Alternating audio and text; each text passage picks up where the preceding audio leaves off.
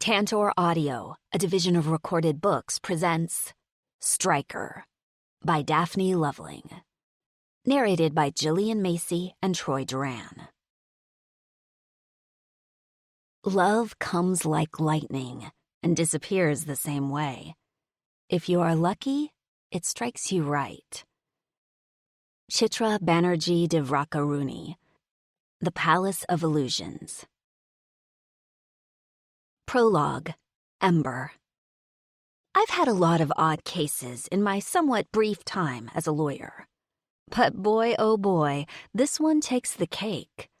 On paper, the clients sitting in front of me right now don't seem all that different from the ones I usually get. A man and his girlfriend who came to me because the man wants to get formal custody of his daughter. The girlfriend is here because she wants to marry the man and adopt said daughter. But before that, the girlfriend needs to obtain a divorce from her husband, from whom she has been informally separated for more than 2 years. Messy, yes. Complicated, sure. But I get complicated cases fairly often. That's not what makes this situation strange. What makes it strange is that the man in front of me is a member of an outlaw motorcycle club. As for the woman, her soon-to-be ex-husband is a gangster. And thus begins a very atypical day in the offices of December Wells, family law attorney. A day, it turns out, that will change my life forever. 1. Ember. So, basically, explains Katie, leaning back in her chair, we have 3 separate but connected cases that we'd like you to be working on at the same time. The attractive dark blonde with deep brown eyes glances over at the long-haired muscular man sitting next to her. The man hasn't said much yet. So far, he just watches his girlfriend and lets her talk. The strong silent type, I'm guessing. Katie continues, enumerating on her fingers. First, we need to figure out how to get Tank permanent custody of his little girl. Her name is Ren, by the way. Her eyes soften as she says the name. Second, I need to file for divorce. Katie pauses. I've been estranged for a while from my husband. She stumbles over the word. And I should have filed a long time ago, honestly. I guess I've been putting off dealing with it. She takes another breath and looks up at me, lips curving into a smile. Then, when that's all done, Tank and I will get married and, assuming all goes well, we'll start the paperwork for me to adopt Ren. I see. I turn to the man. Mr. Berrigan, is that more or less how you see this working? The man that Katie calls Tank, whose real name is Matthew Berrigan, locks his dark brooding eyes on mine and gives me the barest of nods. He's distractingly handsome, with longish brown hair, a short beard, and sensual lips. His long sleeves are pushed up to his elbows, revealing the tattoos lining his forearms. The patches on his leather jacket tell me he's a member of the Lords of Carnage MC, the local motorcycle club. Tank Berrigan is every inch the bad boy. His entire presence exudes grit, power, and masculinity. His is the kind of raw strength that comes not from the gym, but from the street. If I met this man out in public, I wouldn't know whether to be scared of him or attracted to him. Probably both, to be honest. He's the kind of guy I might cross the street to avoid. Except for one crazy, incongruous thing. He's wearing what looks like a kid's plastic pop bead bracelet on one wrist. I caught myself staring at the bracelet when he and Katie came into my office. Its bright burst of color, an instant distraction. I've been fighting not to gawk at it ever since. I can't imagine that bracelet came from anyone other than his daughter. In my line of work, I've gotten good at reading signs and body language. And the fact that a big, scary dude like Tank would wear that bracelet in public tells me something very important about my prospective client. Something more important than perhaps any other detail. It tells me his commitment to fatherhood is real. It tells me how deeply he loves his little girl. Tank shifts his gaze away from me to Katie. Her petite hand has been wrapped in his giant one ever since they sat down. The way his expression shifts as soon as their eyes meet tells me something else about this man. Something undeniable. Matthew Tank Berrigan is in love with Katie Abernathy, body and soul. A sharp pang of grief hits me unexpectedly. Not for what I've lost exactly, more for what I never had in the first place. I swallow and mentally push it away before my new clients can notice anything is wrong. Well, I murmur, straightening. You're right. It is all a little complicated, isn't it? But I think I understand well enough. We'll just take things step by step. Like you said, the first issue is the little girl, Wren. I make a note on my pad and turn to Tank. From what you've told me, Wren was dropped off on your doorstep, and you haven't heard from the biological mother since. You don't have an address for her? No contact information of any kind? No. The word rumbles from Tank's lips in a deep baritone. Let's just say there's reasons she wouldn't want anyone in my MC to find her. Jess betrayed the club. He states simply. So she's probably not looking to be found. Okay, well, that's going to make things a little tougher, I murmur. Do you happen to know whether you're listed as the father on the birth certificate? His brows knit together. Nope, no idea. I haven't seen the birth certificate. Wouldn't know where to find it. All I have to go on is that Jess told me Wren is mine. Okay, I nod. Well, in that case, the first thing to do is locate the certificate. If you're listed on it, that will make things much easier. And, of course, we will have to try to find the mother. Can you give me her full name? Jessica Anderley. Tank's voice turns hard, angry. But she doesn't want the kid, I'm sure of that. I'm guessing there's a backstory here, and from the sound of it, it's not a pretty one. I'm curious to hear what it is, but I've learned in my profession that the best thing to do in these cases is not to get bogged down by gossip and hearsay. It doesn't advance the case to know any more, not right now anyway, and it wastes the client's time and money to let them spout off their grievances. So for now, I steer the conversation forward. Well, hopefully that means she won't fight you for custody if and when we find her, I answer. This whole process would be much easier if we could have her sign a waiver releasing her parental rights. That way, Katie could eventually adopt her with no issues. I weigh my words. If the mother can't be found, we can petition the courts to terminate her rights. That would be a long process, though, I'm warning you. We'll have to show the courts that efforts have been made to find her and serve her. Then it will have to go through the court system, which won't be quick. Katie looks grim. We figured that might be the case. Paternity rights will need to be established, I continue, on a roll now, with a patter I've explained dozens of times. In the absence of the birth certificate, a paternity test could determine that. In the meantime, the child would likely be put in foster care. No! Tank roars, so loudly I jump. My right hand nearly dumps over my cup of coffee, but I catch it just in time. Mr. Berrigan, you have to understand, I begin, but he's half out of his chair before I get any further. She ain't gonna be taken from me, he hisses, jabbing a hard finger at me. His eyes flash like flint against steel. "We're not putting her with anyone else. We're not fucking doing that. No matter what. Not an option." He runs a rough hand through his hair, the hand with the bracelet, and I see that it's shaking. "She has a father," he mutters half to himself. "She lives with me." I glance over at Katie in alarm. Her face is pale, but her jaw is set in a similar determination to Tank's.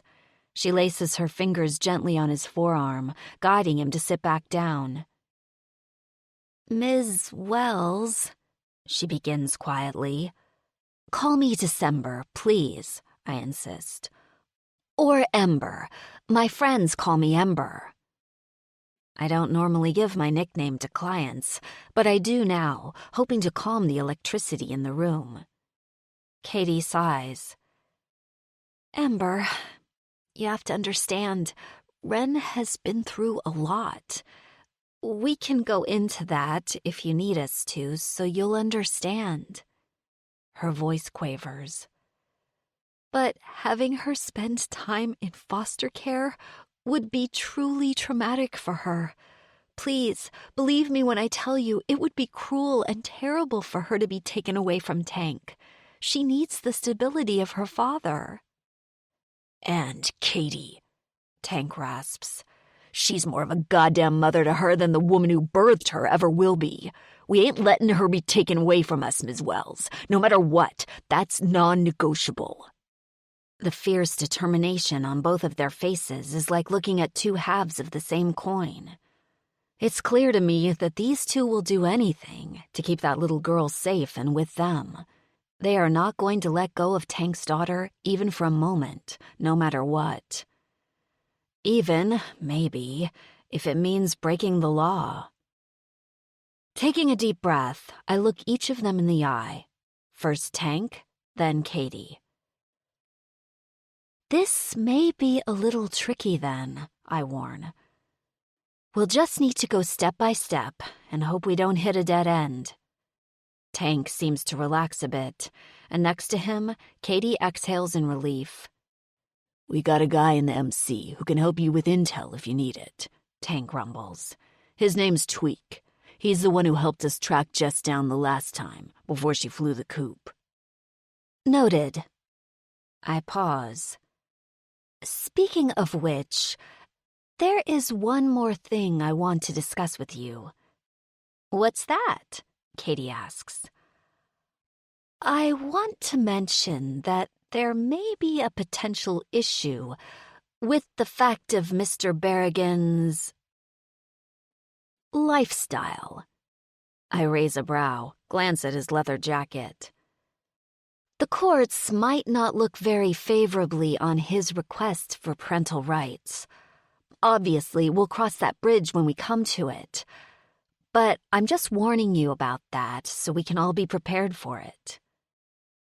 "But if Tank's paternity is established, though, through a test, and the mother agrees to terminate her rights, then that shouldn't be a problem, should it?" Katie argues. "If we can prove that he's the father?" "I'll be honest, it still might be an issue," I admit. "I'll need to know everything there is to know about Mr. Berrigan's criminal record." Instantly, I realize what I've said. "If there is a criminal record, I mean," I add hastily, reddening. Tank grunts, neither a confirmation or a denial. "I'll tell you what you need to know." He shifts in his seat. "And listen, call me Tank, will ya? I'm getting sick of this Mr. Berrigan shit." His words are so blunt that I can't help but laugh, oddly charmed. "All right, Tank then." I find myself grinning. "So, if you're ready to proceed, let's get some financial details out of the way." I tell them my hourly rate and give them a ballpark idea of what they can expect to pay for my services, which they seem to have no problem with. I ask Katie whether she wants to begin the process of serving her estranged husband divorce papers immediately, and she says yes. I tell them what that will likely cost as well. I take a few further details from them and explain I'll be able to get started on both cases within the week. But then, things get one step weirder. "There's one more thing," Tank says just as we're wrapping up. "What's that?" I ask. "We'd like to assign you an escort." "An escort?" I repeat dumbly. "A bodyguard." He shrugs. "Protection, just temporarily." "Tank," Katie admonishes, shooting him a warning glance. "I really don't think that's necessary." "I'm sorry," I say, shaking my head. "I don't understand. What in the hell?" Tank looks me up and down. "Katie's husband, ex-husband, is a bad dude. This divorce thing ain't something he's agreed to, and we don't know how he's gonna react. I want to put a man from my club on you for a while, just to make sure you're safe." "I honestly think Tank is overreacting on this," Katie interrupts, in a tone that tells me the two of them have had this out before. "I haven't seen Kurt in a couple of years, and he hasn't contacted me once or tried to come after me. There's no reason to believe he would do anything violent or dangerous." Tank crosses his thick, tatted forearms over his chest, a storm on his face. It's clear from Katie's worried expression that she's afraid this will scare me off from taking them as clients. "Look, I appreciate the intent," I say, "but that won't be necessary. I'm sure I'll be fine." I stand, to indicate this part of the conversation is closed. I'll be in touch in a few days with an update on what I've found out. At that point, I'll outline the next steps to be taken. In the meantime, don't hesitate to call me if you have any other information you think I should know. "Thank you so much," Katie enthuses. She clasps both of her hands around mine in a grateful shake. "I know this is going to be a long road, but we're prepared for it, and it's going to be such a relief when this is all behind us. I can't wait until Ren is legally ours." "And you're legally mine," Tank murmurs, sliding his arm around her. Katie giggles softly. "You know I'm yours regardless. You can't get rid of me." They gaze at each other with such open tenderness, I feel like they've forgotten I'm here. Awkwardly, I clear my throat. Katie's eyes flick from Tank to me. "Sorry," she says, embarrassed. I laugh. "No problem at all. Honestly, it's a nice change to see a happy couple in this office. Most of the cases I end up with are between two people who are at each other's throats." "Are you married, Ember?" Katie asks. Her eyes flick to my left hand, where an antique fire opal ring, a gift from my father, marks the place where my wedding set used to be. It's my one private concession to the secret I've kept for far longer than I've wanted to. "Yes," I give her a tight smile. "I'm married." Tank, Katie, and I say our goodbyes. I walk them out of my office and through to the lobby and tell Margot, my assistant, to take their contact information and set up an electronic file for them in our database. Back in my office, I watch through my windows as the two of them leave a few minutes later. Tank opens the door of his truck for Katie and waits for her to climb in, then shuts it gently behind her. As they drive away, it's hard not to envy them. It's obvious that this petite, spunky woman and her huge, tattooed biker are destined to go the distance together. They'll weather whatever storms life throws at them. And now, my job is to help make sure the little girl they love is by their side. 2. Striker. "Hey, asshole!" A hard boot kicks against my leg, jolting me from a hazy black nothingness. "Wake the fuck up," the voice says impatiently, loud enough to split my goddamn head open. "Jesus, you look like shit." Reflexively, I kick back blindly, but my foot doesn't connect with anything. I let out an incoherent sound halfway between a groan and a shout. At first, I'm not sure if this is a dream I'm just emerging from or if it's real. But fuck me running. Judging from the hammering in my head, my guess is I'm awake. The boot nudges me again, harder this time. God damn it, Stryker! Tank's angry growl shoots a dagger through my pounding skull. I ain't got time for this shit. I flinch away from the sound. Not so loud, dude. Slowly, reluctantly, I work my way from horizontal to vertical, giving my head time to adjust. I squeeze my eyes together and brace for the light that's going to stab at me when I open them. Letting out a deep breath, I open my eyelids to see Tank standing above me on the couch, holding a bunch of envelopes and flyers in one hand. Jesus, I hiss. Where's the fire? Tank takes a step back. I'm surprised the fire ain't coming from you, he grimaces. You got enough alcohol on your breath to be a human blowtorch, you drunk motherfucker. Who let you in anyway? I grumble. The door wasn't locked, Tank tells me. I'm guessing whoever your guest was last night left it open when she split. In spite of myself, I grin. Yeah, I suppose she must have. It's afternoon, Tank gripes. And Jesus, it smells like shit in here. He gives me a critical once-over. You look like you got the shit end of the stick last night. You lose another fight. I didn't lose the fight, I correct him, lifting a hand to my face. Ouch. The shiner I got from Aristo's left hook is going to be with me for a while. Yeah, my jaw's pretty sore, too. I threw it. I gotta make that shit look realistic, right? Tank groans. Oh, why the fuck are you throwing fights, Stryker? I thought you had more self-respect than that. I let out a bark of laughter. Self-respect don't pay my bills, brother. Besides, I know I can take the assholes I fight. I don't need to prove anything to myself or to anyone else. If you know you can take them, why don't you get Rudy to book you some real fights? He challenges. Ones where you don't have to fake shit to get paid. What the fuck do I care? More to the point, what the fuck do you care? I say, wincing as the volume of my last words sends a lance of pain through my skull. The money's the same shade of green either way. Underground fighting is something I've been doing for years. I started out before I joined the MC. Been doing it off and on ever since, to make extra scratch. Tank used to do it too. The two of us were on the local circuit together for years. Hell, Tank was even a better fighter than me. But he got sick of it after a while, and eventually he walked away from it completely. Me? I've been working the fights twice as often lately. The money's good. Sometimes throwing fights, the money's even better. And letting someone kick the shit out of me feels like the penance I deserve. What the fuck ever, Tank growls, rolling his eyes.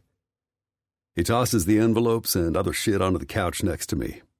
Here, looks like you haven't checked your mail in a while. Thanks, I say. So, what's the deal? He challenges. Were you just gonna sleep all goddamn day if I didn't wake you up, asshole? I rub a rough hand over my face. So it's noon, so shoot me. I'm an adult last I checked, which means I can get up whenever the fuck I want. Tank sighs, looks down at my coffee table and lifts a boot to shove the empty beer bottles and other shit cluttering it off to one side. A few of the bottles fall onto the floor. One rolls to a stop at my feet. I notice a pair of pink panties next to it. Huh, I don't remember those from last night. Then again, I don't remember much from last night. Tank clears enough room for himself to take a seat, perching on the edge of the table. What the fuck is wrong with you lately? He asks. I can hear the concern and disgust in his voice. You're living in a garbage dump, brother. Christ, when's the last time you cleaned up around here? He sweeps his arm around the place. It ain't that bad, I say dismissively. And by the way, let me remind you I didn't invite you in, so you can fuck off with the complaints about the state of my living room. The hell it ain't, he snorts. It's like you're homeless, except you got a roof over your head. This ain't like you. Brother, this is absolutely like me. Do you not remember the constant festival of booze and pussy that is the Lords of Carnage lifestyle? I mean, I know you've recently turned into a family man, and all of a sudden underground fighting and partying hard is beneath you. My lip curls. Has parenthood and domesticated pussy wiped your memory clean in such a short time? Tank unexpectedly became a father a few months ago, and one of his exes literally left a kid on his doorstep and skipped town. What happened after that is a long fucking story. But in the end, he got a great daughter out of it. Not to mention an old lady who's hot as hell and tough enough to keep my MC brother and best friend in line. I ain't gonna lie, though. Even though he's about 1,000,000 times happier lately, it's been kind of a drag that he ain't around to hang with me as much as he used to. Come on, Strike. Tank frowns, suddenly more serious. You know what I mean. You've been hitting this shit a lot harder than usual the last few months. It's one thing to party, but I don't know. This is different. Different how? I counter. I haven't been doing anything different than I usually do. Drinking, fucking, fighting. My 3 favorite hobbies. Oh, and writing. My 4 favorite hobbies. I correct. Which used to be your 4 favorite hobbies not so long ago, if I remember right. But Tank isn't going to laugh at my little joke. Different as in out of control, he retorts. Which you are. Well, shit. I guess he ain't going to let this go. But damn it, he's gone too far with his self-righteous, holier-than-thou attitude. Look who's calling who different lately, I fire back. Who the fuck are you, anyway? Other than my best friend. What gives you the right to come over here all up on your high horse? What, now that you've got a girl and a kid, you're all into playing the big family man and you look down on the rest of us? Shit, man, you even stopped smoking. To make my point, I reach for the side table and grab my pack of smokes, lighting one and blowing a big cloud of smoke between us. You're the one who's changed, man. Not me. That stops him short. For a second, he doesn't say anything. Yeah, I have changed, I guess, he acknowledges. But shit, Strike. At least it's a change for the better. I'm fucking happy. This, he shakes his head, glances around the room. Man, I don't know. From where I sit, you look like you're trying to outrun something that's about to catch up with you. Jesus Christ, Tank. Would you fucking stop trying to be my mother? Is this all you came here for fuck's sake? You ain't trying to stage some sort of intervention, are you? I sneer. Because you can fuck right off and get the hell out if that's what this shit is about. I take another angry drag on my smoke, wishing I had a coffee to go with it. Or some hair of the dog, or hell, some weed. Tank blows out a long breath. No, that ain't why I'm here. I got a favor to ask you. Though I'm starting to have second thoughts about it already. Well, you got a hell of a way of buttering me up, I quip. Let's see. You come in here, insult my cleaning skills, call me a drunk, then tell me you got a favor to ask me. Shit, I can't imagine why I wouldn't say yes. Look, I'm sorry, brother. He raises his hands in a truce. Just consider laying off the hard partying just a little, huh? That's all I'm going to say about it. You've registered your complaint, I snap. Now, what's the favor? Tank leans forward and props his elbows on his knees, making a steeple with his hands. Okay, here's the deal. You know how Katie and me are working on her getting divorced and me getting custody of Ren?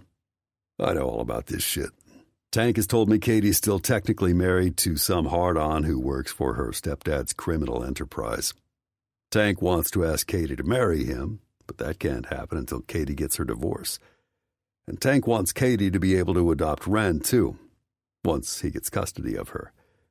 I know this shit has been on his mind for a while now. Yeah? So what of it? Well, we went to see the lawyer yesterday. I sit up straight on the couch, forgetting about his nagging in an instant. How'd it go? Pretty good, he nods slowly. I think this lawyer chick knows her stuff, and Katie likes her. This thing is gonna be a long fucking process, though. There's a lot of moving parts. I keep my opinions to myself. Of lawyers in general, and of getting a lawyer involved in this shit in particular. What's that got to do with me? I sure as hell don't know anything about the law. Nothing except being on the wrong side of it, that is. I want you to run protection on the lawyer. I do a double take. What the fuck? Tank fixes me with a stare. Here's the thing, Strike. I've been having Tweak look into Katie's husband and her family. There's a chance there could be some trouble when the guy gets served with the divorce papers. What kind of trouble? Katie's stepdad is pretty high up in the criminal underground where she comes from, and Katie's ex is his right-hand man. Katie skipped town and came to Tanner Springs because her uncle lives here. She seems to think that because they never came after her when she first left, they're going to let her go without a fight now. But I'm not so sure. I sit up. You think they'll come for her when they get word she's planning to divorce this guy? Could be. I don't want to take any chances. He leans forward and steeples his fingers. I can keep an eye on Katie and Ren, but I want eyes on the lawyer for a while, since the letters and official shit will be coming from her. I want to make sure she's okay. And I want to make sure this process is as smooth as possible. After everything she and Ren went through, I just want to make sure Katie doesn't get freaked out. You know? My stomach does a sickening flop. Katie and Ren were kidnapped by some assholes who were looking to get revenge on our MC. They set Tank up with Ren's mom's help. They were thinking Tank was a weak link that they could blackmail into giving them information that would destroy the Lords of Carnage in exchange for not killing his girlfriend and daughter. The MC saved Ren and Katie in the end, and we destroyed the men who wanted to end us. But I'll never fucking forgive myself for my part in helping them take Ren and Katie, even though I had no idea about it at the time. I never talked to Tank about what I did. I tried to, but I just couldn't tell my best friend I almost cost his daughter and his old lady their lives. The fact that he's coming to me right now with a favor, that he still trusts me, after all that, shit, I'm not about to turn him down, no matter what he wants me to do. But goddamn, of all the people he wants to provide protection for, a fucking lawyer, and a goddamn adoption lawyer to boot. I clear my throat, pushing down the sudden nausea that has nothing to do with my hangover. Yeah, I get that. I choke out. Tell me what you want to do. Gratitude flashes in his eyes. I just want someone to keep an eye on her. Keep watch outside her office while she's at work. Keep an eye on her house when she's there. Keep a tail on her when she's out and about. Just until we get a sense of how ballistic Katie's ex and her family are going to go when he gets served the papers. A couple weeks, maybe. Get a couple of the other lords to do shifts with you. Hell, even one of the prospects would be cool. Just don't leave her alone until we know how shit's going to go down with Katie's ex. I mentally consult my schedule, which includes basically nothing but the aforementioned fucking, fighting, drinking, and riding. I can do that, I shrug. Good deal. He reaches out and claps me on the shoulder, then leans back. A shadow passes across his face. Thanks, brother. Look, though, he says. There's one more thing. What's that? You got to keep your head straight while you're doing this, Strike. You can't be going off on a bender when she needs protection. Fuck, he mutters under his breath, shaking his head. Maybe I should ask one of the other lords. I said I'd do it, I shoot back, immediately pissed at his lack of confidence. You don't have anything to worry about, Tank. You sure? He peers at me. I'm sure. Tank exhales. Okay, thanks, brother. Oh, and the lawyer chick is off limits. And she's married, so keep your dick tucked firmly in your pants. You got me? I raise a brow. She's that good looking, eh? What do you mean? He juts out his jaw. You wouldn't be telling me to keep my dick in my pants if she was a dog. I snicker. Striker, he warns. Okay. I hold up my hands. Jesus, don't worry about it. I got enough pussy around here to keep me busy. Don't make me worry. Tank gives me a piercing stare and thrusts his finger at me. I toss him an innocent grin and shrug.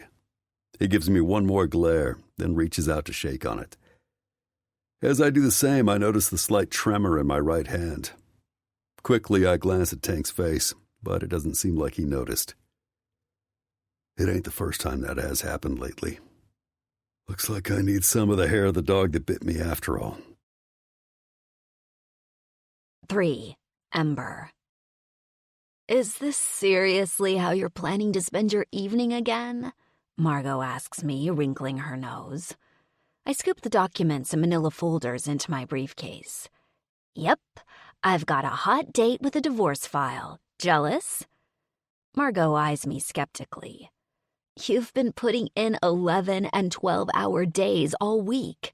Here you told me earlier that you might not be staying late tonight, and I got all excited, only to find out you're taking work home. Couldn't you leave your job at the office for once? Let's reframe this, I suggest. Look at it as an improvement, that I'm actually going home at a decent hour, instead of staying here in the office until bedtime. Progress, right? My receptionist/secretary, Margot, is sweet but annoying. The way she worries about my workaholic tendencies. I know she means well, of course, and I'm lucky to have her as not only a coworker, but as my friend. My best friend, to tell the truth. Which is pretty unusual, considering she's also my soon-to-be ex-cousin-in-law. Are cousin-in-laws a thing? Or is it cousins-in-law? Anyway, Margot is my husband's cousin, and in many ways, she's like the sister I never had. You need to get out and socialize, she shakes her head. Come on, Ember, you can't spend your whole life working. I like working, I insist. Besides, how am I going to go out and socialize right now? You know it's not easy for me. All of my girlfriends except you think Mark and I are still together. It gets tiring, you know. How's the hubby? Any fun vacations planned? Have you two decided to start trying for kids yet? I make a face. How is that better than spending a quiet evening at home with Bert and my case files? Point taken, she concedes. But speaking of which, what's the story with you and Mark? Are you any closer to filing for divorce yet? No, I murmur, embarrassed. I'm just letting things stay status quo right now. I know I should be pushing harder to get the ball rolling. I want it all to be over, more than anything. But pushing Mark in a direction he doesn't want to go can be harder than Sisyphus pushing the boulder up the mountain. After months of shouting and screaming matches that turned scary more than once, I finally succeeded in getting him to move out of our house and into a studio apartment on the south side of town. In exchange, I agreed to keep up the facade that we're still together with our friends and connections, at least for the time being. The resulting quiet has been like the relief that comes when you stop hitting yourself repeatedly in the head with a hammer. I need a break before I plunge back into the conflict and file for divorce. Margot purses her lips, but doesn't argue. I just want you to move on to lead a happy, fulfilling life, Em. After a second, she hastily adds, and I want that for Mark too, of course. I give her a small smile. I know that Margot deals with feelings of guilt over her divided loyalty between me and her cousin. It's true that the two of them have never been particularly close. Mark's father, the older of the two brothers, is rich and important, having inherited the bulk of the family wealth from Mark's grandfather when he died. Margot's father, the younger one, got stiffed in the will and scraped by with no help from the family until he died of heart failure at 54. As a result, Mark and Margot grew up with very different experiences of their family. Margot's side has always been treated as the black sheep by Mark's side. Accordingly, when I first met Margot at a relative's wedding, back when Mark and I were dating, she was cordial but distant. Over the years, we've grown much closer, especially because her little boy Benji has always been a favorite of mine. When I opened up my own law office last year, I asked her to come work for me, half worried that she'd be offended. But instead, she was thrilled by my offer of a flexible schedule that would allow her to work around Benji's school schedule, thus saving her the cost of daycare. I often wonder what Margot suspects about why Mark and I split, but she hasn't asked for particulars, and I haven't offered any. Instead, we continue on as good friends. mostly ignoring the awkward fact that I am married to her cousin in name only, and that for the time being, no one knows this but the three of us. I know, Margot, and eventually I will get a life back, I promise her. But for now, just let me spend my evening with my paperwork and my dog, and hopefully a not-too-freezer-burnt pint of mint chocolate chip ice cream. I promise to have a spectacular time doing it. That, in itself, is pathetic, and you know it, she tisks. But fine, I'll let you off the hook this time. If you'll agree to come over for brunch on Sunday. Benji is dying to see his Aunt Ember. She checks her phone screen. Speaking of which, I have to go pick him up from karate. I agree to the brunch idea immediately, and not just because it means Margot will get off my back. Benji is 8 years old, and I swear, he is the sweetest little boy in the entire universe. I know Margot's son is at an age where his days of being a cuddly little love bug are numbered. It breaks my heart to think that someday he might not call me his Auntie Em anymore. Technically, I'm not his aunt, but cousin-in-law once removed M doesn't have quite the same ring to it. Until then, though, I want to soak up all the nephew time I have left. Margot takes off to go pick up Benji from his lesson. 20 minutes later, I finally get all my files organized into a paper ream box, put my laptop in my briefcase, and close up shop for the day. The late afternoon sun is low in the sky as I emerge from the tiny square building that holds my office. Lingering unpleasant thoughts about my husband are still taking up space in my head. The sun is hovering just a little above eye level and shines directly into my eyes as I make my way to my car, which is why I don't notice the lone figure standing next to it until I'm about 6 feet away. "Need a hand with that?" he says. "Oh!" I cry, almost dropping the box of files. My left heel catches on a crack in the cement, and adrenaline spikes through my veins as I struggle not to topple over. The man darts forward, grabbing the box with one arm and reaching out to steady me with the other. I take a deep breath and make sure my feet are solid under me, then squint up at the stranger. He's tall, at least a couple of inches over 6 feet, with large square hands and a solid muscular upper body. His dark hair is cropped short. His sharp cheekbones and a firm angular jaw are accentuated by a 5 o'clock shadow of about the same length. "You always this skittish?" he rumbles. The man lets go of my arm and lifts his hand to remove a pair of aviator glasses, revealing eyes that are laser-focused on me. It's not until I see his entire face like this that I notice his jaw is swollen on one side, and the skin around his right eye and cheekbone is purple and shiny. There's a cut on his lower lip as well. Excuse me, you startled me," I manage. "The sun was in my eyes." The man nods, one corner of his mouth tipping upward in amusement. As I work to compose myself, I realize that, like Tank Berrigan, this man wears the colors of the Lords of Carnage MC, and that a large, low-slung motorcycle is parked in the space next to my car. It occurs to me in a flash that maybe he's here because he has a legal problem, and Tank referred him to me. Judging from the bruising and swelling on his face, he's recently been in a fight. Maybe he thinks I'm the kind of lawyer that deals with assault cases. A brief shiver runs through me as I realize I'm standing alone in a parking lot with a man who may have recently committed an assault. "I'm sorry," I say politely, working to keep my voice neutral and not show fear. "You've just caught me as I'm leaving for the day.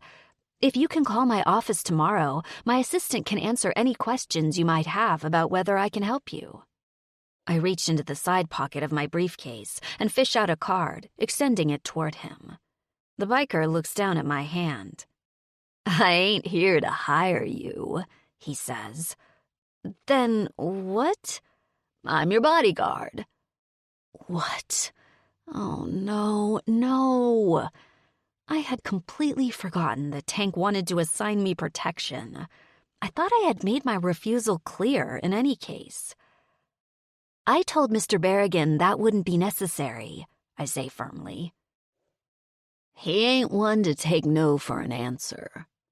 The man turns, walks to my car, and sets the box of files on the lid of my trunk. Well, he'll have to, I retort. I don't want a bodyguard. The biker simply shrugs. Irrelevant. Damn it. I try again. Look, Mr. I trail off. Name's Stryker, he drawls. Stryker Rossi. Mr. Rossi, I say in a clipped tone. I don't need protection. I've dealt with difficult cases before. I know how to handle myself, and I don't scare easily. I feel like I'm starting to babble, but I can't seem to stop myself. I have a large dog at home who will protect me there, if there's any need for protection, I continue, which I'm sure there won't be in any case, so your services will not be needed. But the biker acts like I haven't even spoken. Instead, he looks down at the card in his hand, examines it. December Wells, he intones, rolling my name on his tongue. The husky rasp touches something deep in me, something visceral. Interesting name.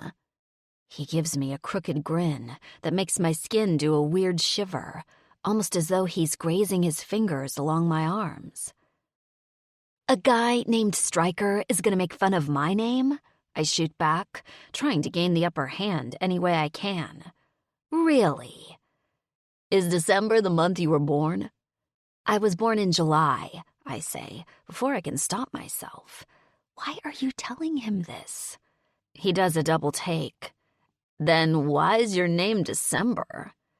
You know what? I cut him off, irritated. I have a lot of work to do tonight, and chatting about why my parents named me December isn't high on my to-do list of things right now. I'm sorry to say. He smirks. Noted. Rude, but noted. I apologize if you think me rude, I snip. But to use your word, it's irrelevant. I didn't ask your friend Tank to give me a bodyguard, and I certainly didn't consent to it. You don't need to consent. He lifts his shoulder. It's happening. What? You can't just stalk me, I point out, incredulous. He snorts.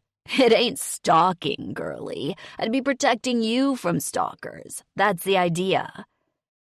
Girlie?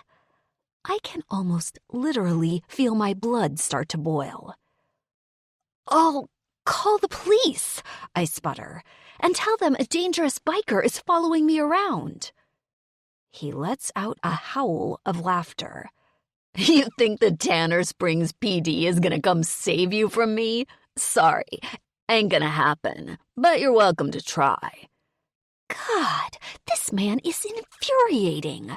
I've had enough. Just continuing this conversation is giving him way too much control of it. I'm leaving, I say coldly. Tell your friend Tank I refused your services. I move closer to my car and reach for the door handle. Stryker takes a quick step forward, blocking me.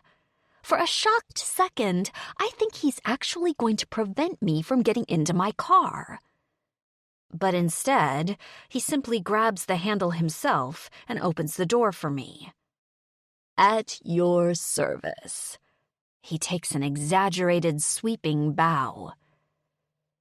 The fear evaporates, but it's quickly replaced by the irrational urge to slap him across his smug face just to get the upper hand for 1 second. But of course, that's not what slapping him would do. That would only play into his hands. The only way for me to win this battle is to act like I've won it. Without a single word, I climb into the driver's side.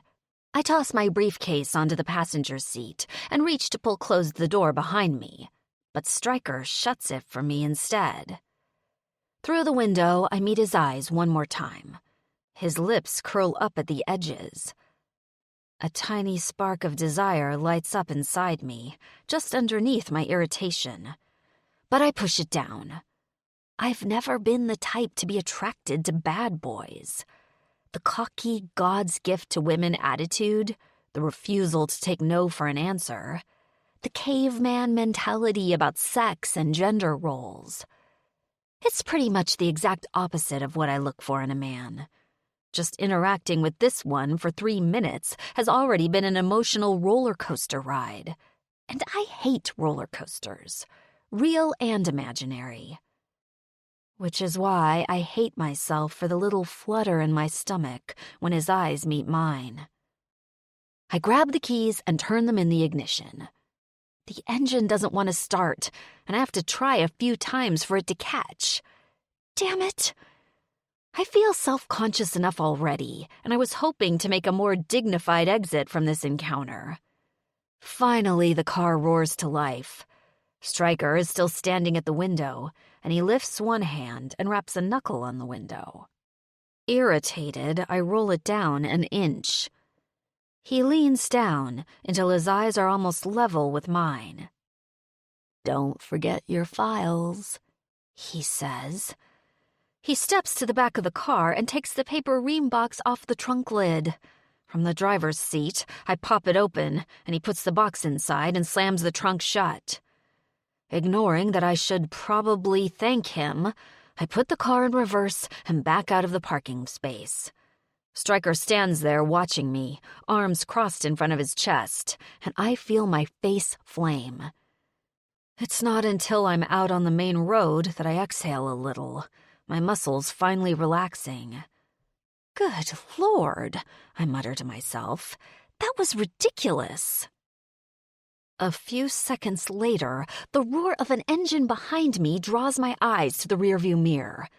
Unbelievably, a black, low-slung motorcycle is following close behind me. "Damn it!" I yell in the empty car. "I told you I don't want a damn bodyguard!" Reflexively, I speed up. Even though I already know it's silly to think I can outrun him, this car is hardly a match for Stryker's Harley. Besides, I am a very conscientious driver who never goes more than a couple of miles above the speed limit. So instead, I'm reduced to stewing silently all the way home. When I finally pull into the driveway of my house, I almost throw the car into park and storm out to give Stryker a piece of my mind. But right now, I can't handle another defeat. So I do the only thing I can think of. I push the remote from my attached garage, drive inside the open door, and go straight inside the house. To hide. 4. Stryker. It gave me a perverse pleasure to see the chick lawyer so pissed off when she finally understood what I was doing outside her office, and that I wasn't about to back down. Following behind her car on my bike now, I chuckled to myself as I watch her wave her arms around and bob her head. No doubt she's giving me a piece of her mind in there, like I was in there with her to hear what she's saying. She's got some sass underneath that Ice Queen exterior, I'll give her that.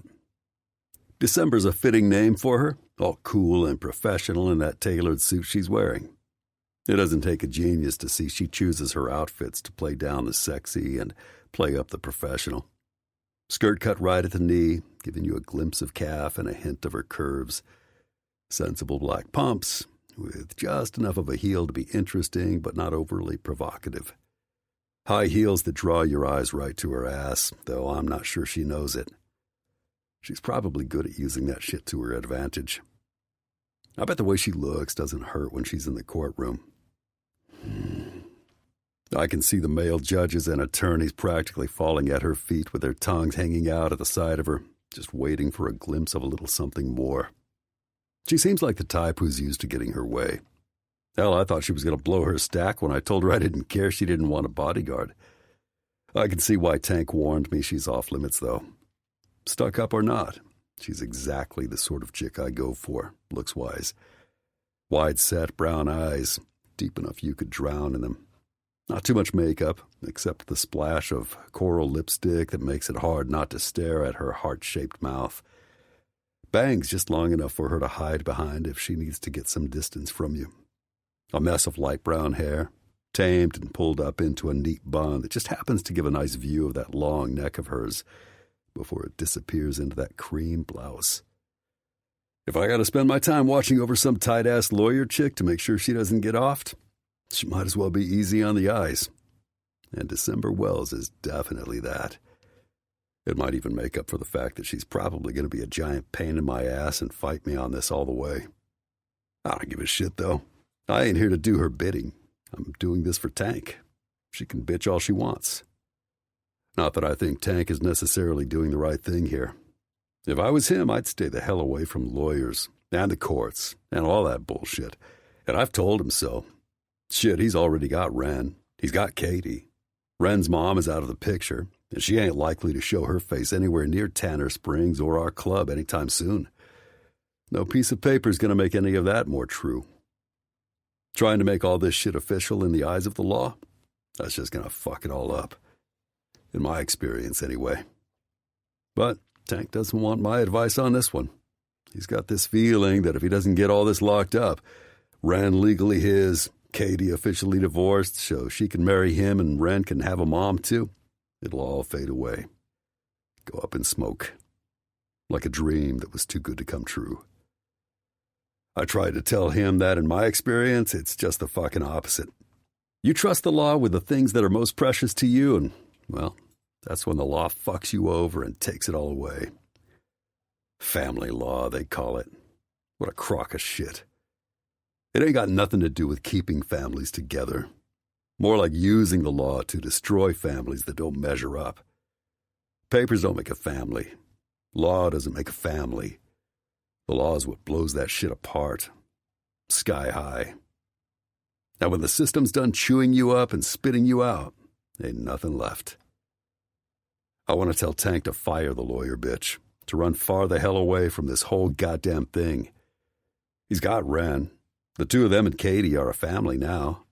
The best thing they could do is fly under the radar and keep their lives out of sight until Ren's 18. Because the law doesn't give a shit about people like us.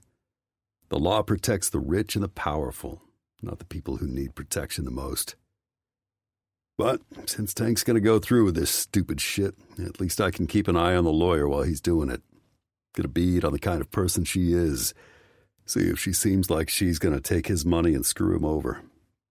Sure enough, when she came out of that office just now, her hoity-toity attitude was exactly what I fucking expected. The way she looked at me, distaste written all over her face when she registered my Lords of Carnage cut and saw my shiner and my busted lip. She thinks I'm a thug, which means she thinks Tank's a thug. She tried to dismiss me with a wave of her hand. I don't need protection, she said, like she couldn't possibly imagine a world where she wasn't safe, wrapped up in her money and her country club life. Well, who gives a shit what a rich bitch thinks of me? For the foreseeable future, until Tank tells me to stand down, I'm on her ass like glue. I'll protect her, like Tank wants, but I'll be watching her too. Ahead of me, I watched through the rear window as Ember Wells punches her steering wheel at a red light. I laugh again. After a few minutes of driving, we start to head toward the Chi-Chi part of town. We wind through a residential neighborhood, the houses getting bigger and bigger as we go. Eventually, she signals and turns into the driveway of one of those colonial-type places, a front porch in the center with columns on either side, and a brick stoop, white with green shutters, flowering shrubs all around the place. The kind of place that belongs on the cover of a fancy house magazine. December Wells, family fucking attorney, drives all the way up to the attached garage, which opens for her and disappears. There's no second car in the driveway or in the garage. Her husband must not be home yet, I guess. I pull over to the other side of the street and shut off my engine. Officially, I'm not starting this protection gig until tomorrow, but I want to get the lay of the land now. I lift a leg over the bike and stand. The lot directly across the street from the lawyer's house ain't developed, for some reason. It's just weeds and trees, a little square wooded area tucked into an otherwise developed neighborhood. This is good for me because it means surveillance will be easier. not to mention staying out of sight of the neighbors. I step off the curb and go back into the tree cover a few feet. Sure enough, I can see the house just fine, but except for my bike, I'm probably invisible from the street. I lean against a tree about 6 feet back from the road and shake out a cigarette from my pack. I wonder how long it'll be until the lawyer chick's husband comes home, and what he does for a living. Judging from how rough her car started back at her office, he's not big on car maintenance. I'm surprised she's not driving something more expensive, a status car to match the house. Her husband's probably one of those soft-handed types who hires out all the manual labor jobs around the house. He probably wouldn't know how to do an oil change if he held a gun to his head. I imagine him as some asshole in a pink Izod shirt who golfs on the weekends and sips gin and tonics on the veranda or some shit. Whatever a veranda fucking is. I light my cigarette and take a long drag, thinking about how bare December's garage was when she pulled into it. I didn't notice any kids' toys or anything like that. Her place is the kind of house a well-off family with kids would live in. I wonder whether they're planning to have any. Hell, sure they are. That's what people do in neighborhoods like this. 2.5 kids, 2.5 dogs, a couple of cars that each cost more than most people make in a year, and a summer home for when the burdens of their perfect fucking life get too heavy to bear. Perfect, boring, mind-numbing. I wonder if that's the life she wants. It sure as hell looks like the life she's chosen.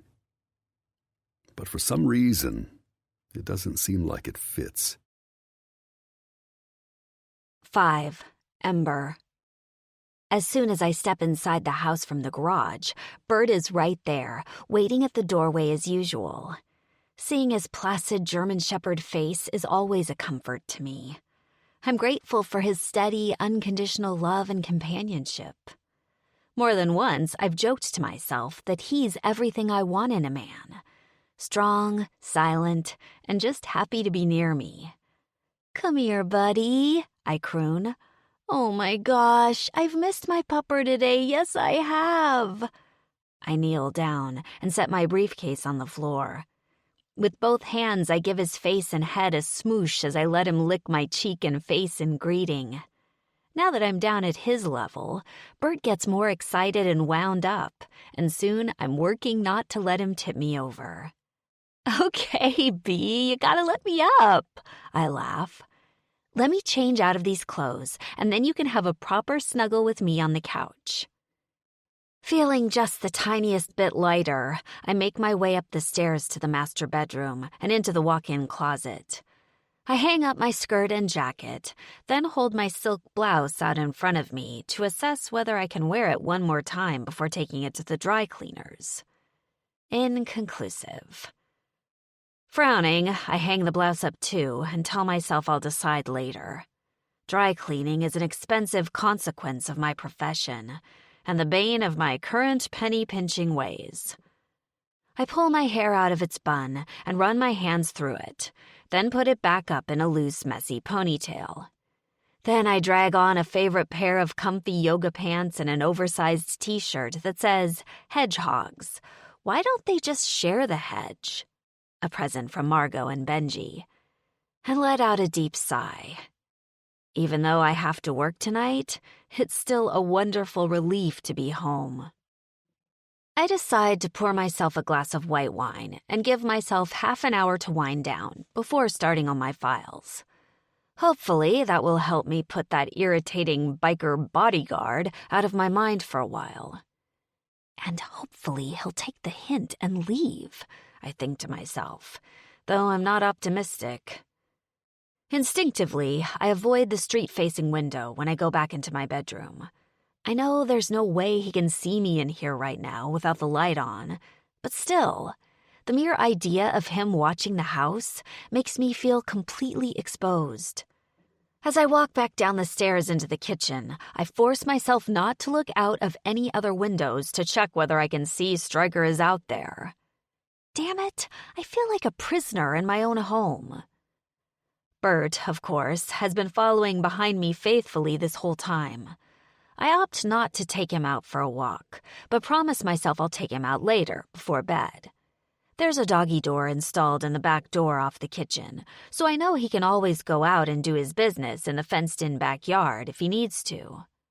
Hopefully, by then, Stryker will have gone home for the night and I won't have to deal with him. The glass of wine doesn't relax me as much as I hope it will. Neither does turning on the TV and mindlessly flipping through the channels for a while. When my allotted half hour is up, I go out to the car to grab my files and bring them up to my office to work, along with my briefcase. The silver lining of settling down to concentrate on client cases is that I managed to stop thinking about Stryker for a while. I work through dinner, stopping only to eat some cold leftovers when my stomach starts to growl. Finally, I come back up to the surface around 10 o'clock, when Bert's whine and his cold nose nuzzling my hand tell me he wants to go out. I huff out a breath. "Okay, buddy," I say, gritting my teeth. "You're right. Time to face the inevitable." Bert's harness and leash combo are on a hook by the front door. I snap it on him, careful as always not to catch his fur. I pull on the light jacket I keep there as well, and open the door to the night.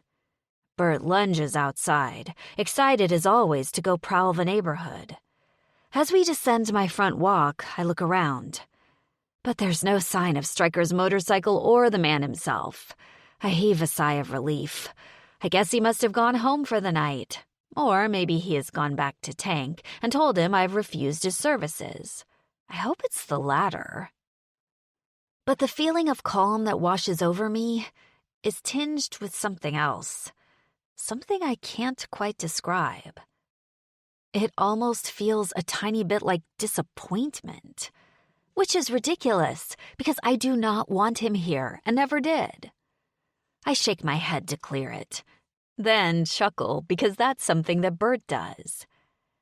"You shake your head to get rid of all those big, complicated puppy thoughts, don't you, Bee?" I ask him as he trots alongside me. Bert's ears pivot back at the sound of my voice, and my heart melts, as it always does. This dog is the best. My nightly ritual of taking Bert out for his walk before bed is one of my favorite parts of being a dog owner.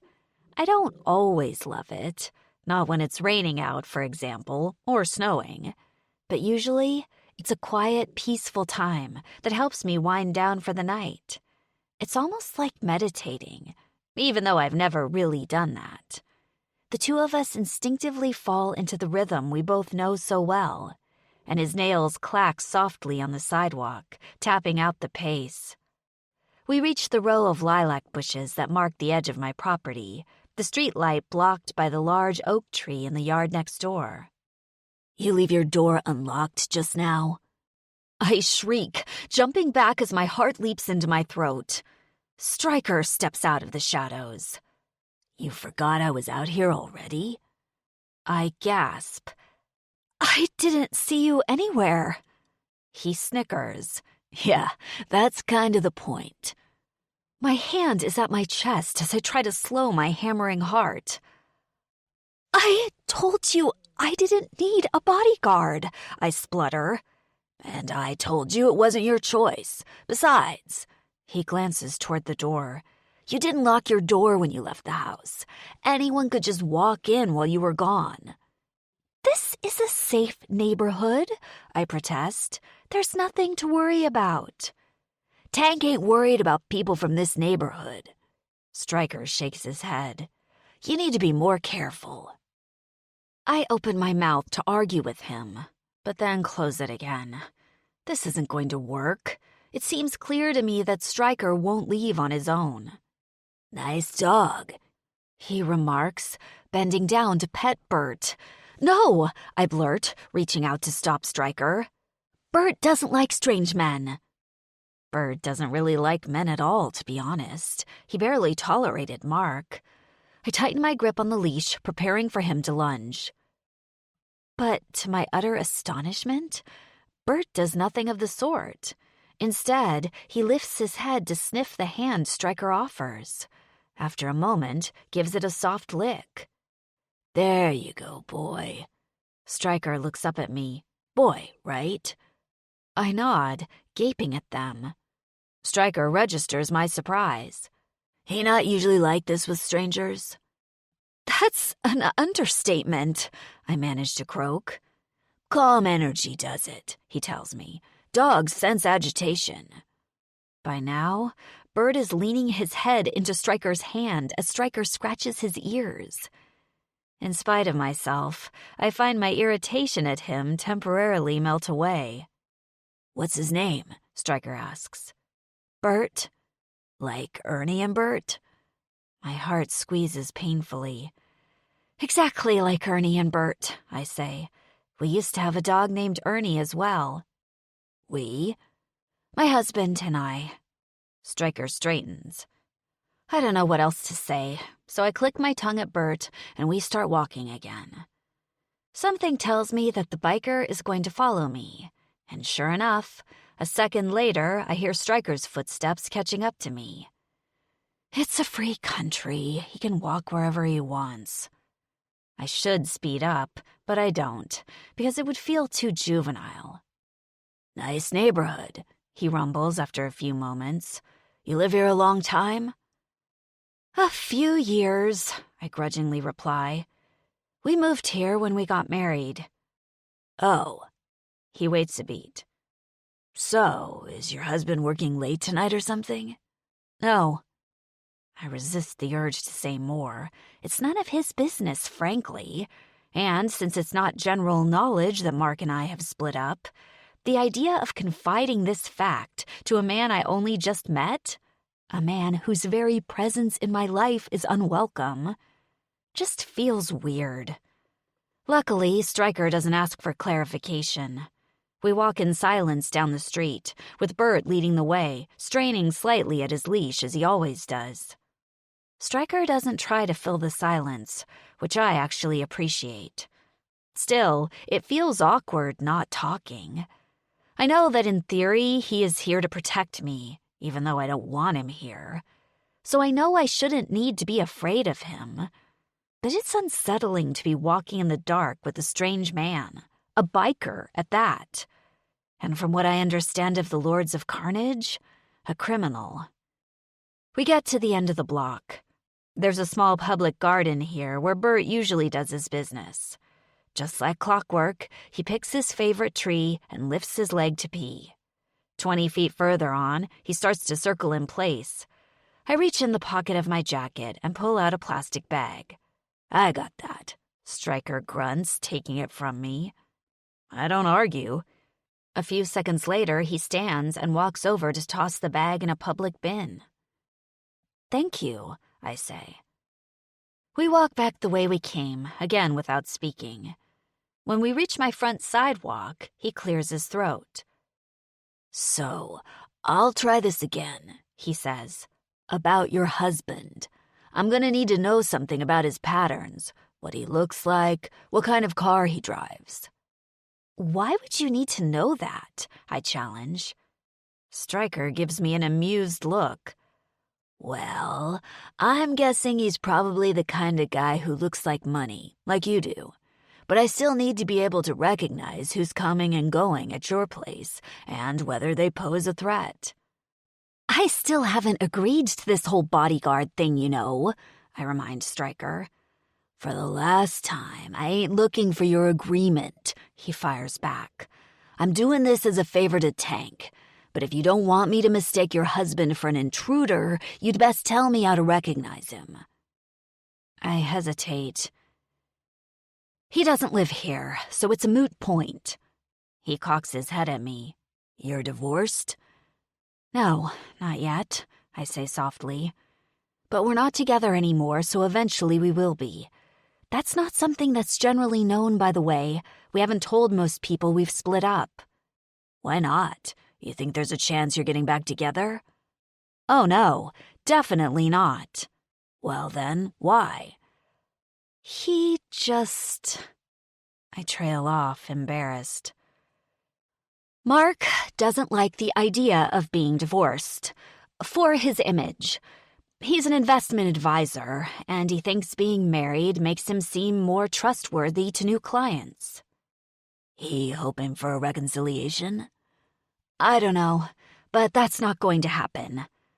Then why not just kick him all the way to the curb? Why do you care about his image? I purse my lips. Can we drop this subject? I don't need Stryker Rossi's marital counseling services. That's probably good, considering I've never been married. I hesitate. So, can I ask you something in exchange for me telling you about Mark? That your husband's name, Mark? Yes. Shoot. I point at his black eye. What happened to your face? Nothing important. It looks important. Nah, just let a guy throw a few punches at me for money. I stare at him. Do you do that often? When I need the cash. Is that legal? You gonna turn me into the cops? He smirks at me. No. I take in his words. This man lives in a world I can only imagine. Once again, I find myself wondering if I should be afraid of him. Listen, when's your letter to Katie's ex supposed to go out? Stryker says, breaking into my thoughts. It doesn't escape my notice that he's changed the subject. It'll be sent in tomorrow's mail. He tilts his head, suddenly all business. Okay, that's when we start keeping watch on you 24/7. Either me or someone else from the club will have eyes on you all the time. He turns to me. Even so, I mean it. Start locking your door all the time, especially when you're in the house by yourself. You got that?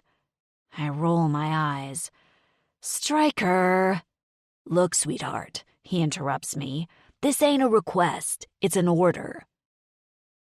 I freeze. My breath stills in my chest. There's almost nothing worse he could have said to me.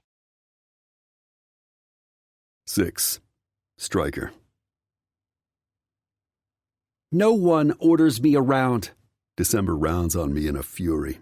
Her eyes flash in the darkness like a lit fuse. You got that, Stryker? No one.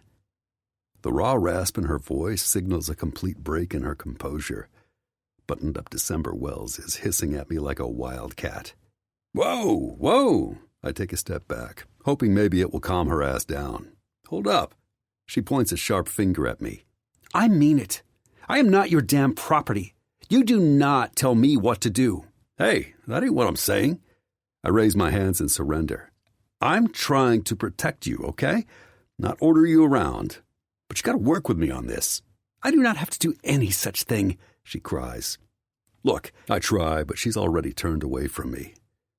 Next to her, Bert looks up at her with a low whine of concern. No, Ember mutters. I can't do this. Can't do what?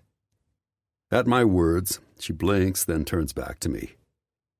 She pulls herself up to her full height, straightening her shoulders. I'm going to call Tank and Katie in the morning, she announces, to tell them I'm dropping them as clients. What? You heard me, she says, a smile playing on her lips. As of right now, I'm no longer their lawyer. So we're done here. You can go home. Shit. Fuck.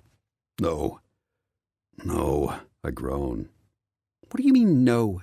It wasn't a question, Stryker. She toggles her fingers between us. This ends here. Jesus, she can't do this. Look, don't ditch them, December. Don't do that to them. I don't know what she expected me to say, but I guess that's not it. She blinks at me in surprise. It won't work, she says throatily. I can't have someone following me around like this, giving me orders. I refuse to do it. But I'm not the only lawyer around who can handle Tank and Katie's cases. This is nothing any competent family law attorney can't handle. But I'm already shaking my head. Look, don't do that. Fuck, I'm actually pleading with her. Tank and Katie, they've been through a lot. Tank told me Katie likes you. She trusts you. You can't do that to them. I fucking hate begging. I feel like a jackass doing it. But I can't fucking stand the idea of Tank and Katie getting fired by their lawyer because of me. I don't want to be the one who lets my best friend down. Not again. I don't want a bodyguard, Stryker, December says softly. I don't want protection. I value my freedom too much. This isn't about Katie and Tank, and it's not about you exactly. It's just... She turns away so I can't see her expression. I can take care of myself, she finishes, almost to herself. December, come on. I mirror my quieter tone to hers. Before I know what I'm doing, I've lifted my hand, put a finger under her chin to tilt her face upward. Her dark eyes reluctantly meet mine. Her lips part in surprise. Her breath hitches. Fuck, I don't know how it happened, but all of a sudden I'm inches away from her mouth and I have to stop myself from leaning down to taste her. I clear my throat, ignoring that my cock is stirring in my jeans. This bodyguard thing isn't going to be permanent, okay? I murmur, moving back a couple inches. Just long enough for them to gauge how Katie's husband's going to react to the divorce thing. I hesitate. I'll try to give you your space, as much as I can. December stands in silence for a second, looking up at me. How are you going to give me my space while simultaneously being all up in my business? She asks, arching a brow. Her lips are still parted, her breathing shallow. I almost decide to go for it and just kiss her. But somehow the one non-fucked up part of my brain stops me in time by reminding me that Tank's counting on me not to screw this up. I drop my hand, take a step back. Off limits. That's my problem to worry about. But I'll figure it out. Do it for them, not for me. Okay? She lets out a soft sigh. Fine. If you can keep your distance, I'll keep them as clients. Relief floods my veins. Good. Thanks. But you have to keep your end of the bargain, she repeats. I don't take orders. I'll back off as much as I possibly can. Okay. She gives me a pointed stare. I'm going in now. And you're going to go home because I don't need a security guard standing sentry outside my house overnight. Like I said, 24/7 doesn't start until tomorrow. I reach down, give the dog a pat on the head. You and Bert sleep tight now. Oh, and one more thing, she adds. You should call me Ember. It's what my friends call me. Am I your friend? I risk. Far from it, she laughs. But it feels weird having you call me December, so... Okay. Noted. She looks down at the dog. Come on, B, she says to him. Let's go in. I watch as she turns and starts toward her house. Hey, Ember, I say, trying out the name on my tongue. Yes, she glances back at me over her shoulder. I give her a crooked grin. Lock your damn door. The hot lawyer chick rolls her eyes at me, but this time she's smiling a little. I watch as she and the dog head up the walk and toward the illuminated porch. The hot lawyer chick rolls her eyes at me, but this time she's smiling a little. I watch as she and the dog head up the walk and toward the illuminated front porch light. Jesus Christ, that girl's got a fine ass on her. Those yoga pants give me an eyeful, even in the half-light. Hair all up and messy, tendrils of it falling around her face, just begging to be messed up some more. She looks fresh and sexy. Fucking bettable. Fuck. I stifle a groan.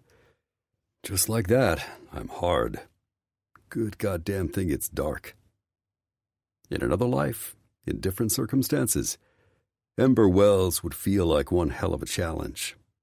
A game with myself to see how long it would take for Miss Buttoned Up to get down and dirty with me. Hell, no wonder Tank warned me off her. I'm not without restraint. I can take a mental picture of that and put it in the spank bank for later, no problem. But fuck, it ain't gonna be easy. I slip back into the shadows, biding my time for a few minutes before I decide to call it a night. I stand there in the silence, smoking and watching Ember's house. One by one, the lights go out until the only one left is in a window upstairs and to the right. Her bedroom. No shadows pass by the window. She's being careful not to get too close. In case I'm out here, watching. Goddamn right I'm out here, sweetheart. Thanks for letting me know you're thinking about me, too. My cock hardens again. I take another drag on my cigarette, shift from one leg to the other, watch as a lone car passes by. I make a mental note to drive my SUV tomorrow, for comfort's sake. It's been a long time since I've done any stakeout or surveillance work. I'd forgotten how fucking boring it is. This ain't the normal way I spend my evenings, that's for sure. If I wasn't stuck out here tonight, I'd probably be balls deep in some chick right now. And even deeper into a bottle of Jack. Christ, I could use a drink. Especially considering I almost cost Tank and Katie their lawyer just now. The last thing I want to do is fuck up their lives. Again. Tank doesn't know that, though. Oh, he knows something's wrong. He's cottoned on to the fact that lately there's something I'm trying to drown at the bottom of a bottle. None of the other lords have paid any attention, except for him. Hell, it ain't like a biker who drinks a lot is anything unusual, so there's no reason they'd notice. But Tank's my best friend. He knows me too damn well. He hasn't come out and asked me point blank why it seems like my life is self-destructing from the inside. Not that I'd tell him. Coward that I am. Right now, though, none of that shit matters. As long as I'm sober enough to show up and do my job, it ain't anybody's business but my own what else I do on my own time. And right now, my job is to protect this shit-hot lawyer from Katie's ex. Maybe if I do it well enough, I'll eventually let go of the guilt I feel. That's the least I can fucking do. For my best friend. But especially for Katie and Ren. Ember's bedroom light finally goes out.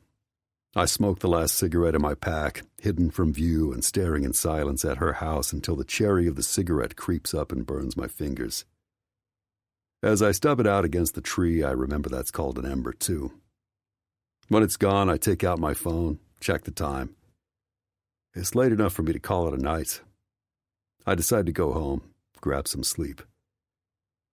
Back at my place, I park my bike, unlock my door, and shuffle through the blackness into my kitchen. I don't bother turning on the lights.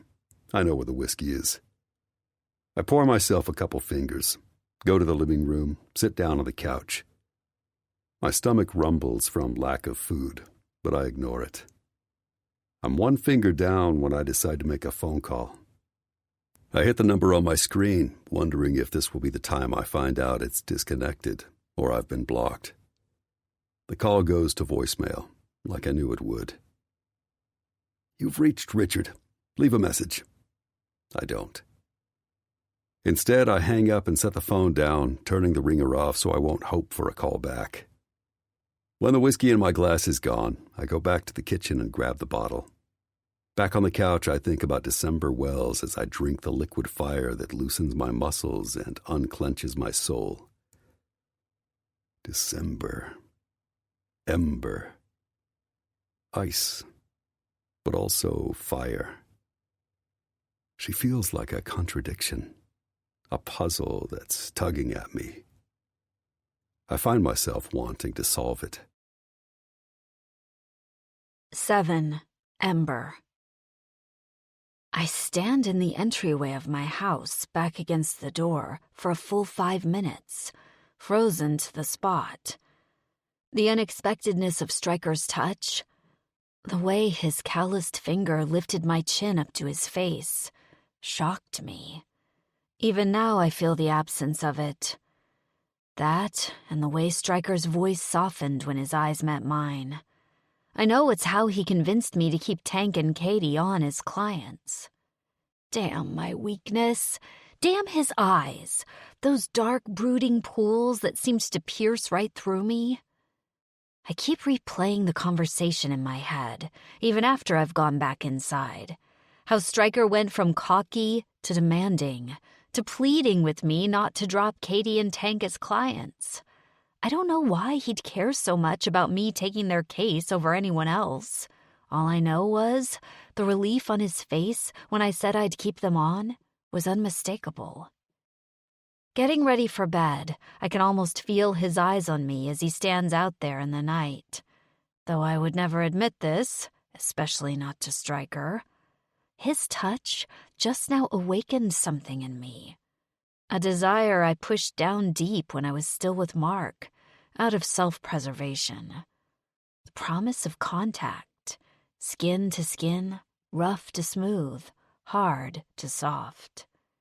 Once I've turned off my bedroom light, once I'm safely in the dark, a small part of me can't resist imagining that I was bold enough to stand in front of the window as I undressed and got ready for bed. If he's still out there, what would he think if he saw my naked body and silhouette? What would he do if I went outside again? If I walked up to him, closing the distance between us until nothing but the crisp night air separated us, the cool air caressing our skin, pebbling my nipples. It's an effort not to touch myself, to give myself the pleasure I haven't desired in ages. And imagine it's him doing it to me. Sleep is a long time coming. When it does, the arrogant biker, too handsome for his own good, even penetrates my dreams. Looking in the mirror the next morning, my puffy eyes are an embarrassing reminder that I've barely slept. I decide to let Bert out in the backyard instead of taking him for his morning walk. Sorry, buddy, no walk for you this morning, but I promise I'll take you for a nice long run when I get home tonight. Deal? Bert doesn't seem convinced. He tilts his head at me and gives me a low groan, as though he's questioning my honesty. He knows me too well. Yawning, I cling to this mug of fresh brewed coffee like it's a lifeline and open the back door to let him push through. I follow him out, then sit down on the steps leading down from the back deck to drink my coffee while he does his business. It's not that I don't want to take Bert out as usual. It's just that I'm not quite ready to face the day yet. And by the day, I mean, I'm not ready for my new reality of being guarded day and night by an outlaw motorcycle club. I bring the mug to my lips gingerly, taking a sip of the hot liquid. I still don't know if Tank is overreacting about my needing protection. It's still hard for me to believe there's anything to Tank's worry that Katie's ex could come after me. As a family law attorney, I've had to deal with an angry spouse of a client here and there, but nothing that truly made me afraid. Certainly nothing that has ever made me feel like I needed to consider hiring personal protection. I still viscerally dislike the idea of someone out there surveilling me. But the irony is that having Stryker in charge of it has made me feel more unsettled instead of less. In a way, it feels like Stryker himself I need protecting from. Even if he's incredibly easy on the eyes, even if he's only there to keep me safe. The truth is, I've had enough of being watched in my life to make this situation a special kind of hell for me. I guess most people would call me an introvert. In general, I prefer the company of a good book to the company of people. Marriage was kind of a stretch for me in that respect. To be honest, I had been nervous about moving in with Mark, for that and other reasons. Even early on, I knew him to be a bit of a control freak, the kind who liked things to be just so. I told myself I'd rather be with a neat freak than a slob I was always picking up after. Still, I knew sharing a space with him, with anyone, would be a challenge for me. I found myself pushing off living together until after we were engaged. And then, it just seemed like it made more sense to wait until we got married so I wouldn't have to move twice. It turns out waiting that long was a mistake. Once we tied the knot and moved into this house, he started acting less like my partner and more like an authoritarian parent.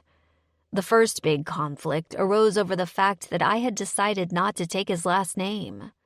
Before the wedding, he said it didn't bother him. But after we were married, he started to drop disparaging remarks, saying that other people, especially men, would take our different last names as a signal that I wasn't fully committed to the marriage. From there, a possessive, jealous streak in him emerged that I had never seen before.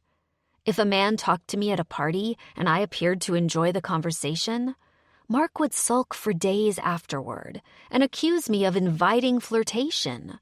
Or worse, he would accuse me of not honoring the marriage and making him appear foolish. Then there were his opinions on my appearance. Mark was quick to criticize my hairstyle or a new item of clothing I'd purchased. When we had plans for a night out with friends, he'd give me a suggestion about what he thought I should wear that turned out to be more of a directive. If I didn't choose that outfit, he would pout about it all evening, but insist nothing was wrong. As Mark's wife, I felt like I was being watched almost all the time. I never quite relaxed, knowing that he was constantly evaluating my words and actions, whether he actually said anything about them or not. It was stressful and exhausting, always living by the yardstick of my husband's expectations. I wore myself out defending myself from accusations of flirtation or even cheating, accusations which were completely baseless and thus even harder to disprove. Ironically, it wasn't until later that I learned he had been cheating on me the whole time. When Mark started lobbying hard to start trying for a baby, I balked. We had only been married for a year at that point. I told him I'd like to push parenthood off for a couple more years while I concentrated on building my career. "But why December?" he asked me, astonished and more than a little irritated. "You're going to quit working once baby is born anyway. What's the point of climbing up the professional ladder when you're just going to have to climb down again?" We had never once talked about my leaving my career once I became a mother, but Mark talked about it like it was a done deal. That was the moment I realized that having Mark's baby was to be his final keystone of control. Once I got pregnant, I would lose my career, which I had worked so hard and long for, and with it, my identity as an individual. I held fast to my insistence that we wait at least one more year before trying for a baby, hoping that would give me time to convince him I could practice law and be a mother at the same time. Not long after, Mark started finding fault with the firm where I worked.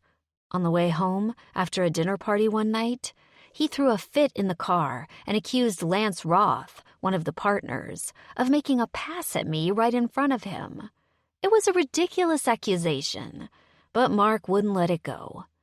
Things got so bad that the tension between us became unbearable. In the end, I left the firm and started my own office, just so I would no longer have any male colleagues for Mark to accuse me of leading on. Looking back on it now, the whole thing makes me sick to my stomach. I tried so hard to fit into the boxes that Mark had created for me, both real and metaphorical. The biggest physical box was this house, purchased for the express purpose of showing off and entertaining. Mark chose it because it was impressive enough to raise eyebrows and project an image of success, good taste, and established wealth. Then there was the enormous fancy black SUV for me to be seen around town in, a car I got rid of as soon as I could after our separation, because the payments were ungodly. As time went on, the boxes of my life got more numerous and more uncomfortable. In the end, Mark gave me an ultimatum. He told me he was done humoring me. It was time for me to quit playing around and get serious about starting our family. It was time for me to leave my job. Instead, I finally decided I'd had enough and left the marriage. Technically, I'm still Mark's wife, though we haven't lived together in months. I'm definitely poorer, wiser, and worse for wear. My life isn't what I thought it would be at this stage in the game. I'm living in a giant house with a mortgage I can't really afford, which Mark doesn't help with, probably because he's hoping I'll come to my senses and let him move back in. And I still have a huge chunk of student loans from law school that it will take me an eternity to pay off. I make a decent income as a family lawyer, but honestly, I'm barely getting by. But at least my life is mine again. Or at least it will be eventually. Maybe I'm just not cut out for marriage, or for any relationship at all. Now, when I come home at the end of a stressful, intense day, I can truly relax. I don't have anyone breathing down my neck. There are no one's passive-aggressive suggestions to cater to. Compared to the last few years, it's heaven. Now, though, having Stryker out there, following me around, watching what I do and where I go, feels uncomfortably like the worst parts of my marriage. Which I guess is why I blew up at him last night when he ordered me to lock my door. I know he's just doing what Tank asked him to do. But I don't feel like I'm being protected. I feel like I'm being spied on. Albeit by a very hot, unnervingly sexy biker. I hate the very thought of it. I really, really hate it. Lost in painful thoughts of the past, when I finally come out of my reverie, Bert has finished his business and is digging a hole next to a hydrangea bush. I take a sip of my coffee and grimace to find it ice cold. Shh, I hiss, spitting it back in the cup.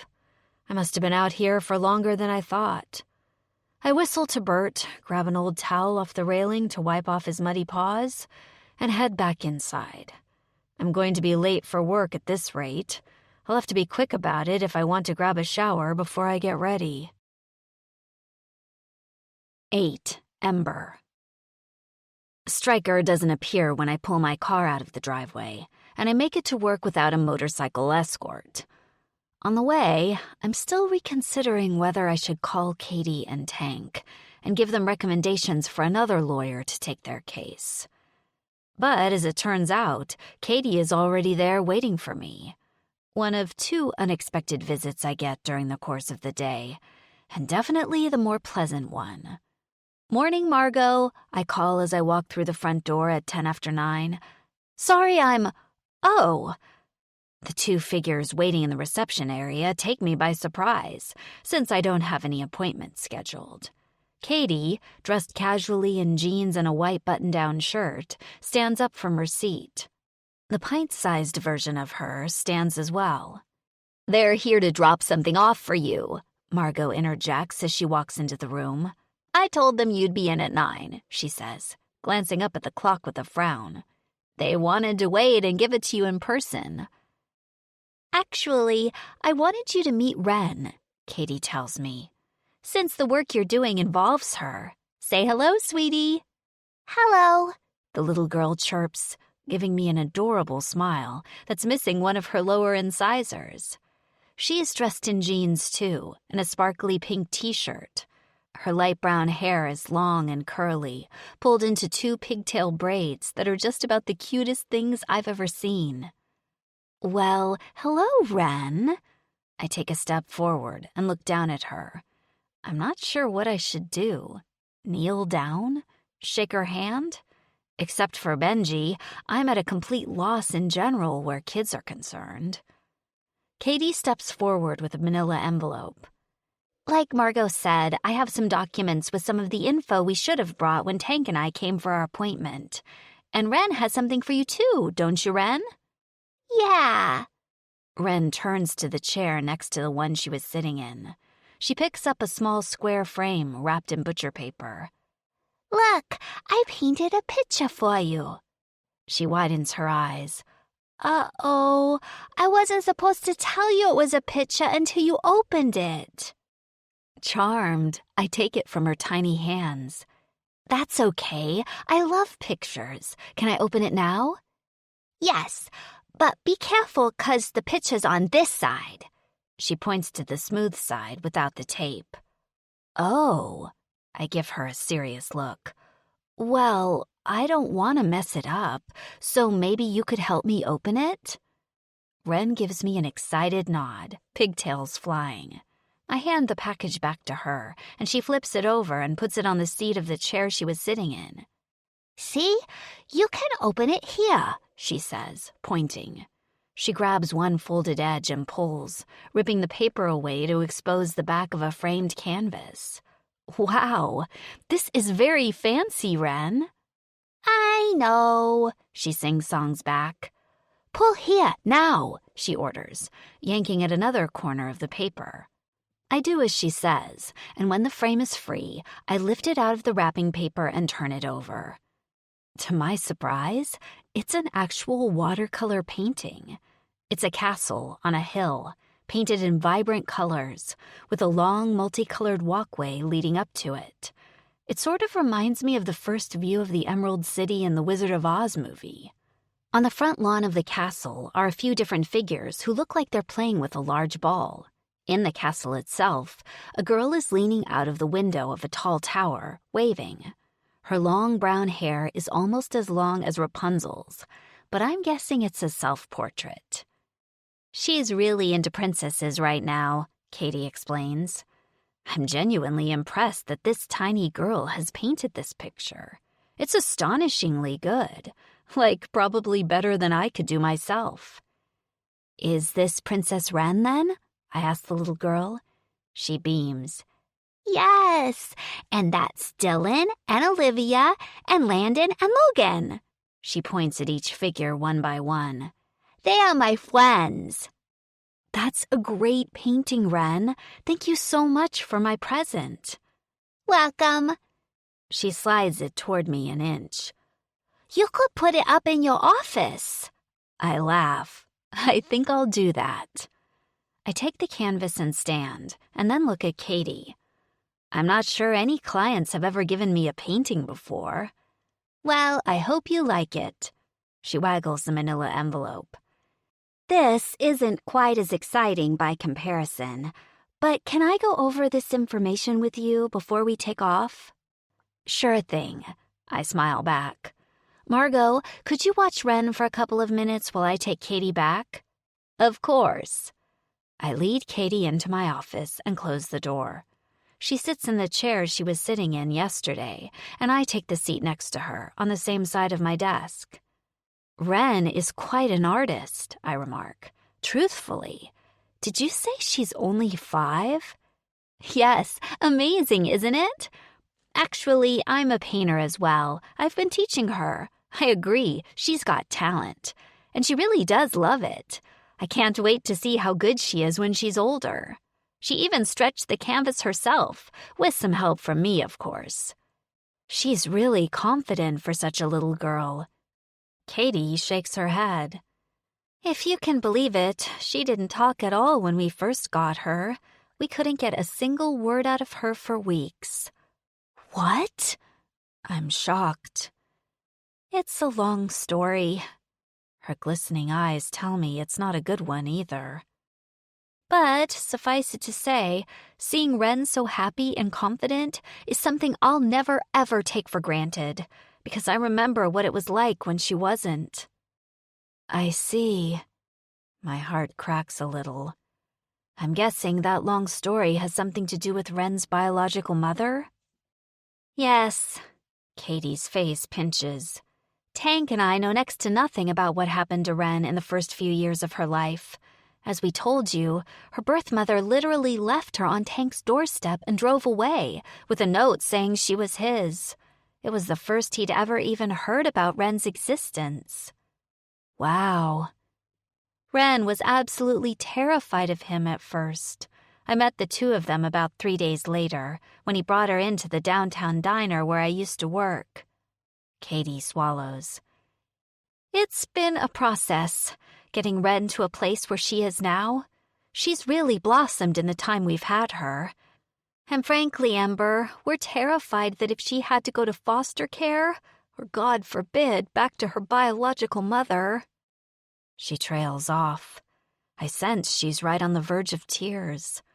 I don't know what to say, so I stay quiet, giving her time. Finally, she starts to speak again, voice cracking. That little girl has been through a lot of pain, she half whispers. She needs her daddy. She needs us. Her eyes meet mine. Please, please help us make sure she can stay with us throughout this whole thing, Ember. No matter what it takes. If there's any risk of any step in this process meaning she gets taken away, I'm not sure if she can handle it. I'm not sure if any of us can. Her expression is so raw and earnest, I can practically see the pain of her worry and love for Ren. Tank is the best father to her imaginable, Katie continues. You wouldn't necessarily think that to look at him. Like you said, most people would see a big tattooed biker and draw their own conclusions about whether he was fit to raise a child. But sometimes people aren't what they seem. She gazes down at her hands. I had my own preconceived notions about Tank when I first met him. But then... Katie's face turns absolutely radiant, her eyes glowing. He's the best man I know, Ember. I know it might seem like he's being a little overbearing with the whole bodyguard thing, but don't judge him for that. After everything we've been through, I think Tank feels like he has to make sure everyone involved with us is safe. I know you might find it an inconvenience, and I really don't think you're in any danger, but thank you for putting up with it. I know it makes him feel better to have you protected. Her words startle me. Since I already agreed to take their case yesterday, I'm not sure why she's pleading with me now. Unless... She somehow sensed that I might be having second thoughts. If she did, bringing Ren here to meet me was a stroke of genius. Yesterday, their case was complex, but abstract. But after meeting that little girl and hearing her story, it's very, very real to me. There's no way I can drop them now. I'm glad you don't think there's any danger from your husband and your family, but I guess I can't say Tank is wrong to be concerned, I concede.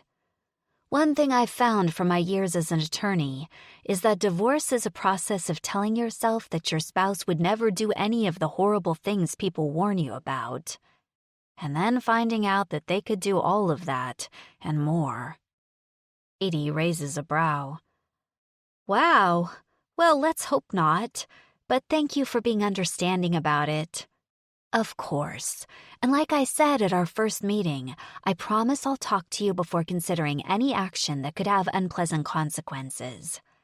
But I have to warn you, Katie, that might mean we hit a roadblock or two, or even a dead end. She sucks in a breath. I know, we'll just hope for the best. We spend a few minutes going over the documents she brought me. They cover most of the information I asked Katie to provide and give me suggestions of ways to follow up on the info she doesn't have. When we're finished, Katie leans back in her chair, looking hopeful. Thank you so much, Ember. She glances toward the door. We should probably get going. I've got some other errands to run this morning, and then I have to get Ren to a play date. I stand with her, and we walk back out into the reception area. Katie tells Ren it's time to leave. The little girl dips her head shyly at Margot in goodbye, and then runs to me, giving me a tight hug around the waist. Bye-bye, Ren, I murmur, feeling a tug in my chest. I reach down and stroke her hair. I'll see you soon, I hope. Ren releases me, and Katie takes her hand.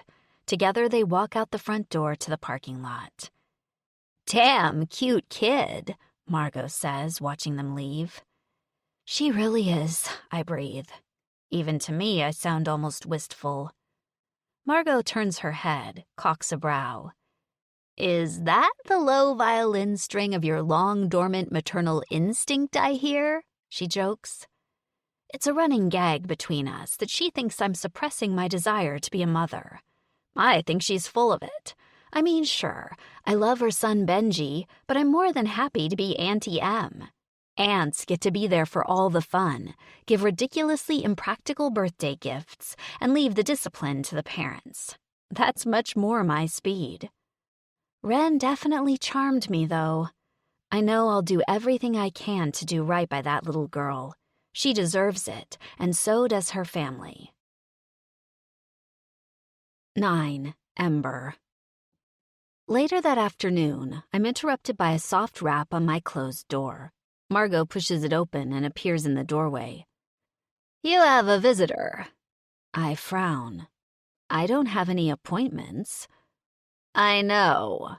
She purses her lips, and the irritation on her face tells me instantly who it is. "Oh, shit.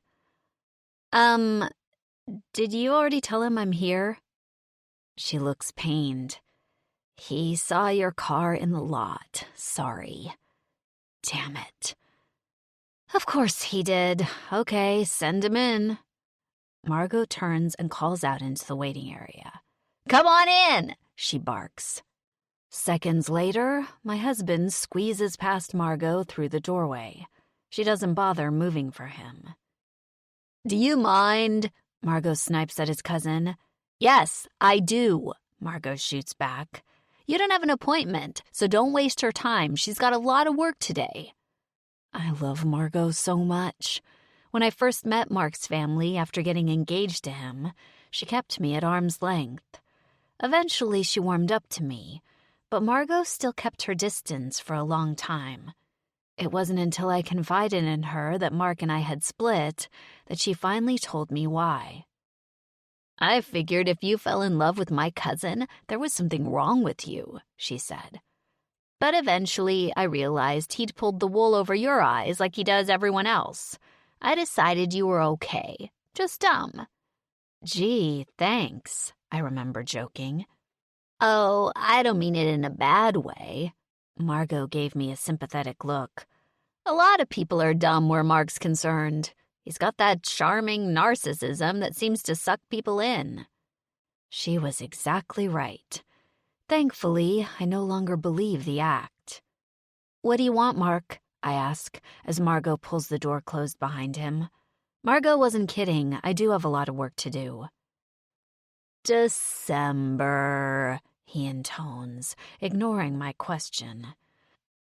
His eyes flick over my outfit, my hairstyle. "You're looking well." I hate this overly formal, condescending way he talks to me since we split up. It's like he's talking to a wayward child who hasn't come back to her senses yet. "Thank you," I reply. He waits a beat, maybe expecting me to return the compliment. I don't give him the pleasure. Mark is attractive enough. Of course, I used to think he was very handsome. He's not particularly tall, at 5 feet 9 inches. His hair is light brown, his eyes are brown behind his tortoiseshell glasses. He has a tendency to talk a little too loudly in a crowd, the kind of man who works to be the center of attention in any room. He's charming in a glad-handing, superficial way that works to his advantage in his career as an investment advisor. Mark Panny of Panny Investment Securities, LLC, makes his living by convincing other people to let him take risks with their money and lining his pockets with the profits. And he's got just the personality for it. "I assume this isn't just a friendly visit, Mark," I prompt, "so maybe you could get on with it?" "Aren't you going to ask me to sit?" "You'll do what you want anyway," I retort. With a smirk, he takes the seat across from me that Katie occupied earlier. "I do have a bit of a favor to ask." Marge shoots me a coy look that is meant to seem sheepish.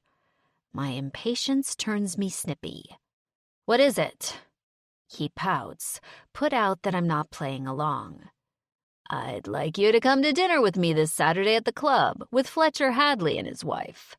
"Fletcher Hadley?" I snored in disbelief.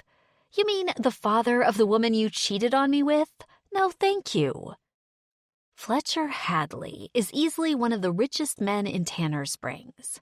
The Hadley family owns half of Main Street, the biggest bank in town, and a construction and contracting business that seems to always get first dibs on any large-scale project that the city council approves. His daughter Denise is an old flame of Mark's from high school, and one of a string of women Mark slept with without my knowledge during our relationship. From what Margot has told me, and from what Mark's mother herself has wistfully confirmed, Mark and Denise were the it couple back then, the high school sweethearts everyone assumed would get married. A flash of anger lights up Mark's eyes. Ember, Fletch is an important client of mine. How will it look if I show up to this dinner without you on my arm? It will look like we're no longer together, I tell him dryly. Which, hey, what a coincidence, is the actual truth. You agreed not to make that public knowledge, he bites out. I agreed not to tell anyone until the timing was right. I did not agree to continue letting you parade me around in public at social events. Appearing with me at social events is expected of a wife, he counters. Not one who's soon to be an ex-wife, I retort. Hey, I have an idea. Why don't you ask Denise? She's willing to put out for you in private. I'm sure she'd be willing to do so in public.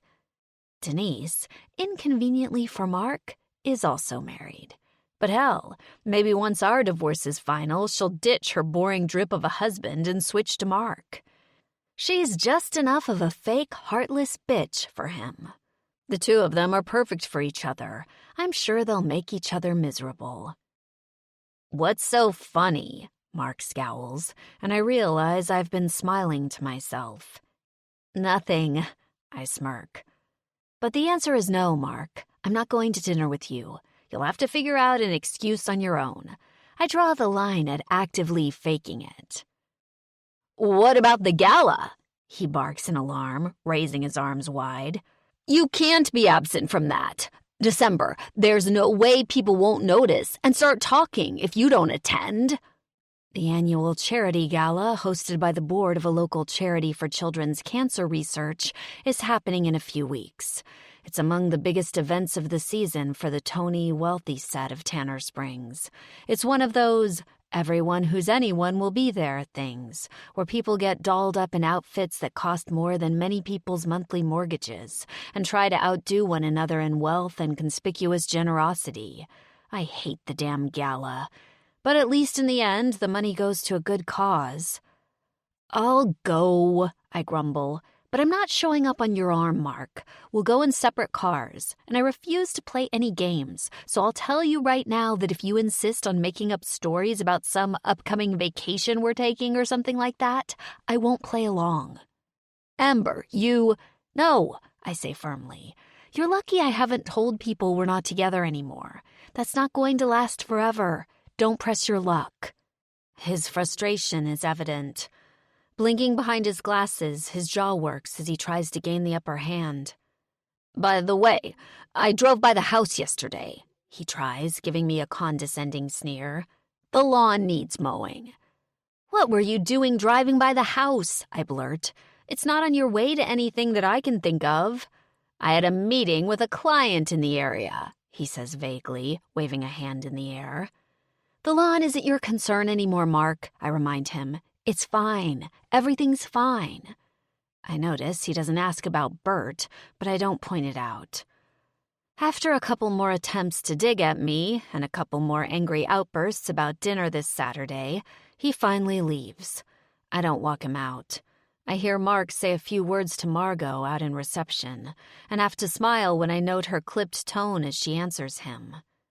When the front door closes, I heave a sigh of relief. Good Lord, that man is exhausting, Margot calls. You survive that? Yeah. She sticks her head in the doorway. What did he want? He came here to ask me to go to dinner with Denise Hadley's parents this Saturday. Margot rolls her eyes so hard, I'm afraid they'll get stuck.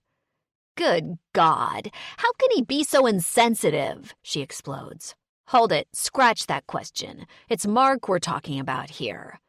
I flash her a grin, grateful that I have at least one person with whom I can share how ridiculous my life is. So you said no, obviously, Margot guesses, judging by the way he blew out of here. I did. Can you imagine having to make small talk with Fletcher and Gail and not tell them that their daughter is a cheating whore? Thank God for that, she exhales. You were too much of a glutton for punishment while you were married to him. I'm glad to see you've regrown your backbone. Margot leaves about 15 minutes later to go pick Benji up from school. For the next hour or so, I do my best to concentrate on work, but after Mark's unexpected appearance, I'm too out of sorts. I make it until almost 4:30 and then decide to call it a day. I promised Bert a long run when I get home anyway, I say aloud to the empty office, as though I need the office's permission to leave at a reasonable time. As I lock up and stride out to my car, I can't help but cast a quick glance at the parking spot next to mine, the one where Stryker was waiting yesterday.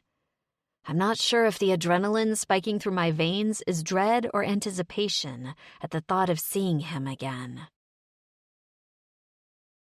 10. Stryker. Prospect! Jude looks up from repainting the storage shed on the edge of the clubhouse compound and comes ambling toward me, perpetually cocky grin on his face. Yeah, Strike, what is it?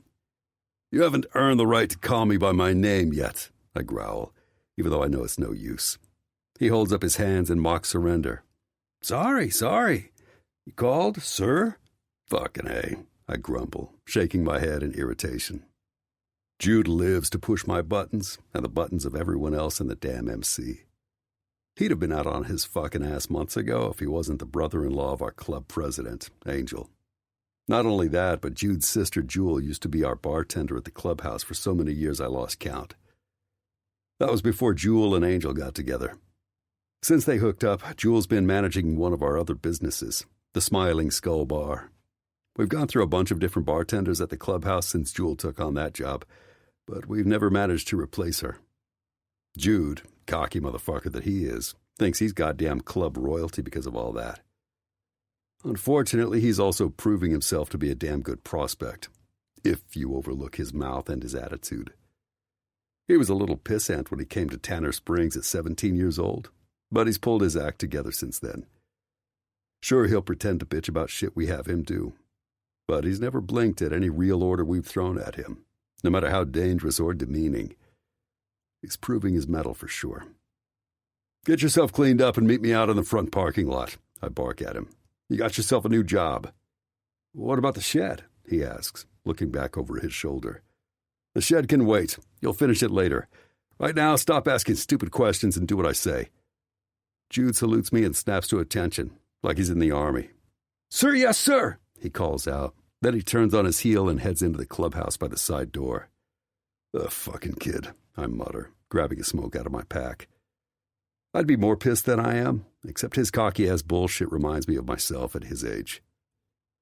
A few minutes later, he emerges out the front, paint cleaned off his hands and wearing a flannel shirt and his prospects cut over that. He climbs into the passenger seat of my Tahoe and slams the door. So, what's the job? Tank has me doing protection for this lawyer chick he hired to handle Wren's custody thing. I put the Tahoe in drive. You're going to be covering her when I can't. Jude mulls over my words as I pull out of the lot. So, what does that mean? What the fuck do you think it means? I snarl. You're on call until further notice. You're to remain in contact with me at all times, and be ready to take a shift whenever I need you to. Tonight, you're taking midnight to 8 a.m. Jude frowns. It ain't midnight, he observes. It ain't even 5 o'clock yet. Jesus, it's tough to pull a fast one over on you, ain't it? No, it ain't midnight, you dumb shit. I'm showing you where her place is and what you're going to be doing. My plan is to take Jude over to Ember's office and introduce them. Then after that, I'll take him over to her house and show him where it is. As I drive, I explain what's up with Tank worrying about Katie's ex causing trouble. Angel's got a guy he knows keeping an eye on the ex over in North Carolina where he lives.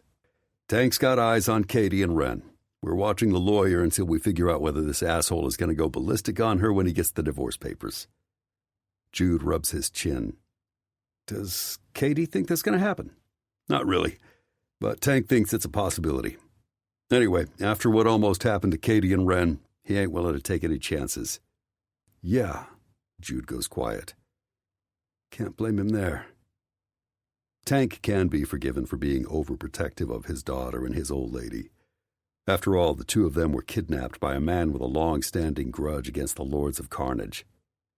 The motherfucker, named Demon, planned the whole goddamn thing to use Katie and Ren to blackmail Tank into helping him destroy our MC. Our club rescued Katie and Ren, in the nick of time as it turns out, and we destroyed Demon and everyone associated with him. But the memories of that day and what could have happened to Tank's old lady and his daughter still haunt him. I know that. Hell, they haunt me too. My gut lurches at the thought of what could have happened to Katie and that little girl. Every time I think about it. That and my own part in it. The fucking mistake I made that almost cost them their lives. "Hey," Jude says, interrupting my thoughts. "Light's green, man." "What?" I stammer. A horn honks behind me.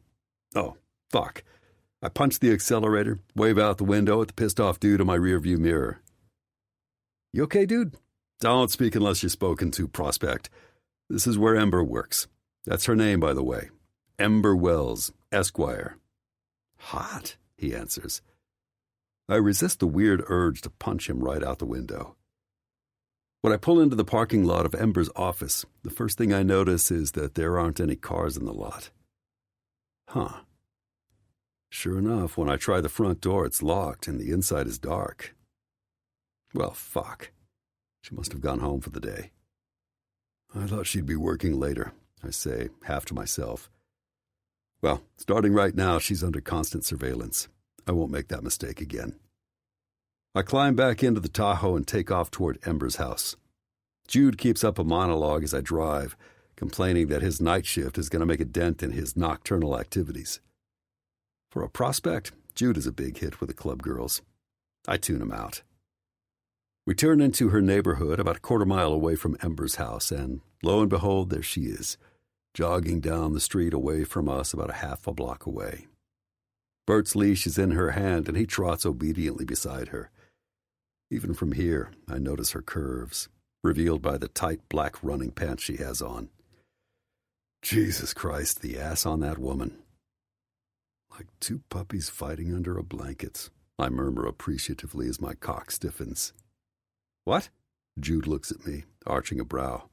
Never mind. I throw the Tahoe in park, open the door. That's Ember up ahead. I give Jude her address. Take the car and wait for us there. I hop out and start jogging toward Ember, who still hasn't seen us.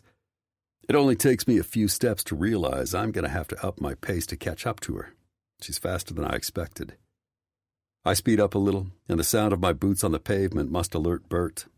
He turns his head back, still running next to Ember, and lets out a soft yip. "Ember!" I call out. Startled, she glances back as well. Once she sees me, she slows but doesn't stop. It's enough to let me catch up with her, though. "You left work early," I say when I'm even with her. "Yes, I know," she says between measured breaths. "I owed Bert a run. Oh, and I met Ren today. Katie stopped by with her. She had some information to drop off for me that she could have emailed. I'm thinking she brought Ren in so I'd see how cute she is and wouldn't drop the case." "Did it work?" I ask, resisting the urge to point out she already promised me she wouldn't do that. "Unfortunately, yes, I think it did." Ember lets out a rueful chuckle, her high ponytail bouncing behind her. "She had good timing, too. I actually was reconsidering." "I thought we went over this," I growl. "Come on, Ember. This bodyguard thing ain't gonna be for that long. Maybe Tank is overreacting, but believe me when I say it's his right." "I know," Ember says quietly. "Katie told me about what happened." "She did?" My gut lurches. "Not everything, I'm sure, but enough." I swallow, relax a little. "So, you're gonna let us guard you until Tank feels like it's safe?" "Yes. For Katie and Ren's sake, I will." "Good deal." I pause. "Hey, are you at the beginning of this run? Or the end?" "Why?" "I don't know if you've noticed, but I ain't exactly dressed for it." Ember looks at my cut, my jeans and my boots, and lets out a peal of laughter. "Okay," she says, slowing. "I'll take mercy on you." She does a loop in the middle of the street with Bert, and together we jog back in the direction of her place. "You're going to need to let me know when you're deviating from your routine in the future," I tell her. "Though starting tomorrow, there'll be someone stationed outside your office during work hours, just in case." I'm really going to be watched every second of the day? She wrinkles her nose. Well, it ain't like we're going to follow you into the bathroom or anything, but yeah. We're coming up on her house now. My Tahoe is in her driveway, parked behind her car. Jude sees us and climbs out the passenger side. This is Jude, I say. Wanted to introduce him to you so you'd be used to seeing him around.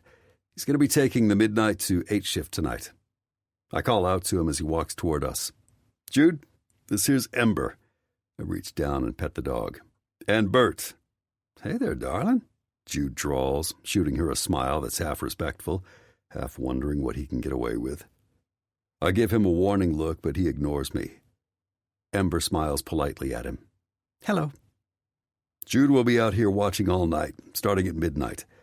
You'll have both our numbers. Call one of us if you experience anything funny. Anything at all. I glance at Jude to make sure he's listening. If anything happens, he'll call me right away. We'll have people here within minutes. I half expect Ember to argue with me. Thankfully, she doesn't. Okay, she nods. Okay then. You go on ahead inside. I'm going to talk to Jude a bit more, then he's going to take off. I'll be out here if you need me. Ember clicks her tongue and leads Bert up the front walk. Jude and I watch her go. Holy shit, she's hot, Jude whistles. You didn't tell me she was hot. I scowl at him. You're working overtime to get thrown out of this club, motherfucker. And don't think because you're the Prez's brother-in-law I can't make that happen. Chill, man, I was just saying. Lighten up. Or are you planning to hit that? Because I definitely respect first dibs. Shut the fuck up, I bite out. Now take the Tahoe and get out of here. Come back at midnight on the dot. And don't joyride. I know how many miles are on the odometer. Jude smirks. Gotcha. I watch him as he gets in my vehicle. He starts the engine, backs out of the driveway, and squeals the tires a little on purpose as he drives off. God damn that kid, I hiss as I watch him drive down the street. I contemplate making a night out of calling him and sending him on errands for me every half hour until midnight. But just as I'm formulating the plan, I hear Ember's voice calling to me from the front door. Hey, have you had dinner? She asks as I trot up the sidewalk. No. Why? Well, her cheeks are pink and rosy from her run, and they shine in the late afternoon light. I mean, if you're going to be here for hours anyway, there's no point in you just sitting outside hungry, is there? Why don't you come in and I'll make us both something to eat? 11. Ember. The question is out of my mouth before I give myself a chance to second-guess it. Even as I'm saying the words, my brain is firing the panic alert. Are you crazy? What the hell are you going to talk about for more than 10 seconds? Why would he even want to come hang out with a weirdo introvert lawyer? Why would you want to invite an outlaw biker into your house? Stryker doesn't say anything for a couple seconds. My cheeks flame. Sure, he finally replies. Saves me from having to call Jude to bring me an order of McDonald's. Great, I say brightly, feeling slightly idiotic. My instinct is to be a little offended that I only rate slightly higher than lukewarm fast food, but I push that thought away. Stryker follows me up the path to my front door. Come on in, I say when I get inside the foyer. He steps in behind me, peers around. Stryker's face is inscrutable as he takes in the foyer, the flowers, the high ceiling with the drop chandelier, the winding staircase to the second floor. But even though I can't read his expression, I can't help but feel like he's judging me somehow. I resist the urge to blurt out that I didn't pick out the house, that I don't even particularly like it. It isn't huge. At least it's not the biggest one in the neighborhood.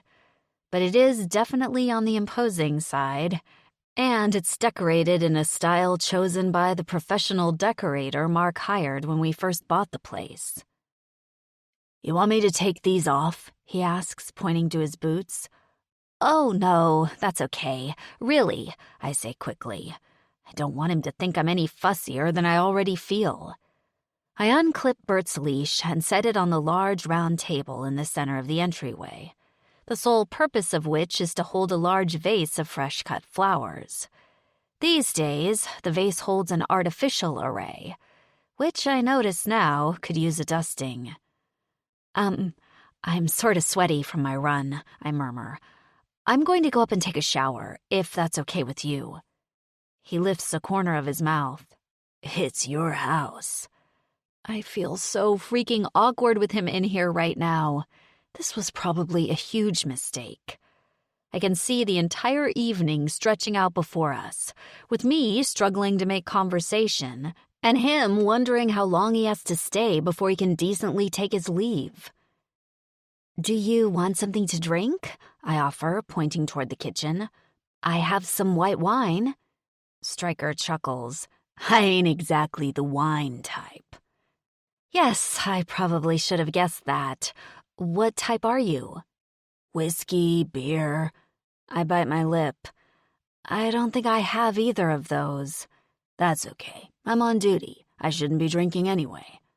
You want iced tea? Water? I have sparkling and still. Just some tap water is fine. Leading him into the kitchen, I go to the cupboard, pull out a water glass, and fill it from the tap. I start to grab some ice to put in it, but he stops me with a raised hand. No ice. Here you go, I say awkwardly. Thanks. He lifts it to his lips, takes a drink. I don't know how he does it, but he manages to make even that look sexy. Those hard, muscled forearms, the large, powerful hands with fingers I already know are calloused, but can be gentle. The square jaw with those sensual lips that are usually set in a scowl, but also sometimes surprise me with a rare smile. Stryker drains the glass, sets it down on the counter with a slight bang that startles me back into the present moment. My skin flushes, even though I know he can't know what I was thinking. I was thirsty. His lips quirk up, and it somehow makes me want to melt into a puddle. Would you like another glass? I stammer. I can get it myself. He lifts his chin toward the second floor. Go, take your shower. Right, I'll only be a minute. Gah, this mundane exchange has left me feeling so frazzled that I need a drink. I grab myself an insulated wine tumbler and splash some wine in it, then head upstairs before I can say anything else ridiculous. I go into the master bedroom, lock the door, and lean against it, raising the tumbler to suck down a long drink of the cold wine. This was a bad idea, I say out loud. And also, why in the hell am I talking to myself? Thankfully, 10 minutes in the shower makes me feel slightly better and more ready to face Stryker again. After standing under the hot water, rinsing away the sweat and my embarrassment, I pad back out into the bedroom wrapped in a towel and contemplate what clothes to slip into. I find myself wanting to look good for him, which irritates me. I even think about putting some makeup on. That's ridiculous. He's not a date, for God's sake. Just stop it and put on what you'd normally wear to hang out at home. Yoga pants and a t-shirt it is then. Though I admit I choose a t-shirt that's fitted and definitely put on a flattering bra under it. As casual as I'm trying to be, letting the girls hang loose is a bridge too far. I pull my damp hair up into a messy bun on top of my head. My feet slide into a pair of slippers that cover up the fact that I could use a pedicure. Good enough. Now stop fussing. As I descend the stairs, a thump and a loud bark from the living room tells me Bird is in there playing. I go to the doorway and find Stryker on his knees, the two of them wrestling with a rope toy. It amazes me how quickly Bert has taken to this near stranger. He and Mark never played like this. Then again, Mark never really wanted to.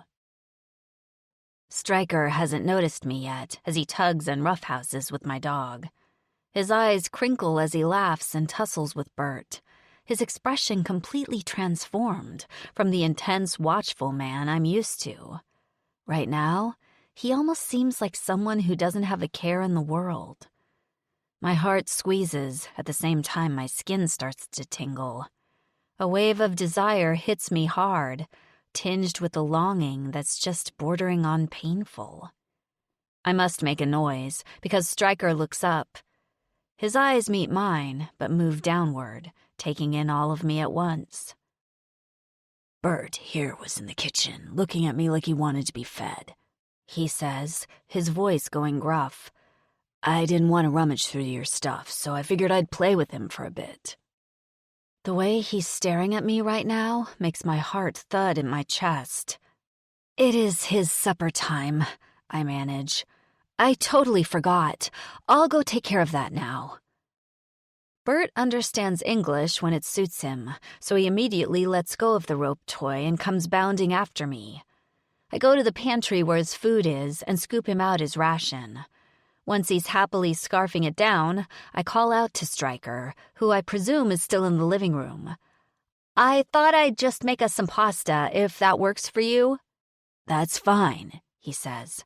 I turn to see him standing at the kitchen island. "Whatever you have on hand.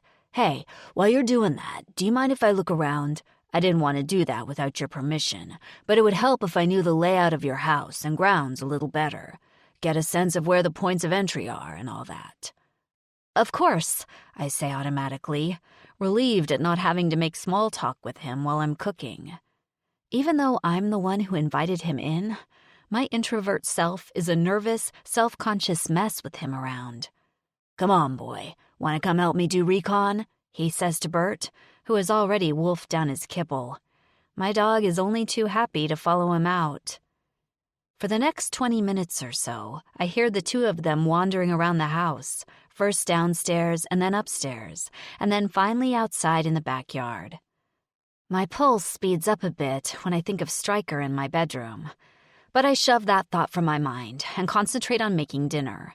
A simple angel hair pasta with some pesto and a baked chicken breast on the side, which I do quickly in the convection oven. Stryker comes back inside through the back door, bird on his tail. "Nice place," he remarks, "like being in a home and garden magazine." Not as nice as it used to be. We used to have a gardener and a woman who would come in to clean twice a week. I have a black thumb, and I'm not much for housekeeping either. "How come you don't hire him back?" "I can't afford it," I say bluntly. "The mortgage is a lot for just one person." "Even a lawyer?" "A family lawyer in my position doesn't make as much money as you'd think." Stryker considers this. "How come you don't sell the place then?" "You're very blunt, aren't you?" I observe wryly. "Yeah, guess I am." I sigh, then reach into the refrigerator to refill my wine glass. The divorce isn't final yet. In fact, the paperwork hasn't been filed. Until then, everything is sort of up in the air. "Why haven't you filed the paperwork?" "Like I told you, our separation isn't public knowledge. Mark is concerned about how it will affect his business and his reputation." Stryker scrutinizes me. "What about you?" "What about me?" "Are you worried about how it will look?" I exhale. "No, I just want it to be over." He arches a brow. "So, file the paperwork." I pinch my lips together, raise the glass of wine to my lips. "It's not that simple." "Why not? Are you hoping the two of you will get back together?" The question takes me by surprise, and I choke on my wine. I start to cough, wheezing for breath and grabbing for a paper towel so I can wipe my eyes of the tears streaming down my face. "Oh my God!" I gasp when I can finally speak. "You have no idea how much I do not want to get back together with Mark." Stryker has been watching me to make sure my spluttering doesn't turn into something more serious. Now he considers me with something almost like sympathy. "That bad?" he asks. "Let's just say marriage was a definite disappointment." I clear my throat again, dab at my eyes a final time. "It was not for me, apparently." "So, why do you hold on to the house?" Just then, the timer for the chicken goes off. "Dinner's ready," I say brusquely. "Just give me a minute to plate everything." I never use the formal dining room anymore, so I service at the kitchen island. I pull one of the stools over to my side so I'm facing him as we eat. Thankfully, for the moment, Stryker seems to have let go of the subject of my former marriage. "Hey, I noticed that picture in the living room of a kid and an older guy standing in front of an old Corvette," he says between bites. "Is that you?" My mind instantly flashes on the framed picture he's talking about. It's a cherry red Corvette convertible with orange flames painted on the sides. It's sitting on one of the bookshelves that flank the fireplace. "It is. That's me and my dad. He had a thing for classic cars." 1960? 61, I correct him. God, he loved that thing. It was his pride and joy. "He still have it?" "He died 2 years ago. My mom sold it. She didn't even tell me she was going to do it until it was gone. I wish she had." "You would have wanted it?" I feel a prick in the back of my throat. My dad wasn't a very materialistic man.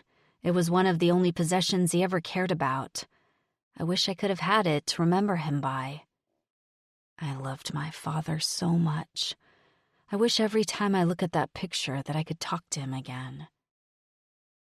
"Enough about me, though," I say. I don't want to talk about my father anymore. "What about you?" "What about me?" Stryker rumbles. "Have you ever been married?" Stryker bursts into loud laughter. "Yeah, no, marriage ain't my scene." "I guess that makes 2 of us," I say dryly. "What about your family? Tell me about them." "Don't have one." "What? You mean no one?" I ask in disbelief. He shrugs. "Well, I got a couple cousins out there somewhere, I guess, but we don't keep in touch. The club's my family. Tank's my best friend, so I guess he's the closest thing to a brother I got." Stryker glowers as he says that last sentence. It seems pretty clear that he doesn't like to talk about himself much. "Tell me about Tank, then," I ask. Stryker pauses for a moment, like he's thinking of what to say. "Tank is one lucky son of a bitch is what he is." He takes a drink of water, pushes away his plate. "That was a really good meal, thanks." "Tank's got a good woman and a good little girl. He knows the value of what he's got, too. And that he almost lost them." Stryker stops, then, and narrows his eyes at me. "You said they told you about what happened?" "Bits and pieces. Katie told me that Ren came to them not talking, and that Tank didn't even know he had a daughter until Ren's mom dropped her off on Tank's doorstep and skipped town." But Stryker shakes his head. "That's not what I'm talking about. They tell you about the kidnapping?" Whoa. What? No. My fork stops halfway to my mouth, and I just manage not to drop it with a clatter. Are you kidding me? His jaw tenses, and I almost think he's going to change the subject. But then he starts talking again. "The 2 of them, Ren and Katie, got taken by a guy who had a grudge against the Lords," he continues in a low tone. "We saved them before some pretty gruesome shit was about to go down. But yeah, if we hadn't found them..." He sucks in a breath, closes his eyes for a moment. "Well, let's just say they wouldn't have survived, and it wouldn't have been a quick death for either of them." Oh my God. I gape at him, my mind reeling. "Yeah, so he's earned the right to be overprotective of them. He has people watching Katie and Ren, just like he has me watching you. Katie doesn't know that, though. Or if she does, she's not saying anything about it. I think Tank is trying to keep their lives as normal as possible, while still making sure they're safe." I set my fork down, my appetite suddenly gone. This whole case has been such a roller coaster already. Now this new information, coming from Stryker, makes me see it all in a totally new light. For the first time, I seriously consider that maybe Tank's fears are warranted. That somehow, just by virtue of my temporary proximity to the club, I might actually be in some sort of danger. I take a deep breath and contemplate the dark, inscrutable man sitting across the kitchen island from me. He seems to conceal lifetimes in that guarded expression of his. I'm realizing there is so much more to Stryker than meets the eye, and I know almost none of it. I should want to run. I should want to push this entire situation far away from me, fire Katie and Tank as clients, and refuse to have any further association with the Lords of Carnage. But I can't. Not now, knowing what I know. I feel like I need to help them.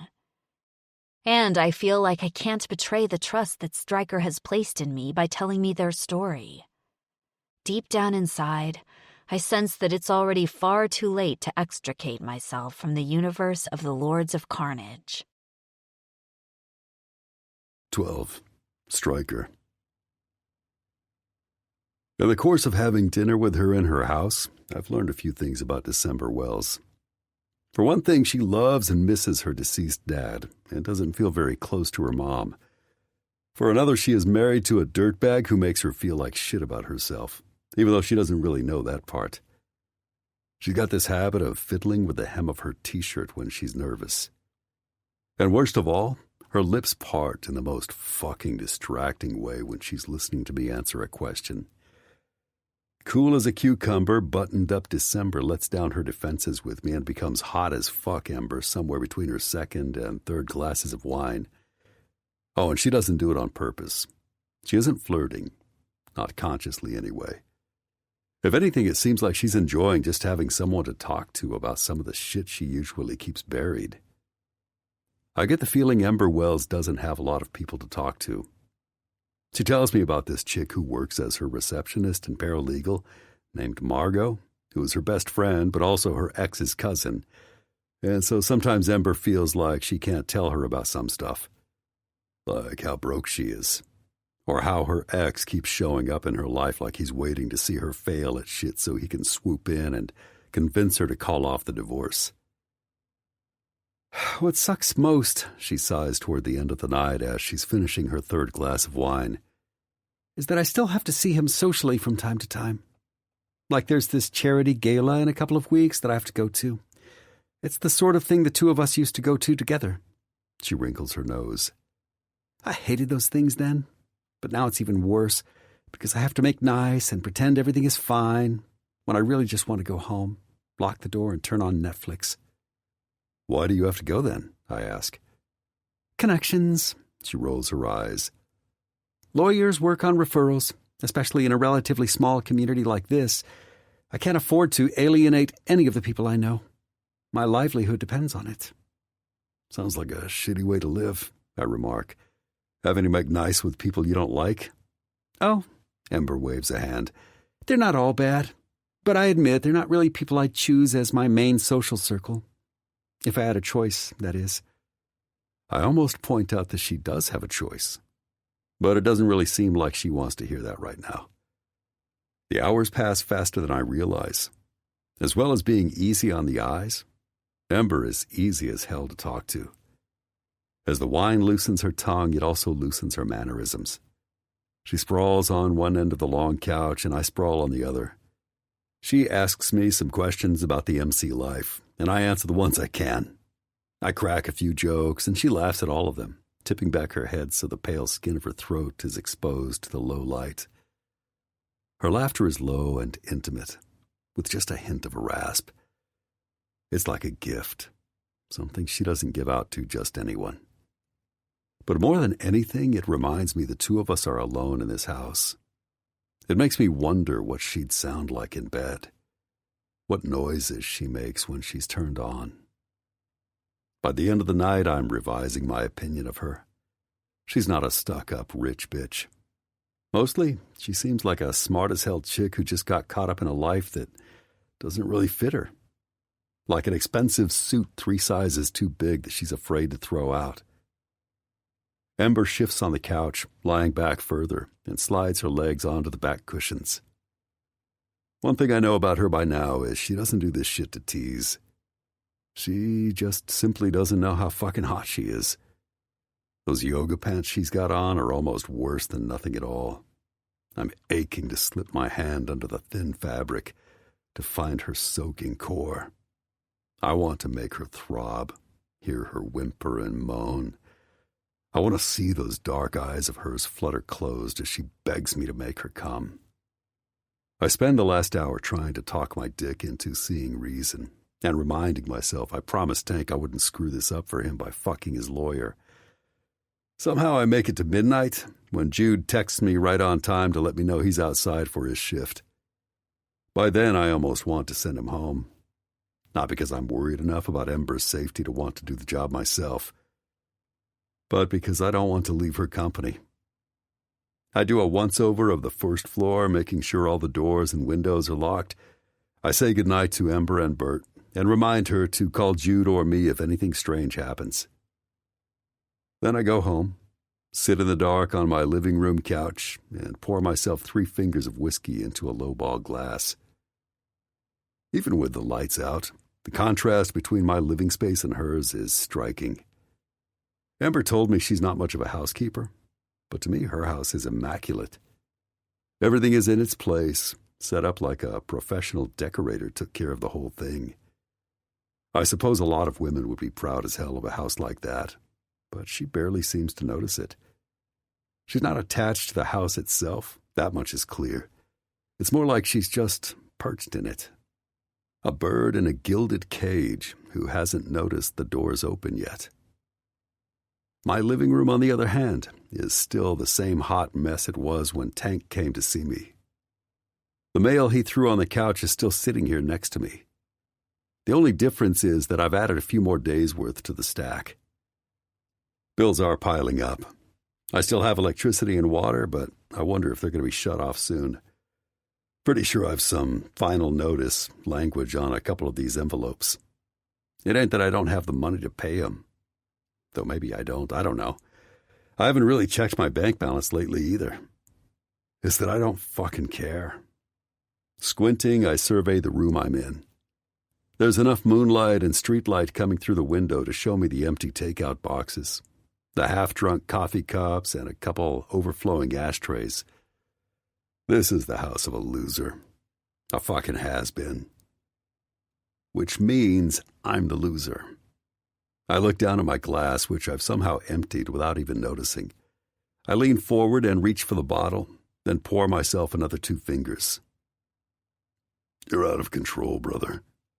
Tank's voice echoes inside my head. Fuck. He doesn't know the half of it. The 2 fingers of whiskey go down as fast as the first 3 did. When the glass is empty again, I push up off the couch and stand. I have a choice right now. Either go to bed right now or keep drinking. And I know that if I keep drinking, I'll be useless as tits on a board tomorrow morning when I gotta take over for Jude. I owe it to Tank to make the right choice for once. And as much as I hate to admit it, I'm looking forward to seeing Ember again. Somehow I don't want her to see me hungover and hard up. So I take my lowball glass into the kitchen, set it on the counter, and call it a night. That doesn't mean I go to sleep right away, though. Ember's in my head too much. Her scent, her flashing eyes, those lips. The way she doesn't seem to realize she makes me hard on the rare occasions when she rewards me with that throaty laugh of hers. A laugh that makes me want to do filthy things to her. Make her gasp. Make her moan my name. Fuck. The whiskey isn't enough to dull my desire for her. Not nearly enough. I lie in bed and finally give in to what I've wanted to do all night. My cock is throbbing, even before I fist it. Even before I start stroking, slow as I can stand it. In my mind, I'm leaning her backwards over the kitchen island. Her head falls back, throat exposed. Those lips part as her eyes close. Her legs fall open. I plunge myself inside her hot, wet pussy. She cries out. My balls tighten. I stiffen. Then I explode, Ember's name ripping from my throat as I shoot. I come so hard I see stars. Off limits. She's off limits, I remind myself as I drift off to sleep. 13. Striker. A few days pass. We get into a rhythm, Ember and me. She stops bitching about the Lords guarding her, even though I know it still pisses her off, and I pretend I'm just doing it for Tank, and not because I want to be near her. One morning right after 8 a.m., I show up for my shift and find Jude in the backyard with Ember. He's turning on the charm, like the fucking asshole that he is. And even though I know he's too young for her, even though I don't see any flirtatiousness in the way she talks to him, it pisses my shit off. I moved Jude's regular shift back a couple hours, from 10 at night to 6 in the morning, just in case. The new schedule means I have to be up early as hell, but this way I get Ember pretty much all the time when she's awake, which means I'm there every day when she comes out of the house to take Bert for his morning walk. I don't ask myself too many questions about why I want that. I just do it. One Sunday morning, Ember comes out of the house at her usual time. In one hand is Bert's leash, in another, a travel mug of coffee. She comes down the walk and starts down the sidewalk in their usual direction. I fall into step beside her. "Morning," she greets me absently. "Morning back. You want me to take the leash?" I ask. She hesitates, then hands off Bert to me. "Thanks. I didn't sleep very well last night," she admits. "I'm dead on my feet." "Any particular reason?" She blinks. "Not really, I guess. I've just never been a very good sleeper. Sometimes I take a pill to help me, but I don't like doing that unless I have to." Now that I've been doing it a few days, walking Bert with Ember feels kind of nice, even though I'm usually dead asleep at this hour. The air is still cool and crisp, and there's hardly any car traffic, so the neighborhood is quiet. It's just the three of us, our footsteps in a soft patter that's starting to sound familiar to me. "By the way, I have a thing to go to today," Ember says. "What's that?" "I'm going over to Margot's house for brunch. You know, my assistant, to see her and my nephew Benji. Well, ex-nephew, sort of," she corrects herself. "Okay." She glances over at me. "The thing is, She doesn't know you're being guarded, I finish for her. "Yes," she sighs. "No problem. She doesn't have to know I'm there. I can make myself invisible." Ember looks relieved. "Thanks. It's just kind of awkward, you know? If I was going to tell her, I should have done it by now. Not that it's any big deal, but it's just kind of hard to explain without it sounding weird." I wave a hand. "Stop trying to convince me. I got it." Okay. I'll stop blabbering." After Bert's walk, I hang out outside and toss a tennis ball for him in the front yard for a while. Ember goes in to shower and change. When she comes back out, she's dressed in a casual, faded pair of jeans and a simple white t-shirt. A pair of aviator-style sunglasses is hooked into her V-neck collar.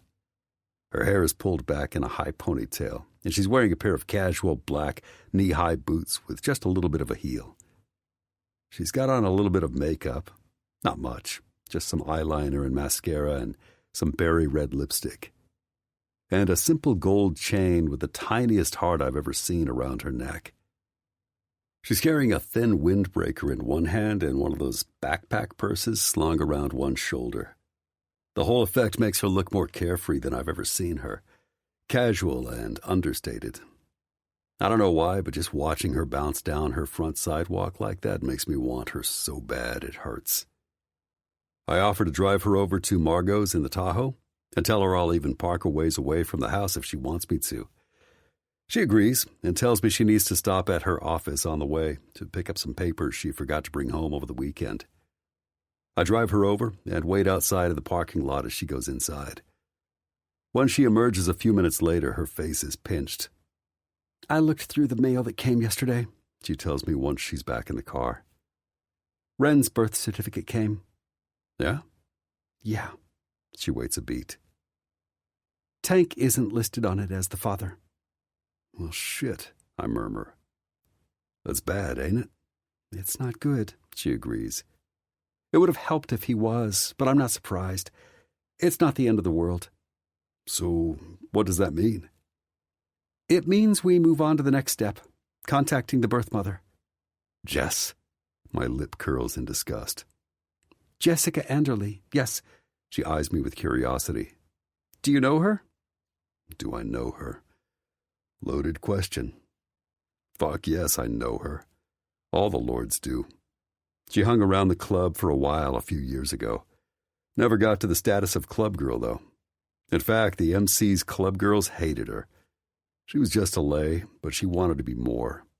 She sniffed around me and Tank in particular, and both of us had our fill of her back in the day. I got sick of her pretty quick. She was clingy as hell, but she never wanted to do any work around the clubhouse like the other chicks did.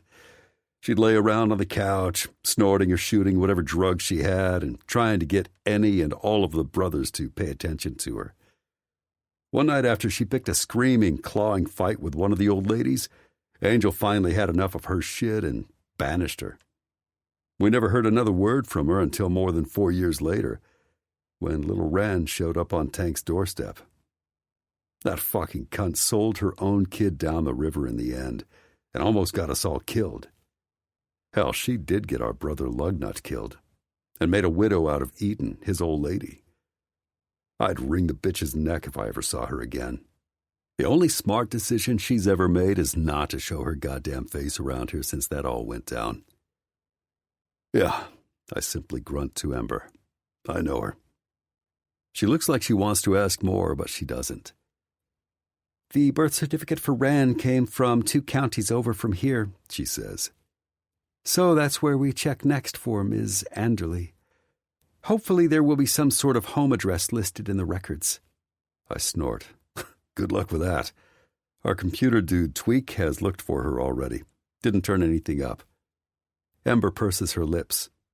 I remember Tank mentioning something about him. How recently did Tweak look for her? Maybe 6, 8 months ago. Can you bring me to talk to him, Stryker? The way she says my name takes me by surprise. It's not like she hasn't said it before, but this time it feels natural, like I'm a friend of hers, someone she trusts. It makes me feel a little funny inside. Sure, I say gruffly. Ember beams. Thanks. If we can find her, we want to talk to her about whether she'd be willing to sign away her parental rights, which I'm hoping won't be a huge hassle, since she clearly doesn't want to be a parent anyway. You don't know, Jess. If she can make a fucking mess out of something, she'll do it just to be an asshole. God, I hope not, Ember says, her smile fading. This part is going to be a little like poking a hornet's nest, I'm afraid. How so? She exhales. Well, because if she doesn't agree to let Ren go, we may have a fight on our hands. A fight that's going to end up in court. And frankly, a biker with Tank's profile is going to get a lot of scrutiny from a judge. But he's a hell of a lot better parental choice than a junkie mom who abandoned her daughter, I argue. I don't doubt it.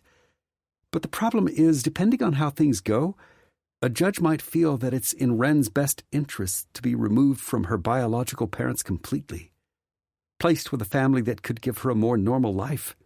Like fuck it is, I scowl, slapping my hand on the dash. Anyone who sees Tank with that kid knows there's no better father for her. I know, Stryker, Ember soothes.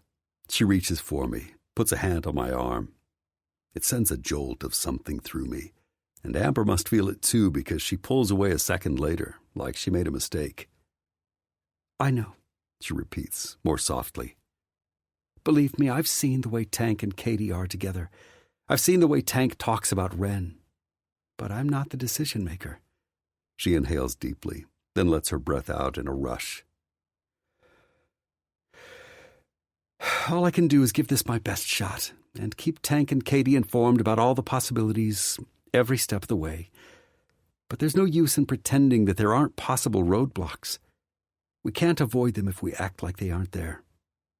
I don't say anything. I know she's probably right about everything she just said.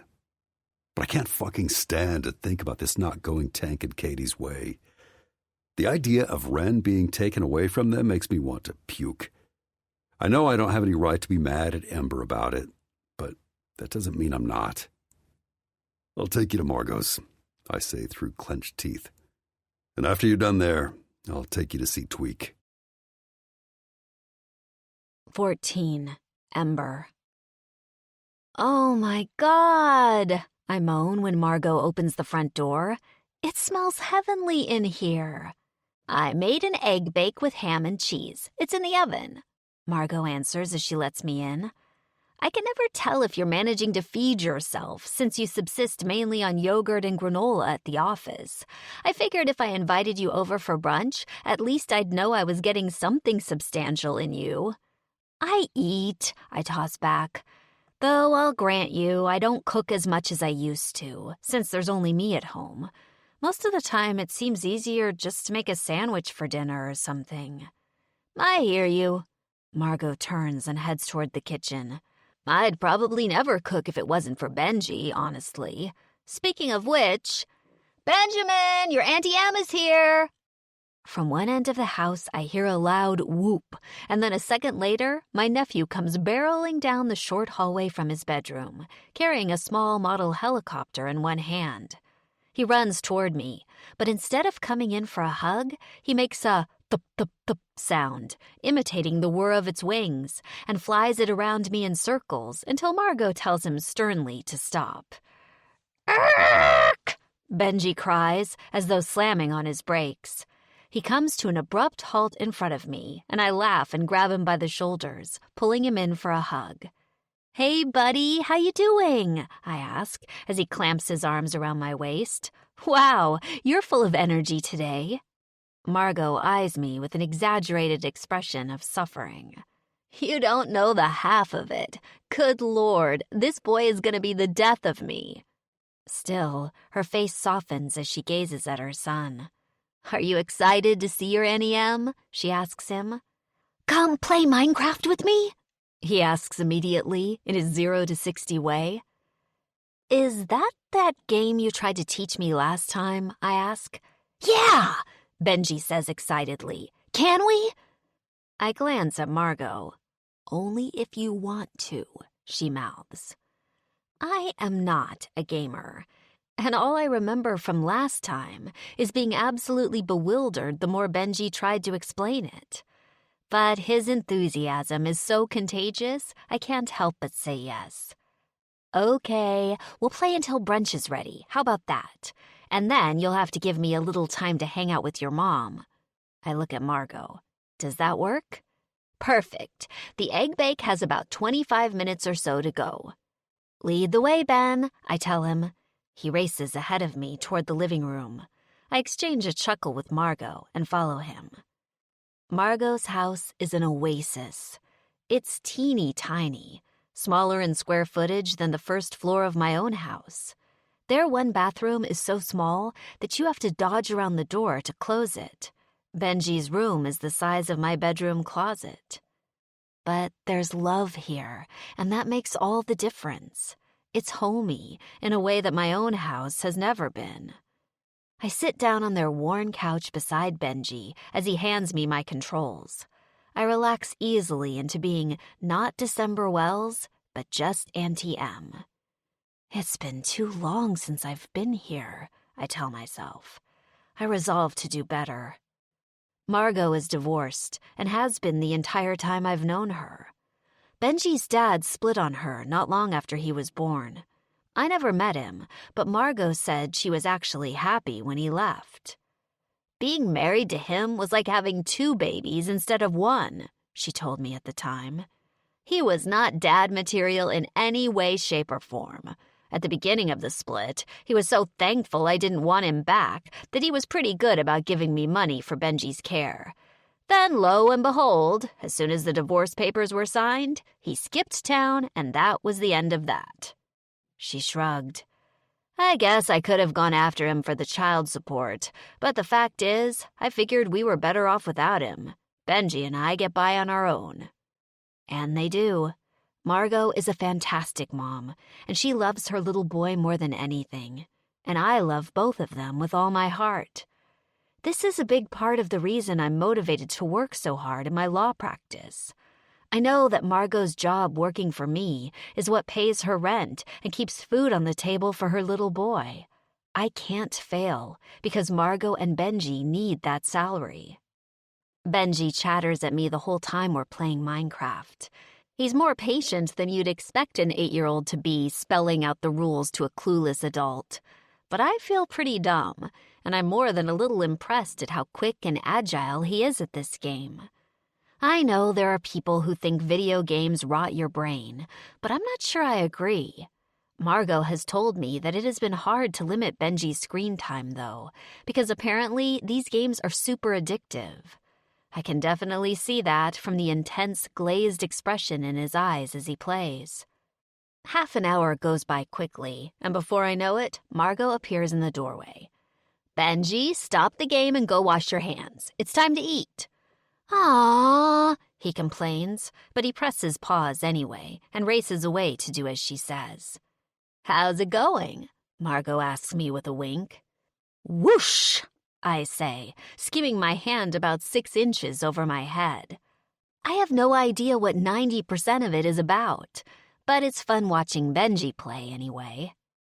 "Thanks for doing that. He begs me to watch him, and he keeps up such a constant narrative about that game. You'd think I'd be a master at it by now, with as much as he talks about it." Brunch is delicious and relaxing. Margot calls a moratorium on talking video games, and Benji happily switches to the topics of school, karate, and his friends. He chatters away, and though this means that Margot and I don't have a lot of time to talk, I still love the feeling of being with family. For the millionth time, I remember to feel grateful that I haven't lost these two just because Mark and I have split up. I eat enough egg bake to stuff myself silly, encouraged by Margot pushing me to have seconds and even thirds. By the end of the meal, Benji is antsy and practically wriggling in his seat to leave the table. He wants to go back to his video game, but Margot nixes that idea. "I think you've had enough screen time for a while. It's a nice day. Why don't we go outside for a bit?" Benji looks like he's going to argue, but then his face lights up. "Can I get out my razor scooter?" Margot nods. "Sure, as long as you're careful." Benji whoops. "May I please be excused?" Margot tips her head at him, cocking a brow. That's all Benji needs. He's out of his seat and barreling toward the side door toward the garage before Margot can even say yes. "Helmet!" Margot calls after him, "and stay on the sidewalk." "I know," Benji yells back as the door slams closed. He's only 8 years old, but his tone is already getting that twinge of teen irritation at being told what to do by his mama. Is the scooter new? I remember Benji had gotten one as a gift on his last birthday, but he left it in the driveway, and Margot accidentally ran over it. She refused to get him a new one, telling him he needed to learn to be responsible for his things. "Yeah, a neighbor down the street got it for him." Margot purses her lips. "He moved in about a month ago. Benji has already figured out how to read him like a book, so he told him the whole sob story about how I ran over his last one, and all of a sudden, new scooter." She clucks her tongue. "I didn't have the heart to send it back with John and be rude about it." John, eh? I scrutinize her face for clues. How old a guy is he? Is he single? Oh, maybe 40 or so, and divorced. Is he attractive? Attractive enough. Margot narrows her eyes at me. What? You know what they say, I tease. The best way to a mother's heart is through her child. Who says that? She argues. They do. Also me. I grin. Margot waves a hand at me. You're being ridiculous. We'll see, I retort with a giggle. Call me and apologize when he asks you out. Whatever. Margot shakes her head, but now she's smiling too. Come on, let's go watch Benji show off. By the time we get out to the driveway, Benji's already opened the garage door and got his knee pads and helmet on. I go over and make admiring noises about his scooter, and he proudly tells me how fast he can go on it. It's a stunt scooter. John and me are going to build a half-pipe. Watch, Annie-M. Benji kicks off, zipping past Margot and me, then bends down, jumps, and does a bunny hop. Wow, I shout. That's so cool. Watch this. Traveling down the driveway, he hops up again and changes his stance from right foot forward to left foot forward. That's called a sex change, he yells. Benji, Margot cries in shock. I start to crack up, hand covering my mouth. What? Benji hops off the scooter and turns to us, confused. Nothing, Margot stammers. Just, let's think of a different name for that later. Oh my God, I giggle. Classic. Unbelievable. Margot shakes her head. I wonder where the hell he got that. YouTube videos, probably. I'm still chuckling to myself as Benji gets back on the scooter and kicks off again, flying down the driveway. He banks left, turning toward the sidewalk, then disappears from view. A second later, Benji lets out a yell, followed by a thump I can't identify. Ben! Margot shouts in alarm. Both of us break into a run toward the sound. We sprint down the driveway toward the front of the house, but when the sidewalk comes into view, what we see is the last thing I expect. Benji's scooter is on the ground, but Benji isn't. Instead, he's being set back onto his feet by the man he just accidentally ran into. Stryker. 15. Stryker. The kid stares up at me with wide eyes. I can't tell if he's scared or not. He just rammed into me full force with that fucking scooter. Got me right in the goddamn shin, too. Hurts like a motherfucker. But at least I have the control not to unleash all the words I want to. He stutters. Benji! A woman's cry makes me look up. A short chick with dark hair the same color as the kid's is running toward us. Jogging next to her is Ember. Glancing back down at the boy, I realize I'm holding him by the shoulders, about a foot off the ground. I set him down. "You okay, kid?" I rumble. Eyes still round as saucers. He nods without a word. Benji, what have you done? The woman who must be his mom and Ember's assistant demands, sounding mortified. "It's okay," I tell her, trying not to wince about my fucking leg. "I kind of came out of nowhere. He didn't have time to see me." Benjamin, you apologize right now. She scolds. I'm sorry. The kid squeaks, sounding like he might cry. "It's fine, kid. Really." I reach over, tousle his hair. Mistakes happen. Thanks for the apology, though. Next to the woman, Ember is looking unhappy. Her eyes meet mine for a second, then glance away at the woman, who's staring at my cut.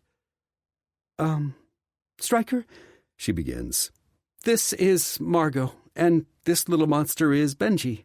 "Nice to meet you," I say, offering my hand. Margot blinks, then takes it. Margot, this is Stryker Rossi. He's my ride, She mumbles. Your ride?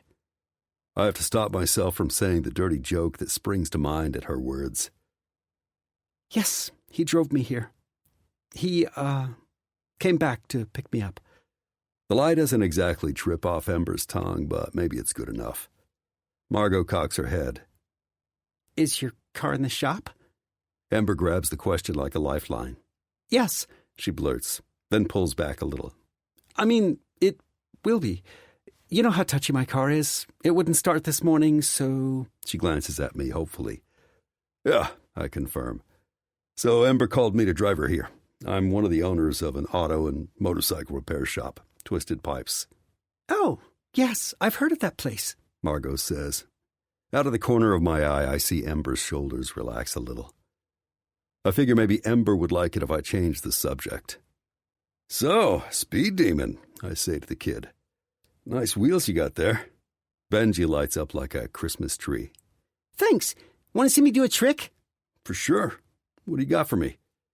Benji pushes off down the sidewalk, and once he gets speed, he starts to hop up and down, switching stances from right foot forward to left foot forward.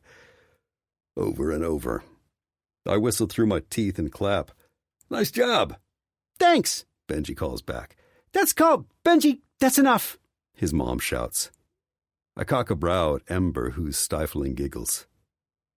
I'll tell you later, she chokes. We watch the kids do a couple more tricks, and then Ember tells Margot we should probably get going.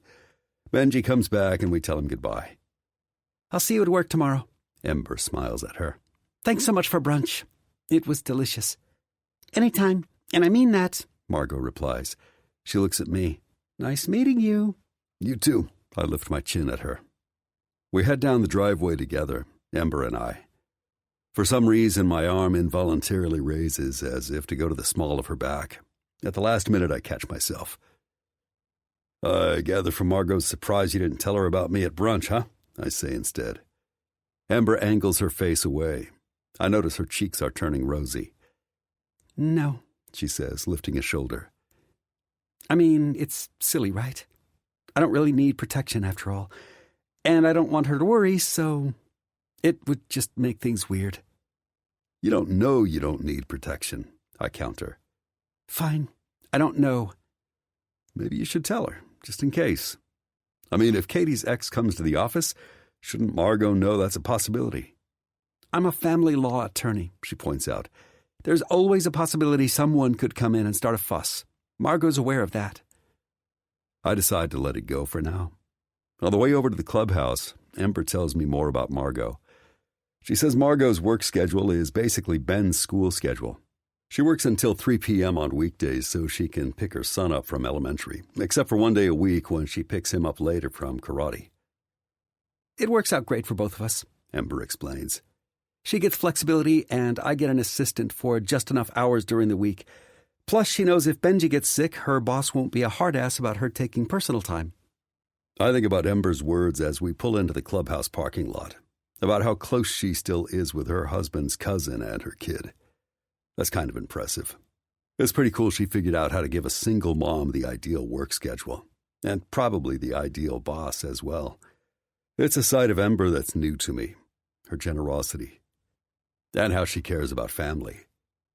Speaking of family, I'm just putting the Tahoe in park when who do we see coming out of the clubhouse but Katie and Wren? I wonder what they're doing here, I drawl. I climb out of the driver's side and Wren sees me right away. Uncle Stryker! Wren screams my name like she hasn't seen me in years. She catapults herself toward me and launches herself into my arms. Hey, bird, I greet her, giving her a tight squeeze as I pick her up. What are you two doing here? We came to visit Daddy, she informs me. In the clubhouse. Tank forgot his phone at home, Katie explains as she catches up. He asked me to come drop it off for him. Good to see you, Kate. He in there then? Yep. He had a couple of things to talk to Angel and Beast about. Katie starts to say more but stops when she sees Ember, who has come around the front of the Tahoe from the passenger side. Her face registers surprise at first, then dawning understanding. Well, hello there, she greets Ember, raising an eyebrow. Hey, Wren, you remember Ember, right? Yes. Wren drawls, peeking at Ember from over my shoulder. Hi there, Wren, Ember says. It's nice to see you again. How are you doing today? Good. We just saw my daddy, Wren informs her breathlessly. And now we're going to visit Uncle Daniel, and then we're going to the park. Is that right, Bird? I say, suppressing a chuckle.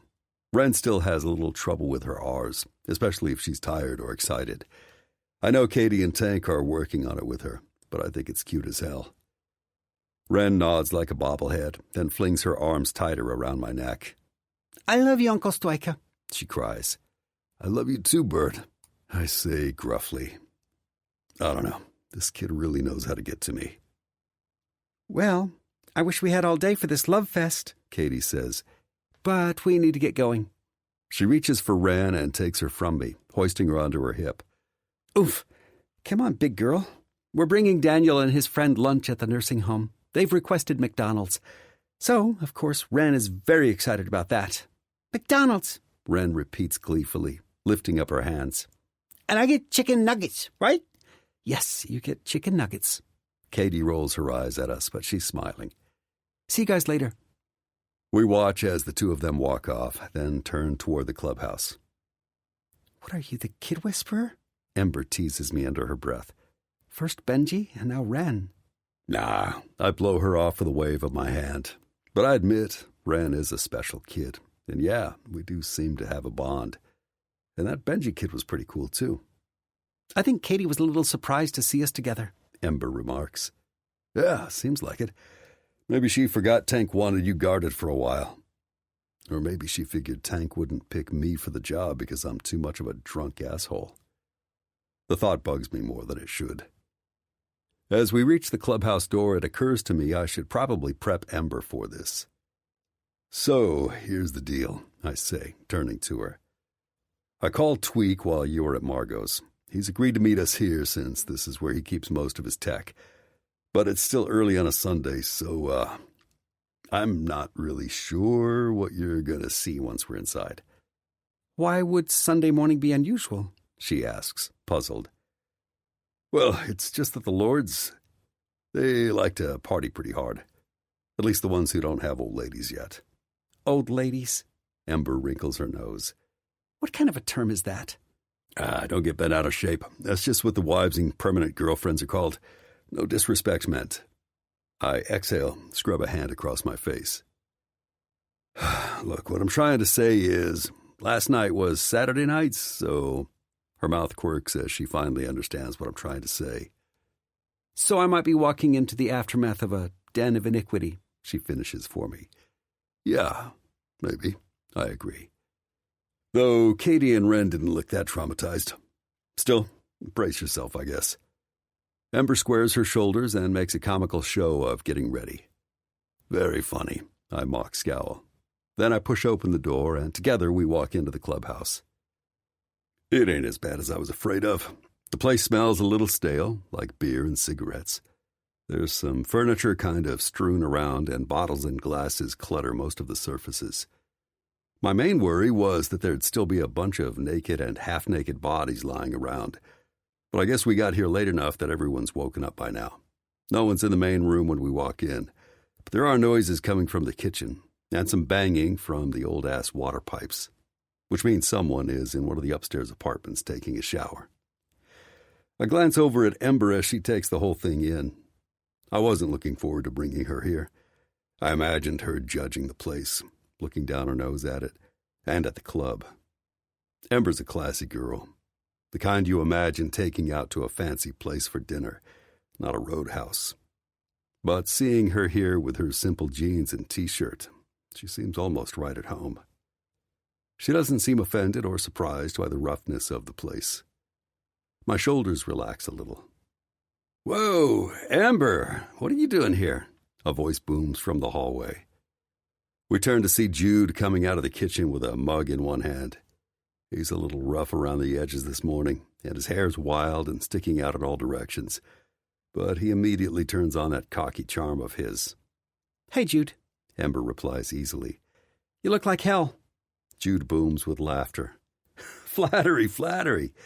You, on the other hand, look good enough to eat. Which prospect? I bark. Oh, yeah. Hey, Strike. Jude pretends he just noticed me standing next to her. What's shaking? You two are about 8 hours too late for the party. "We're here to see your computer guy," Ember says. "Tweak?" Huh. Jude furrows his brow. I'd seen him here this morning. He's meeting us here, I interrupt, pissed at myself for being irritated. You want some coffee, Ember? Jude asks with a wink.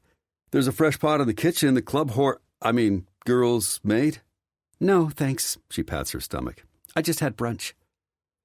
A few more of the men emerge from the kitchen and the upstairs apartments. Beast, Hale, Thorn, and Hawk converge on us, each one of them eyeing Ember appreciatively as they introduce themselves. She's polite with all of them, friendly even. And before I know it, I'm even more pissed off than I was when it was just Jude. Pretty soon I can't fucking take anymore. Come on, I growl, practically grabbing Ember by the arm. Let's go see if Tweak's around. See you tonight, Ember, Jude calls after us. Son of a bitch, I grumble as I lead her away. What? Ember asks. Nothing. Come on, Tweak's office is over here.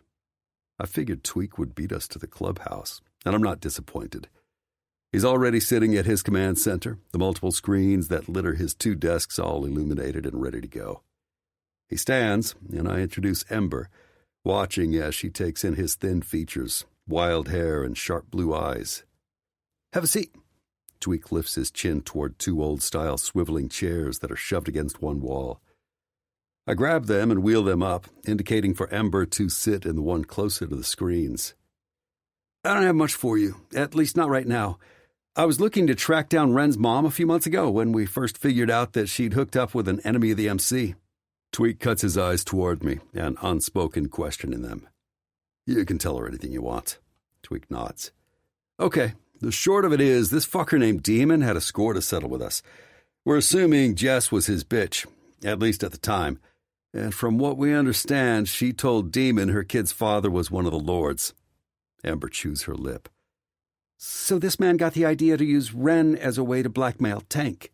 "That's right. They dumped Ren off on Tank's doorstep. That much you know." Tweak rubs his eyes.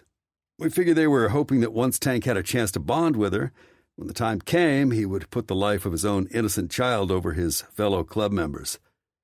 Luckily, Tank told Angel, our prez, about it. The 2 of them came to me, and I got to work looking to find out any info I could about how to track down Jess or Demon." Tweak's mouth twists into an ugly snarl. "The short of it for your purposes is, I ended up finding out how to track Demon down, but I never got much on Jess. As far as I could tell, she hasn't had a permanent address in a while. The most I got was an apartment she used to live in with a roommate a few years ago, possible addresses of a couple family members, stuff like that." Tweak turns from Ember to me.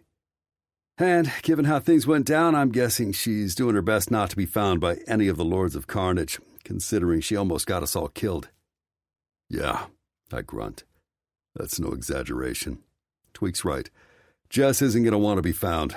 She might not even be going by her real name anymore. Ember blows out a frustrated breath. "Well, that's not going to make things easier. Tweak, you said you do have some addresses of some family and people she used to live with anyway. Could we get that info from you?" "Sure thing." Tweak reaches for a couple sheets of paper sitting on the desk to his right. He hands them to her. "I printed it out before you got here. That's everything I've got." Ember takes the papers, briefly gives them a once-over. "Thank you. Could I contact you again if I end up with some other leads to pursue? Stryker says you're the best at this sort of stuff." If I didn't know better, I'd actually think Tweak was going to giggle or something. "Sure thing," he mumbles with a shy grin. "I'm happy to help." 16. Ember. I thought bikers were old dudes with ZZ-top beards and pot-bellies. I frown at Stryker as we leave the clubhouse. My dad knew a biker club guy when I was growing up, and it seemed like all his friends fit that description. Stryker has been in an off mood for the past 15 minutes or so, but he snickers at that. "Well, that ain't inaccurate, I guess," he says. "But the Lords of Carnage is a young club. The Lords used to be a pretty small MC when it started out. A lot of the old guard got killed in a club war before my time. When the dust cleared, there were only 3 men left: Rock Anthony, Smiley Hunt, and Truck Wallace. They named Rock Anthony the new president and started again from the ground up. Smiley's still around. He was a medic in Nam, and he's our resident doc, though he's mostly retired now. Truck Wallace died of cancer about 10 years ago. I never knew him, but I knew of him." "My God," I breathe. "You really are a one-percenter club." "We've done some shit, yeah," Stryker admits. "I ain't gonna lie. But we're moving in a new direction. The Lords are working on going legit." I eye him skeptically. That's a convenient thing to say to me right now. "I mean it. I wouldn't lie to you about that." I consider his words. "So how is going legit working out for you?" He throws back his head and roars with laughter. "Depends on the day, darling. Depends on the day." Stryker beats me to the passenger side of his SUV and pulls open the door to let me in. I climb up and sink into the seat. When he gets over to his side, I say, I'd better call Tank and Katie about the birth certificate.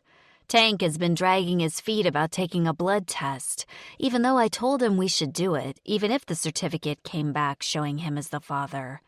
Now that we know it doesn't, there's no reason to wait anymore. Stryker doesn't say anything in reply. He starts the engine and pulls out into traffic as I continue to scan the 2 pages Tweak gave me. "Look here, Stryker," I say, pointing, even though he's driving. "One of the addresses Tweak has here is a listing for Jess's parents. It says here this is their last known address, a rental place. As of 2 years ago." I swivel to face him. "I want to go see them." He glances over at me, then turns back to the road. "Jess's parents? How far away is it?" I tell him. "I'm supposed to be guarding you," he protests. "You will be if you come with me." Stryker's brow knits. "I don't know. This seems more like detective work. Is this normally what family attorneys do? Don't you just send a registered letter or something?" "It's not usual, I'll grant you, but—" I trail off, not knowing how to continue. I can't explain it to him exactly. I just want to look into Jess's whereabouts myself. I feel like being a detective. Maybe it's because I have a little more of a personal interest in their situation, having not only met Katie, Tank, and Ren, but knowing something about the hell they've already gone through to be a family. Katie was smart to give me that window into their world. She's definitely hooked me in. "Come on," I enthuse. "We're trying to keep Ren with Tank, right? So we should be doing this research to help them. You said you know Jess, right?" Stryker glances over at me sharply. "What's that got to do with anything?" "Nothing specifically," I say, a little taken aback. "Except that it might help to have someone with me who actually knows what she looks like. Someone who would recognize her quickly if we happened to run into her somewhere. Maybe she'd talk to you easier than she would me." Stryker huffs out a laugh. "Not fucking likely." "Okay, maybe not. But come on, Stryker. Do this to help Tank. We need to find Jess, if at all possible, to see if we can get her to sign a waiver releasing her parental rights. If we can't do that, then we'll have to petition the court to terminate her rights. That could take months, maybe even more than a year." I bite my lip. "It will be hard to keep Ren with Tank and Katie during that time if we have to go that route, Stryker. Really hard. Normally, she'd be placed in foster care, and there's no guarantee Tank and Katie would ever get her back." That gets his attention. "Are you saying they could take her away from him permanently? Tank's her father." "Technically, Stryker, we don't know that." I tilt my head at him. "All we really know is that Jess dumped Ren off on him. And you told me yourself she had an ulterior motive to help that guy ruin your club." "It can't be true that Tank ain't her father," he mutters. "Once Tank gets a blood test, we'll know for sure. But even with a positive paternity test, getting him custody isn't a given, which is why the best-case scenario is if we could get Jess to sign rights over to him." A second passes. Stryker gives me a single curt nod to let me know he'll do it. But I notice he's gripping the steering wheel so hard his knuckles are white. "What's the deal, Stryker?" I ask quietly. "What do you mean?" "There's something you're not telling me. You're tense as a bowstring." "There's plenty of shit I don't tell you," he tosses back. "You know what I mean," I say, ignoring his flash of anger. "What's got you so mad? It's not just this custody situation. There's something more, isn't there?" He lets out a loud breath. "I'm just pissed this whole thing is so fucking complicated is all," he grits out. I know it's a lie, but I also know he's not going to tell me. I decide to let it go for now. 5 minutes later, Stryker pulls his SUV up in my driveway. As he rolls to a stop, I come to the awkward realization that he's still on duty right now. It feels weird to just let him stay out here at his post guarding my house. And honestly, I've been having a good time with him. I wish it would feel normal to invite him in, to maybe hang out and watch movies or something. Hey, Stryker's voice breaks into my thoughts. Your lawn kinda needs mowing. Want me to do it? Oh, no, I mean, I couldn't ask you to do that, I protest. Look, I'm gonna be out here anyway. Be better for me to have something to do. Gets kinda boring staring at your front door. I open my mouth, but he interrupts me. Don't argue. A corner of his mouth curves upward. Just show me where your mower is. So I do. It's a newish fancy machine that Mark bought, which is still here because he's living in an apartment right now. Stryker makes a joke about how it's nicer than my car, then pulls off his leather cut and carefully lays it over a sawhorse. Once he checks to make sure there's enough gas to do the whole lawn, I go inside to greet Bert and then call Tank and Katie. I try Katie's cell first. She answers on the second ring. I give her the news about the birth certificate results. Katie is clearly disappointed, but she works to stay upbeat as I talk to her about the next step of having a paternity test done. Since you and Tank are concerned about making sure Ren stays with you, the best way to do this right now is not to go through the courts right now, but to get the test done yourself through an accredited lab, I say. That way, we can find out what the results are first, before having to present them to a judge, and you can decide what to do from there. Okay. Katie sounds nervous. Where would we do that? A hospital? There's a diagnostic center outside of Cincinnati, in a suburb called Fairfield. I recommend you go through them. I can text you the info. In the meantime, Stryker introduced me to Tweak, who's helping me with the information to track down Jess. As I talk to her, I idly pace the living room. Stryker is passing back and forth with the lawnmower. He's taken off his shirt, giving me a view that would make me blush if he knew I was looking at him. A fine sheen of sweat accentuates his muscular torso and upper body. The tattoos that cover his chest and arms somehow make him look even more handsome and rugged. Good God, I'm not sure I've ever seen a sexier man in my life. He could be a model for some super masculine cologne or something. Except that his brand of manliness is completely unself-conscious. It's just raw, rough man, pure and simple. As he pushes the mower past the window, I realize I'm openly staring. I rarely get to see him in an unguarded moment, and the change is striking. Right now, as he does this mindless activity, the lines that normally form around his narrowed eyes and on his forehead have smoothed. He almost seems at peace. I've only ever seen him this relaxed a handful of times.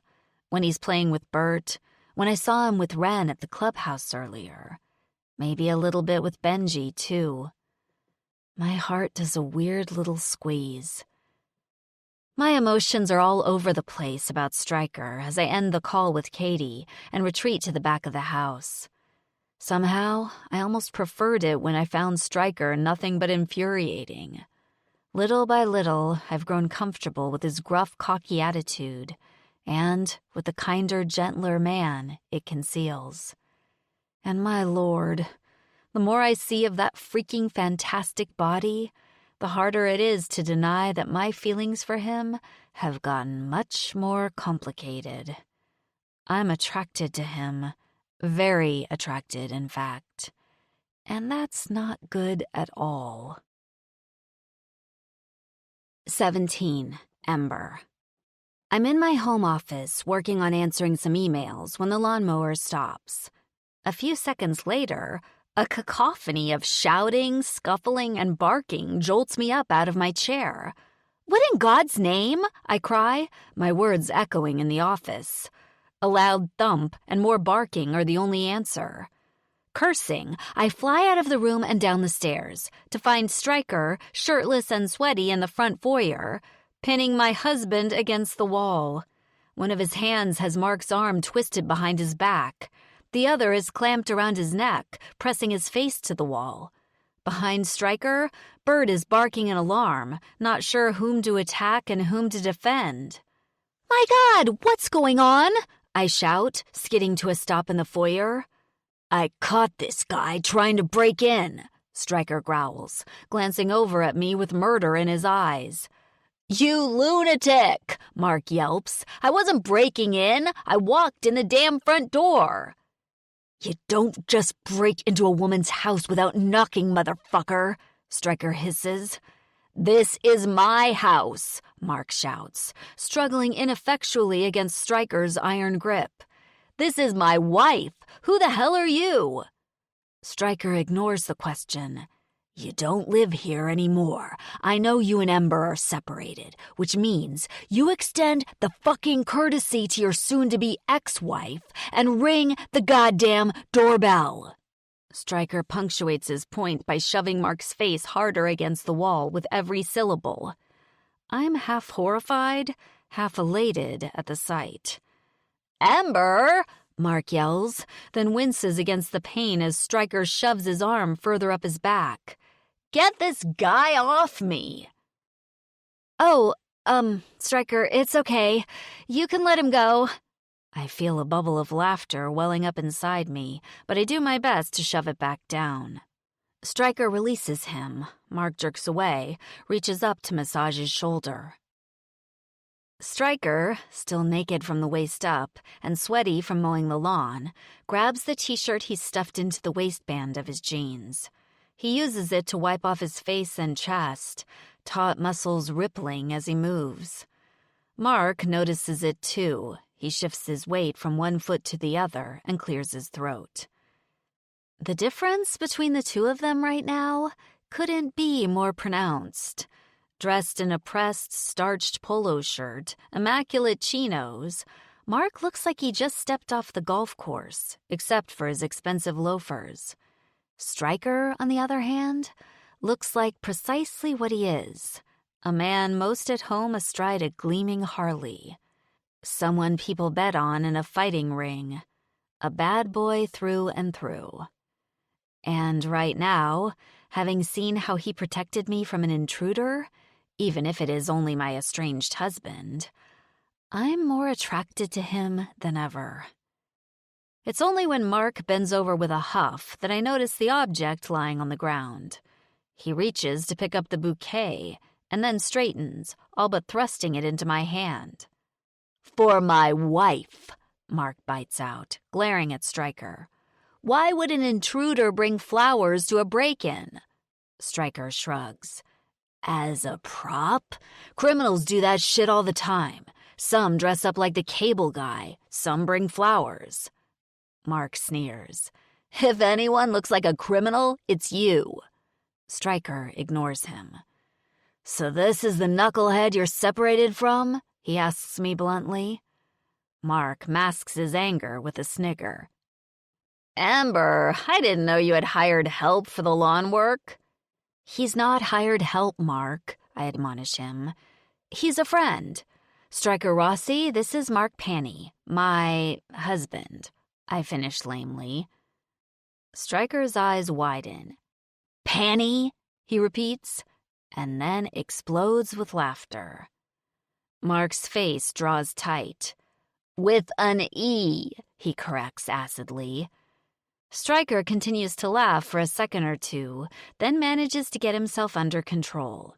Sure, man," he chortles. "However you want to spell it is fine with me." "Really?" Mark shoots back.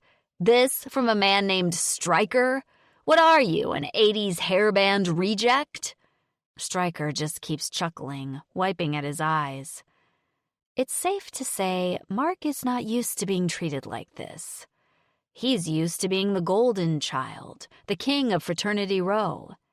Guys like Stryker fix his BMW, and they don't mouth back to him. It's clear Mark doesn't know what to do. Any idiot could see Stryker could knock his ass flat in a fight, though, and Mark is smart enough to know that. A tiny, immature part of me has to admit that I'm enjoying his discomfort. Immensely. "Ember," he hisses at me, "can we please talk alone without the lawn boy here?" I shift my eyes to Stryker, who's staring at me. "You good?" he asks. I nod. "It's fine." "Okay, I'm gonna go put the mower away. You call me if you need me for anything." Stryker looks at Mark, sucks his teeth. "See you around, Panny." Stryker turns on his heel and swaggers outside, still bare-chested and magnificent. I set the flowers on the table beside the vase. "You told that felon we're separated?" Mark barks as soon as Stryker is out of hearing range. "Who else have you told?" "He's not a felon, Mark," I say, exasperated. Though, to be honest, I don't exactly know that. And only Margot knows, and now Stryker. "Who is he, anyway?" A horrified grimace crosses his face. "You're not dating him, are you?" "No, good Lord, Mark," I say, coloring. "He's just a friend. My mower was on the fritz, so he fixed it," I lie. And then he offered to cut the grass. "How in God's name did you make a friend like that?" Mark's lip curls in a show of disdain. But I know him well enough to see him masking something else. Anger, jealousy, uncertainty.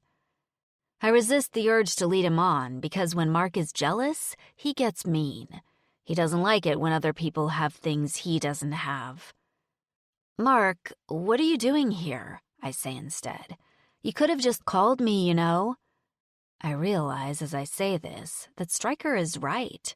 I really don't want Mark to show up here unannounced anymore. I hate it when he does. I know it's still his house too, but he acts like I'm his property, and that has to stop. And even though Stryker completely overreacted, I'm actually pretty glad he's here right now. As long as Stryker is around, Mark won't push my boundaries as far as he usually does. "You need some fresh-cut flowers for your table vase," Mark insists, pointing at the bouquet. "The artificial ones are tacky." "Flowers make me sneeze," I shoot back. When he blinks in surprise, my inner self does a little cheer. "And actually, I think I'm going to get rid of that vase altogether." Mark's nostrils flare. "Fletcher and Gail missed you last night at dinner," he reproaches me. "And so did I." I had forgotten about the dinner with them. I'm guessing he came here to make me feel guilty about that. Well, I'm not interested. "That's nice. I hope you told them hello for me," I say breezily. "Anything else?" "Well, I thought that since you weren't willing to join me last night, in advance of the gala this Wednesday, I'd ask again if you would go with me. Please? It's one small thing. You're going anyway. Why not just accept a ride from me?" "Because I don't want to, Mark," I reply. "Now, if you'll excuse me, I have some work to finish up in my office. If that's all you came to talk to me about, then I'll see you out." "There is one more thing, actually." The scowl etched on his face seizes. "I have a bit of good news for both of us." "What's that?" Mark flashes me his best ingratiating smile, the one I've seen him use on his clients. "I don't know if you remember my great-uncle Harold. He died about a year ago." I knit my brows together. "Doesn't ring a bell," I admit. "Well, Harold left me a plot of land in his will, which I had more or less forgotten about until recently.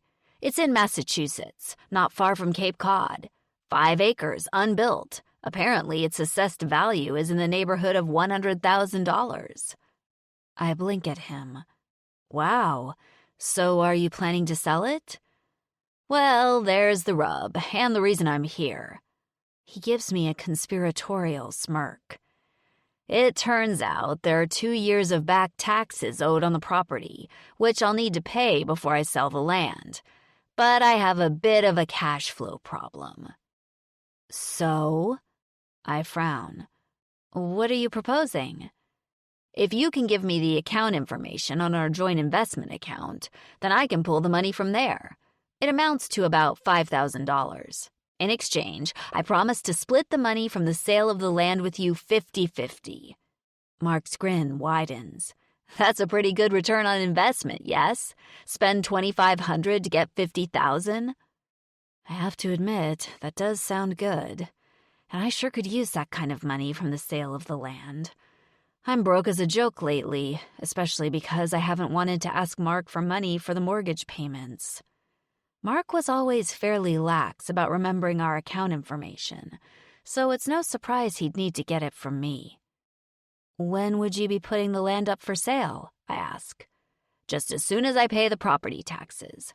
The realtor I've been speaking to already has a couple of interested buyers. He assures me that he should be able to get the land sold within a month or two. Tilt my head, considering. I suppose that sounds good. I go to a console table by the stairs and pull out a pen and pad of paper from one of the shallow drawers. From memory, I write down the username and password for the account he wants to borrow from. 5,000, I repeat as I rip off the sheet and hand it to him. 5,000, he agrees as he takes it from me. You won't regret it, Ember. This is win-win for both of us. For some reason, the moment he utters the word regret, I start to wonder if maybe I should rethink this. But just then, Stryker calls my name from outside. Mark's mouth tightens into a thin line. I've got places I need to be, Mark glowers, tucking the paper with the account information into the pocket of his chinos. You really ought to think twice about letting someone like that into your house, Ember, even just to mow the lawn.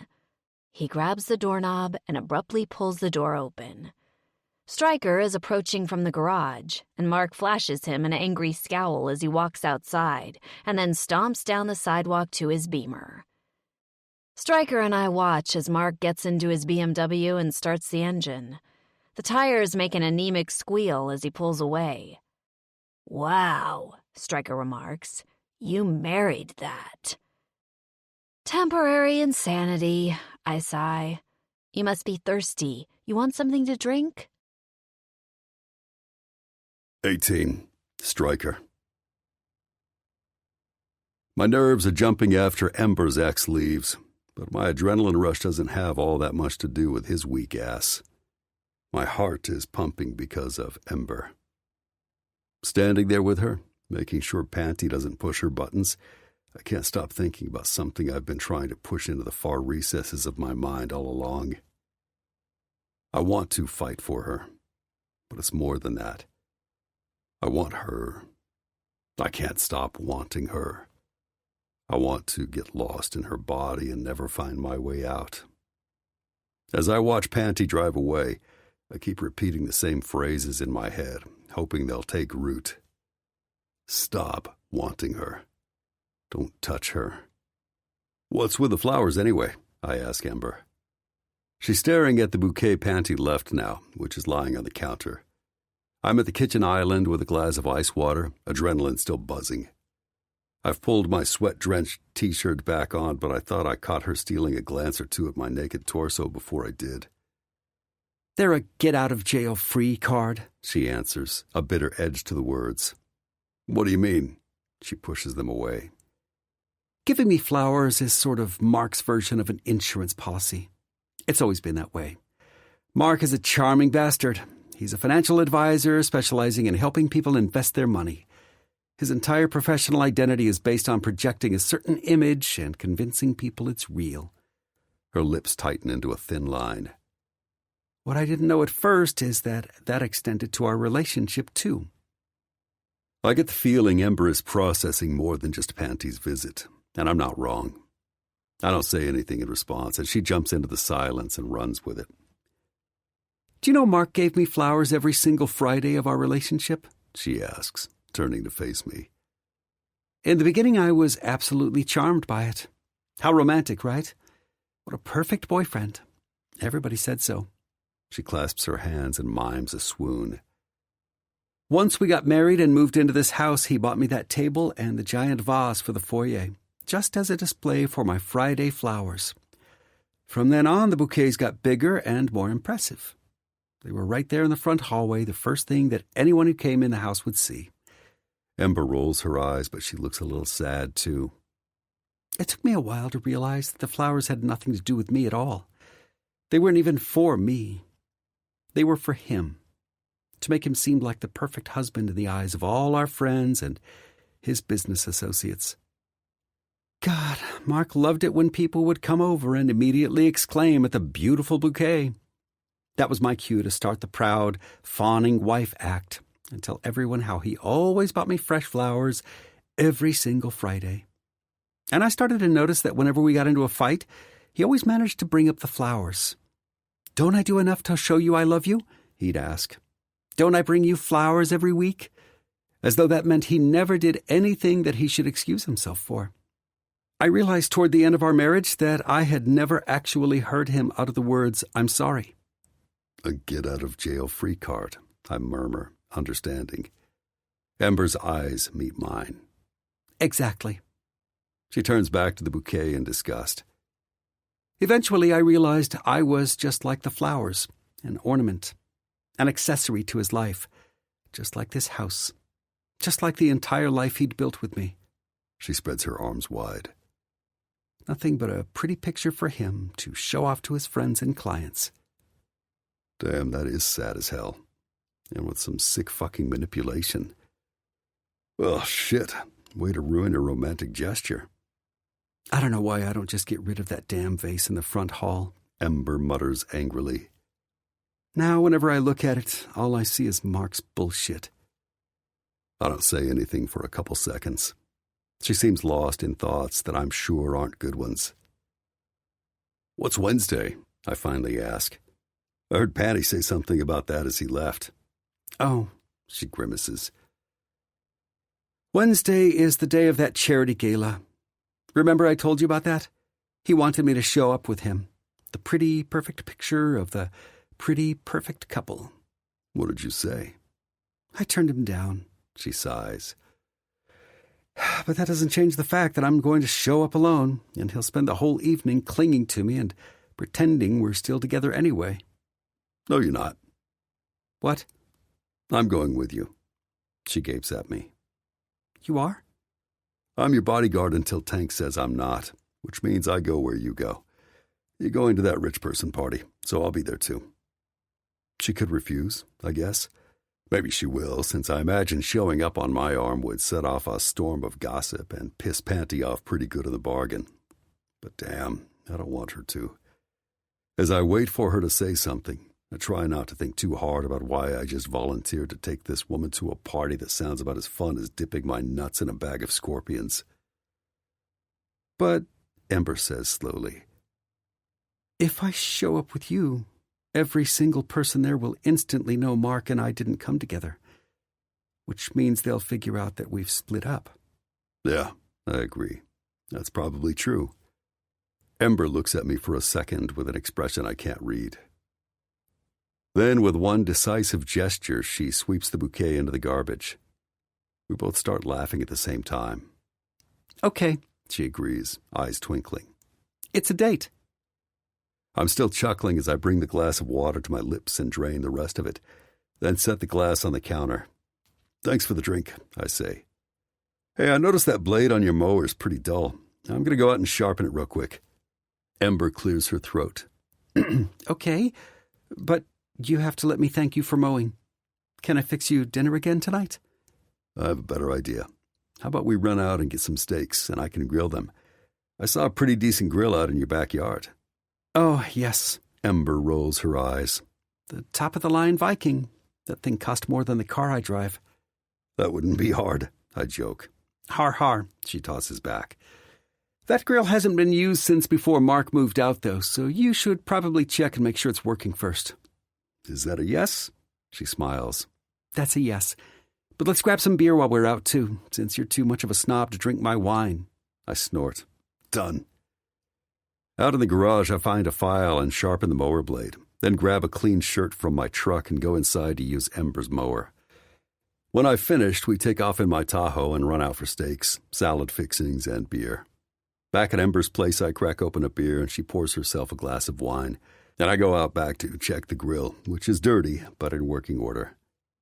Ember puts herself in charge of making a salad and I throw on the steaks. We sit on her back patio with the sun setting and Bird at my feet as we eat our feast. Her face is bathed in a soft glow, and she's happy and animated. I realize as I sit and watch her talk that I've never done anything like this with a woman. Make and eat dinner. Sit around and shoot the shit about everything and nothing. In my experience, women ain't for talking to or hanging out with. They're for fucking. But since I'm not supposed to do that with Ember, spending time with her is a different animal. I like it a lot more than I thought I would. Even though all things considered, I'd rather be fucking her. When we're done eating, we sit there for a while and finish our drinks. Then Ember invites me in to watch movies. I mean, if you're going to be here anyway, she says softly, you may as well hang out in here with me, right? We end up nixing the movie idea and just watching a few episodes of a comedy series she likes. I barely even notice what it's about, but I don't care because I mostly just like watching her laugh. Jesus, she's beautiful. Eventually, we get tired of watching the show. Ember turns down the volume and we just talk instead. Sexy as fuck Ember is back now, due to the couple glasses of wine she's had, and there's a glint of mischief in her eyes that's damn unnerving. Stryker, she says suddenly, what would you be doing tonight if you weren't here with me? The line I used with Tank pops into my head. Drinking, fucking, fighting, writing. Except I haven't fucked anyone at all lately. Not since I met Ember. I don't know, I rumble. Probably not much. Maybe I'd be at the clubhouse with the lords. So, you don't have a girlfriend? I start to crack up. No, I don't have one of those. Why not? I get ready to make a flip comment, but she's asking seriously. And for some reason, I find myself answering seriously, too. It's weird how it feels like she's reading my thoughts from earlier. Because I never met a woman I wanted to just hang out with. You mean like this? She asks. I blink. Yeah, like this. I clear my throat and tell myself to change the subject, to get off the couch and go get another beer. Anything to put some distance between me and the fucking gorgeous woman sitting 2 feet away from me. But then her lips part, and she licks them, and something happens in her eyes that makes them darker and deeper, and then somehow she's in my arms and my mouth is on hers. I stroke my tongue across her bottom lip. She moans and sinks into me. It's heated and rough and fierce, and Jesus Christ, I've been waiting my whole life for this woman, and I didn't even know it. Stryker, she whispers when my mouth breaks from hers.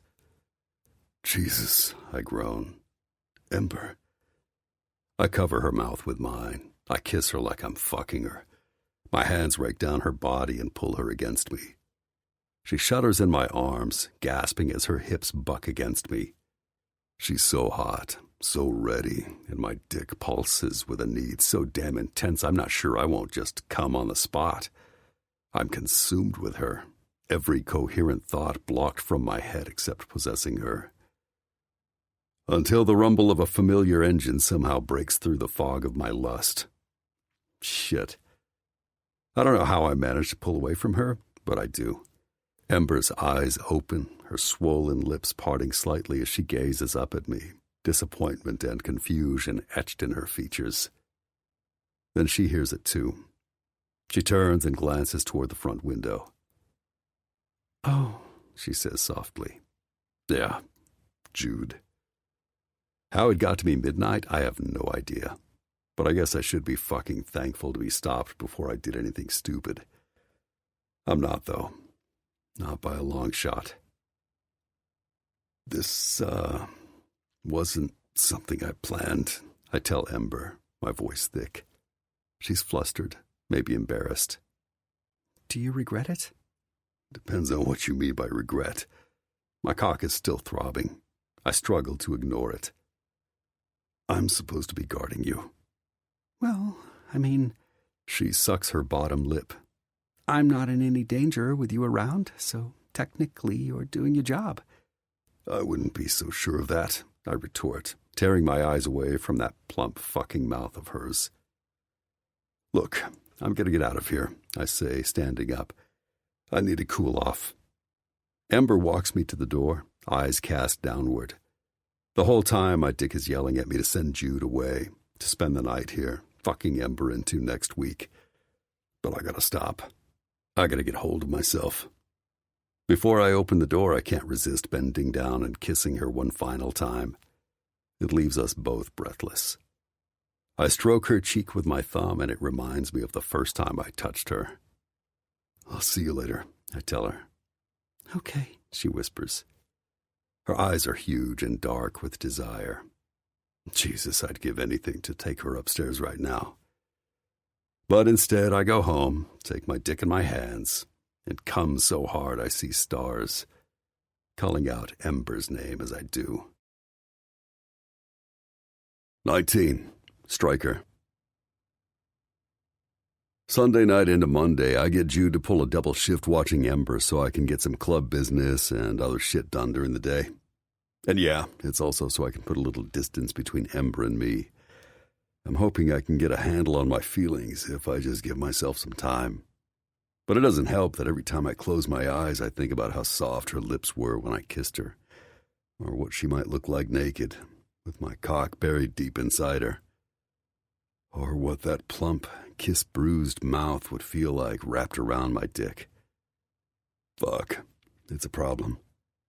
On Monday morning, once I confirm with Jude that Ember made it safely to work, I call Twisted Pipes, the MC's auto and motorcycle shop in Tanner Springs.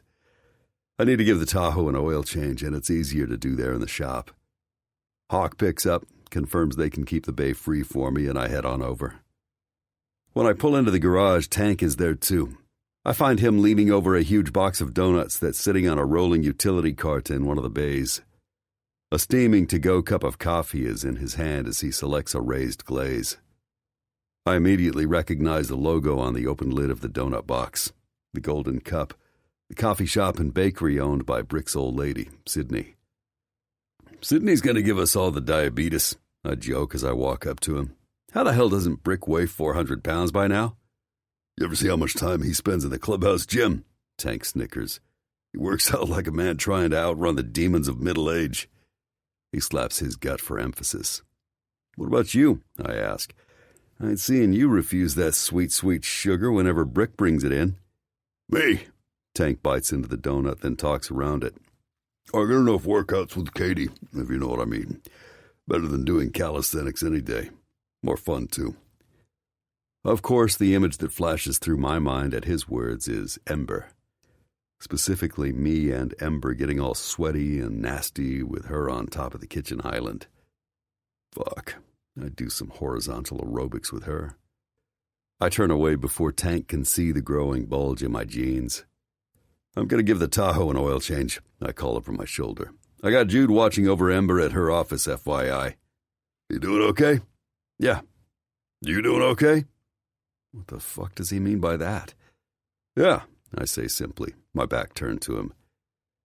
I get to work on the oil change. Tank takes his coffee and goes into the main office. I can hear him in there, shooting the shit with Hawk and Brick. A few minutes later, he comes back out, empty-handed now, and comes over to where I'm working. Hey, brother, he says. Just to let you know, Katie's ex called her last night, and her stepdad called afterwards. They got the letter Ember sent. They're fucking pissed about the divorce filing.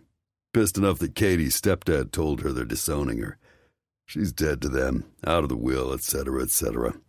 I guess her ex threatened to come find her. Said, and I quote, "You better be careful, baby girl. Now I know where you live." Shit, that don't sound good. Is Katie upset? Tank's jaw ticks. No, she fucking laughed, actually. Thinks it's just bluster and wounded pride. She said, "What does he have to gain by coming after me? I'm walking away from everything and leaving it to them." I ain't so sure, though. From what she's told me about this asshole, he's a vindictive motherfucker. I still got eyes on the whole family over in North Carolina, though, so if they make a move, I'll know. Yeah, I grunt. Unless they hire out muscle to do it for them. Tank nods. That's the question. I told Katie she had to agree to having protection, given what her ex and stepdad said. She admitted it was a good idea, so at least I don't have to hide that I'm having her guarded anymore. Gunner's with her now. I'll let Jude know about it. Make sure he's aware the family might get a wild hair and come down here. We'll keep an extra close eye on Ember until we see how things play out. A week ago, I would have been pissed that this meant I had to keep guarding Ember. I'd be frustrated and irritated at being asked to do a job that amounts to just sitting on my ass, protecting some tight-ass lawyer chick from a boogeyman that probably doesn't have the balls to show his face here. But as it stands right now, my reaction is the exact opposite. I'm relieved Tank wants me to keep watching Ember. Whether or not Katie's ex is a credible threat, I'll feel better if her protection is something I'm in charge of. It's a messed up situation. I haven't fucked her, though Christ knows I wanted to last night. But somehow Ember's different. I mean, yeah, I want to hit that. But I like her too. Genuinely. I care about the shit she has to say. She's not the rich bitch I thought she was. Hell, turns out she's not even rich. She's tough, though. Smart and determined. And a hell of a lot more down to earth than I thought she'd be. Shit, if I'm honest with myself, I'm not looking forward to what it'll be like when all this is over and I don't have an excuse to hang out with her anymore. Hey, also, Tank rumbles, cutting into my thoughts. Ember got Ren's birth certificate from the county. I ain't on it. Yeah, I know. Ember told me. She did, eh? Tank shoots me a sharp glance. I was there when she picked up the mail. Huh. Tank waits a beat.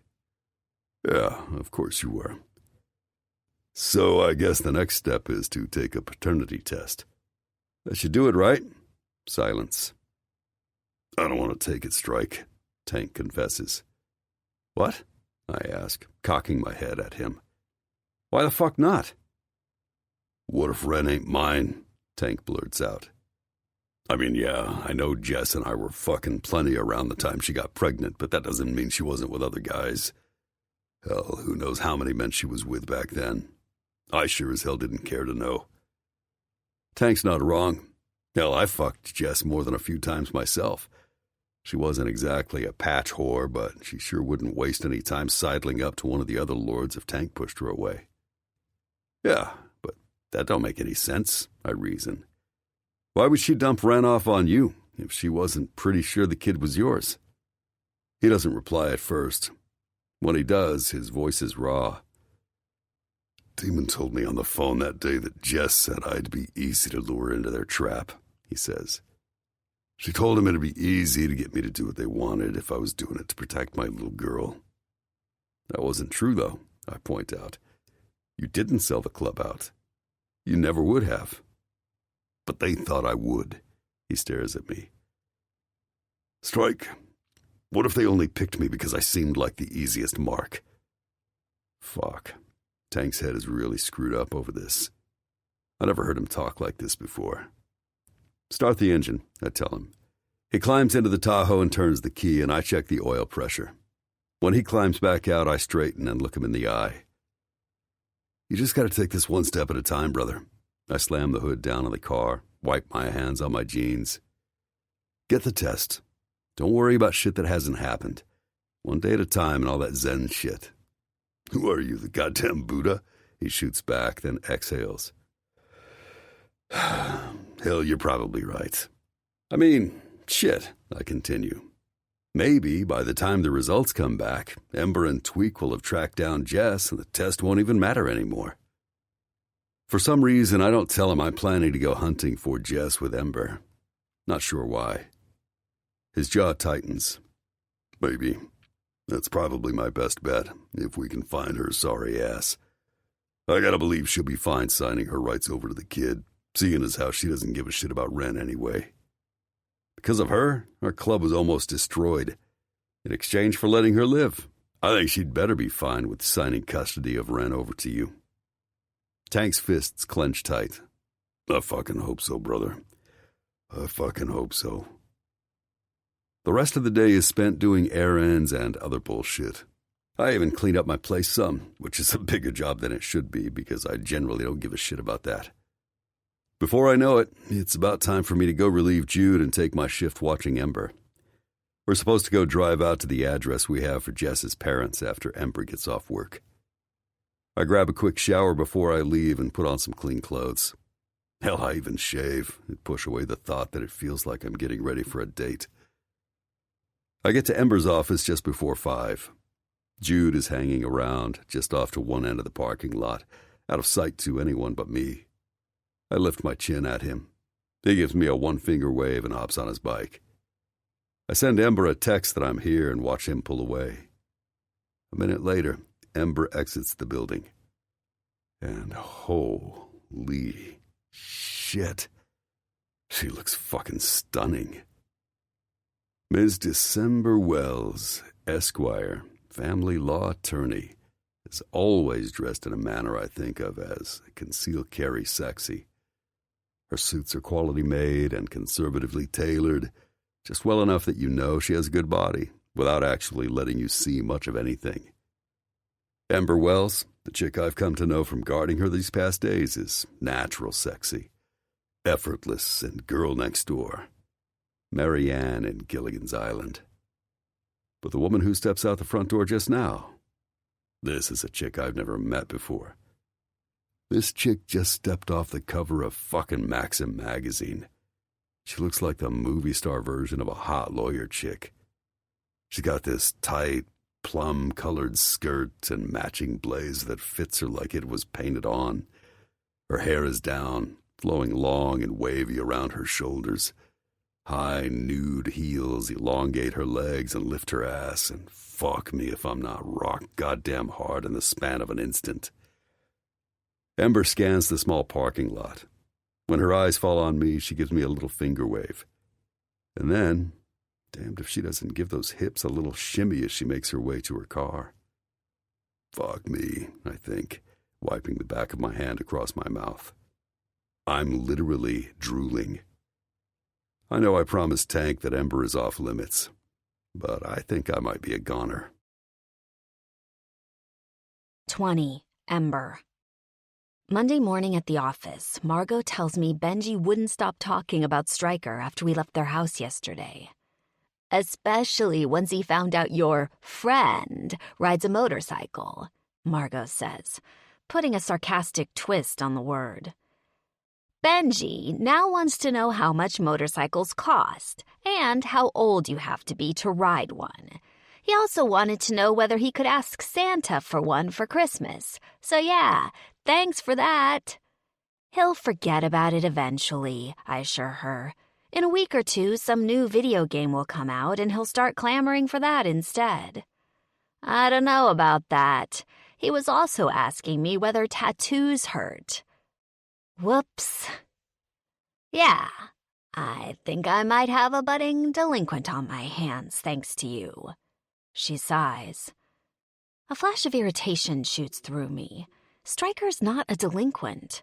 I mean, okay, yeah, technically, he has probably done some less than legal things in his life. But he told me his club is going legit now. Just because he rides a motorcycle and has tattoos. Hey, what's with that outfit anyway? Margot asks, interrupting my inner monologue. She eyes me up and down. You have a hot lunch date or something? What do you mean? I ask, blushing. She crosses her arms. You know exactly what I mean. I've only ever seen you wear that suit when you're trying to win a case against a perv. And you don't even have court today. So what's the deal? Sheepishly, I look down at my attire. A belted plum-colored blazer and pencil skirt cut just above the knee. The blazer shows off my waist, and yes, it does accentuate my figure more than most of my normal work attire. The last time I wore it was when I was representing a client whose soon-to-be ex-husband was a cheating scumbag with a roving eye. The female judge saw him leering openly at me and, well, let's just say, I don't know for sure that it had anything to do with our winning a hefty settlement, but I don't think it hurt either. There's nothing on your schedule for lunch, though, Margot continues, still guessing. You have a date later, don't you? An after-work drink. No, I really don't. Come on, Em. Who is he and where are you meeting him? Is he picking you up here? Margot glances out the front window to the parking lot. Hey, she frowns. I thought you said your car was in the shop. Wasn't that why the biker guy drove you over to our place yesterday? Oh, shit. Wait! Margot's eyes widen into an incredulous stare. Wait, just a gosh darn second. It's him, isn't it? It's the biker. No! Oh, God. I just... Who is it then? Margot demands, eyes locked on my face. I mean, it's not a date, I fumble. I don't have a date. Stryker's not... It's not like that. Oh my God, Margot erupts.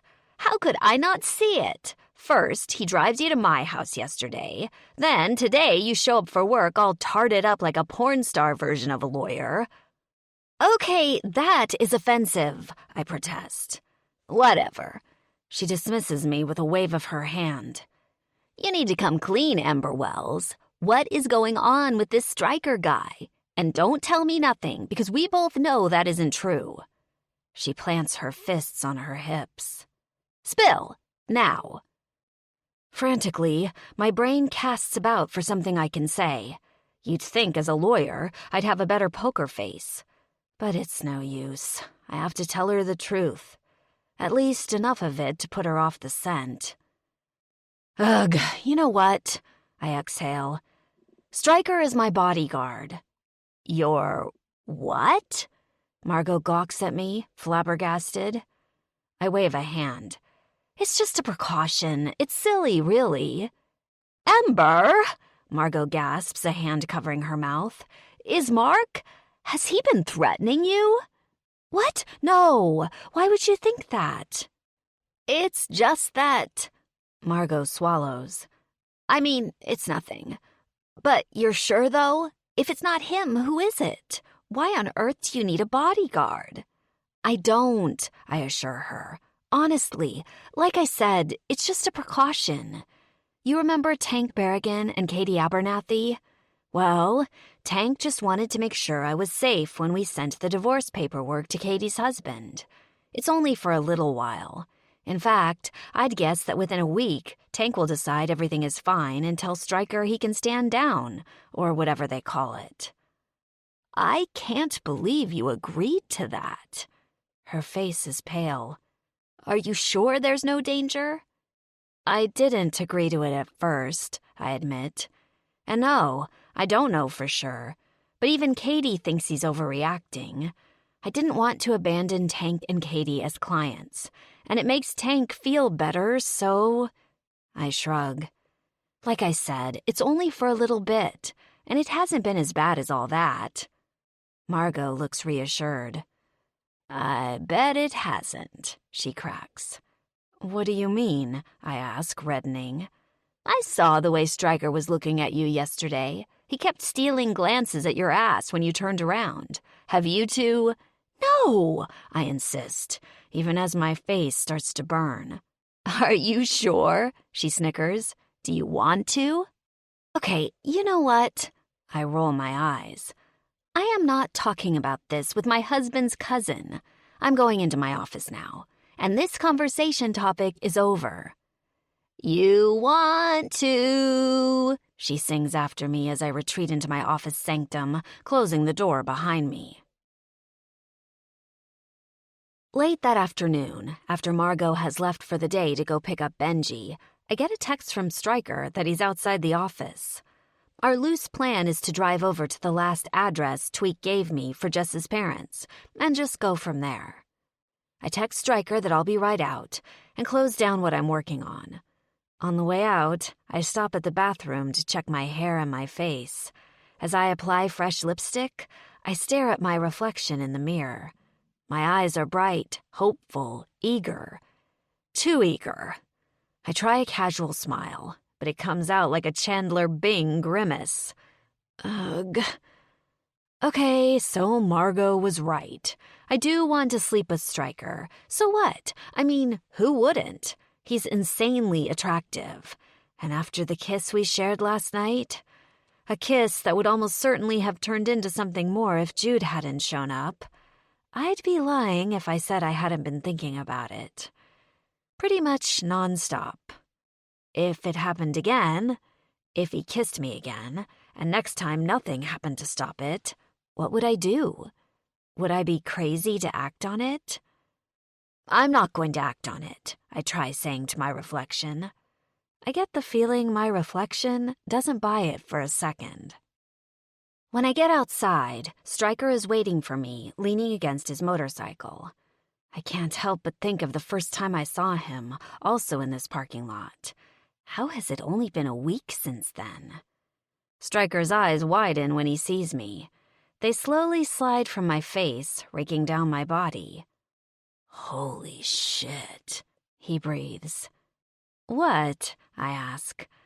A little thrill of excitement chases up my spine to hear the same raw hunger in him I recognized from last night.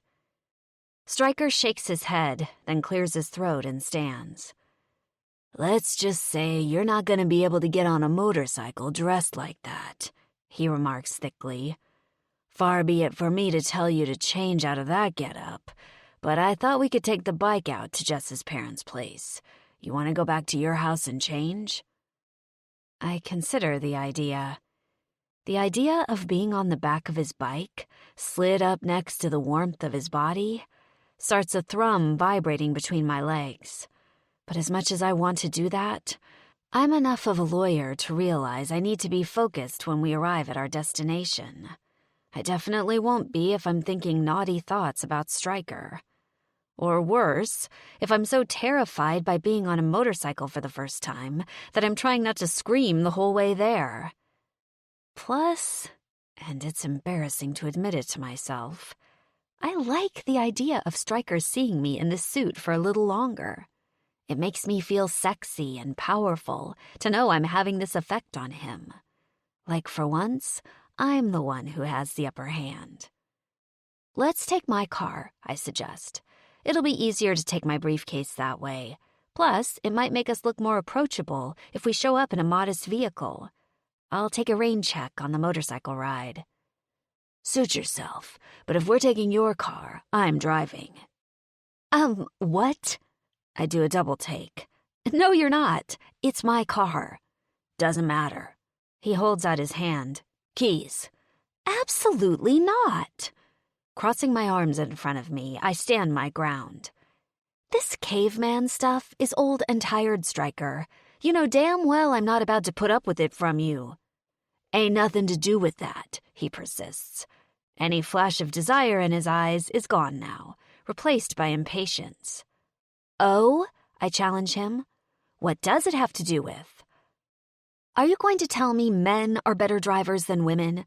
Are you going to say you think you're less safe with me behind the wheel, even though you have never once driven with me? For fuck's sake, he growls. No, men aren't better drivers than women. I'm sure you're a fine driver, but I'm a better driver than you. Oh my God, are you listening to yourself right now? I yell. How has this conversation gone from light flirtation to me literally wanting to pull my hair out by its roots? It's the truth, he says bluntly. Unless you have experience in tactical driving, do you? No, but nothing, he says, cutting me off. I repeat, I'm a better driver than you, and my job is to protect you, so... I can't win this argument with words like I usually do in the courtroom. So, I do the only thing I can do. Before Stryker can react, I fling open the driver's side door and jump in, clipping my seatbelt on around me.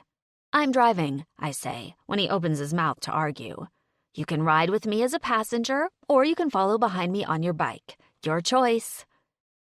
Stryker blinks down at me in disbelief. His dark eyes flash. I hold my breath, hoping he won't just reach down and physically pry me out of the car. Jesus Christ, he sighs, rolling his eyes, and goes over to the passenger side. I do a tiny victory dance in my seat. 21. Ember.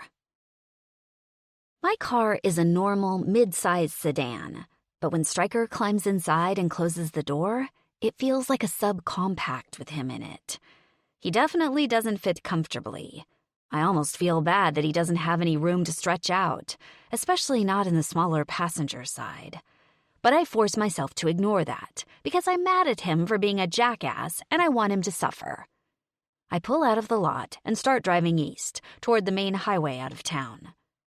"You know where you're going?" Stryker asks in a clipped tone. "I know how to get out of town, yes," I snap. "When we get closer, you can navigate, or I can plug the address into my phone." Stryker huffs. I gloat. Yeah, this is starting out real well. I'm normally a very careful driver, but having Stryker in the car watching my every move makes me nervous, especially after our tug-of-war. I'm hyper-aware of everything I do, down to when I put my turn signal on and how smoothly I brake. As I drive, I continue our argument with him inside my head, telling him that I don't give a damn what he thinks. But even I know I'm trying too hard to convince myself of that. By the time we reach the next town, I'm jumpy, wishing we were already at our destination. "I didn't check to see how long this trip is going to take," I mumble at Stryker when I pull up at a stoplight, trying to thaw the ice a bit. "Can you get on your phone and—" Thump! My head snaps forward on my neck as we're hit from behind. "Shit!" I gasp, adrenaline spiking through me. "What the hell?" A car door slams. I look in the side mirror to see a man approaching, waving his arms and yelling. Eyes wide with confusion, I glance at Stryker, then hurriedly put the car in park and open my door. "God damn it!" the man is shouting as I emerge from the car and stand to face him. "What the fuck is wrong with you?" "What's wrong with me?" I sputter. "What are you talking about? You hit me." "The fucking light was green." "It was not," I protest. Quickly, I look behind me at the intersection. "I mean, it is now, but—" Right on cue, other cars behind us start honking their horns. "God damn it!" the man swears again. He stalks forward, eyes flashing. He steps even closer until he's towering over me and I'm backed up against the side of my car. "You're gonna pay for every red cent of the damage to my truck, lady!" he shouts, spittle flying. "Please, back away, sir," I choke out, trying and failing to sound authoritative. "You better fucking have insurance," he snarls. "I have insurance, but I'm not the one—" "Hey, what's the problem?" Behind me, Stryker's door slams. The man looks over my head at him. "What the fuck is wrong with your wife's driving, buddy?" he shouts, his chin jutting forward. Stryker steps around the car. "Ain't nothing wrong with her driving. The light was still red. You hit her." He pauses. "Buddy." The man curls his lip. Sure, buddy. Why the fuck aren't you driving?" Stryker comes up to stand next to me. He shrugs. "Her car." The man narrows his eyes. "The way she drives, you ought to take that car away from her. Or don't you got the balls to keep her in line?" "You better stop now," Stryker warns. "Before you say something you're gonna regret." "What?" the man sneers. "Like you're pussy whipped?" In a flash, Stryker reaches forward and grabs his throat with one hand and a fistful of his shirt in the other. He slams him backward against the truck, then starts punching him repeatedly in the face. The man tries to duck the second blow, but by the third, the only thing he can do is cover his face with his arms. But Stryker doesn't slow. If anything, he hits him harder with every punch, his face a mask of rage. "Stryker, don't," I beg. "You'll kill him." I'm afraid I'm going to have to pull him off, which, given how strong Stryker is, doesn't seem likely. But to my surprise, Stryker stops mid-punch. He looks over at me, pauses, then releases the man's shirt, letting him slump against the truck. "Looks like I ain't the one getting whipped," he remarks dryly. "Oh my God," I whisper, feeling dizzy. Stryker takes a step back, shakes out his fist. "You want to wait for the cops on this?" he asks me, nodding toward my car. Shaken, I look over at my back bumper. No, I stammer, just wanting this to be over. There's not much damage. Okay. Suddenly, Stryker grabs hold of the guy's shirt with both fists again. He yanks him forward, then slams him back against the truck so hard I hear his skull rattle. You're fucking lucky I got someplace to be, asshole, he hisses through clenched teeth. Now get the fuck out of here, before I change my mind and give you what you deserve. With one final violent shake, Stryker lets go. Very deliberately, he crosses his arms in front of him, signaling he's waiting for the man to do something stupid. Furious, the man shoots us both a look of loathing, then spits noisily on the ground. We watch as he gets in his truck, slams the door, throws it into reverse, and then back into drive, peeling out in a U-turn that takes him up the curb on the other side of the road as he drives away, engine roaring. Holy shit, I whisper. Yeah, hope that piece of shit learned his lesson, Stryker scowls. I suck in a breath. Don't you think you overreacted just a little bit? The traffic light has turned red again. I can't believe that whole exchange happened in less than a minute. Maybe, he growls. But that son of a bitch is gonna think twice the next time he decides to go balls out threatening a woman. So fuck it, he got what he deserved. I ain't sorry. Now give me the goddamn keys. What? Why? Oh my God, not this again. But Stryker isn't having it this time. Because I am driving, he roars, glaring daggers at me. If you don't want me to pull out my piece and shoot the tires out on the next car that gets too close for comfort, you'll do what I say. And if you got a problem with being a passenger in your own car, I'll drive us straight the fuck back to Tanner Springs to pick up my Tahoe and drive us in that. Your choice. It's not lost on me that he's tossing my exact words back at me. Judging from the fury in his eyes, Stryker is completely serious about everything he just said. I'm not going to win this battle a second time. Whatever, fine. I know when I'm beat. I pout a little to save face, but I give him my keys. In the car, the tension is thick enough to cut.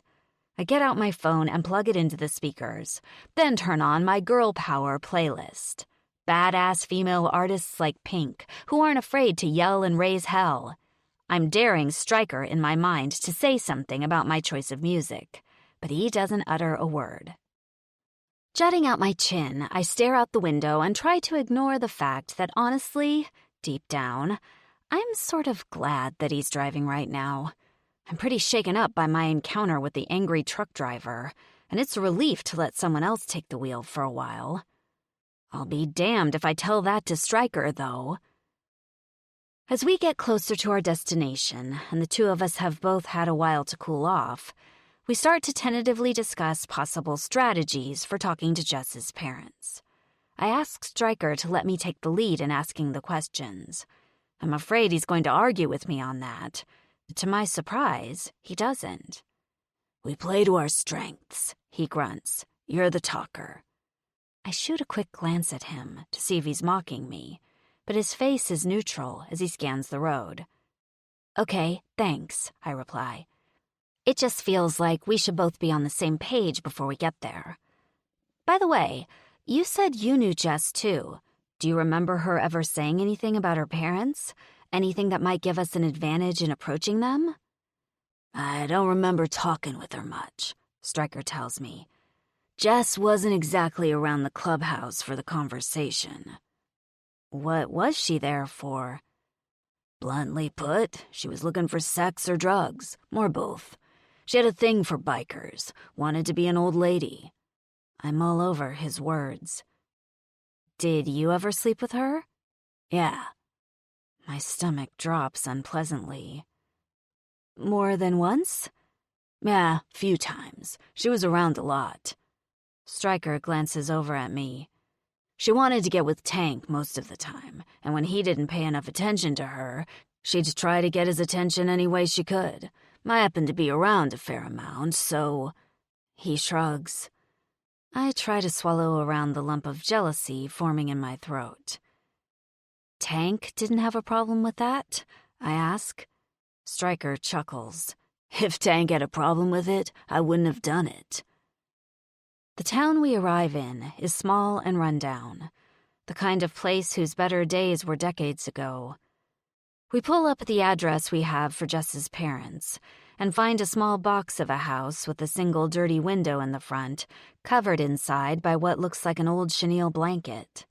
An off-center front door hangs over crumbling front steps. The only landscaping consists of overgrown daylilies that partly obscure the cracking cement foundation. I look over at Stryker as he turns off the car. You think this is it? I ask.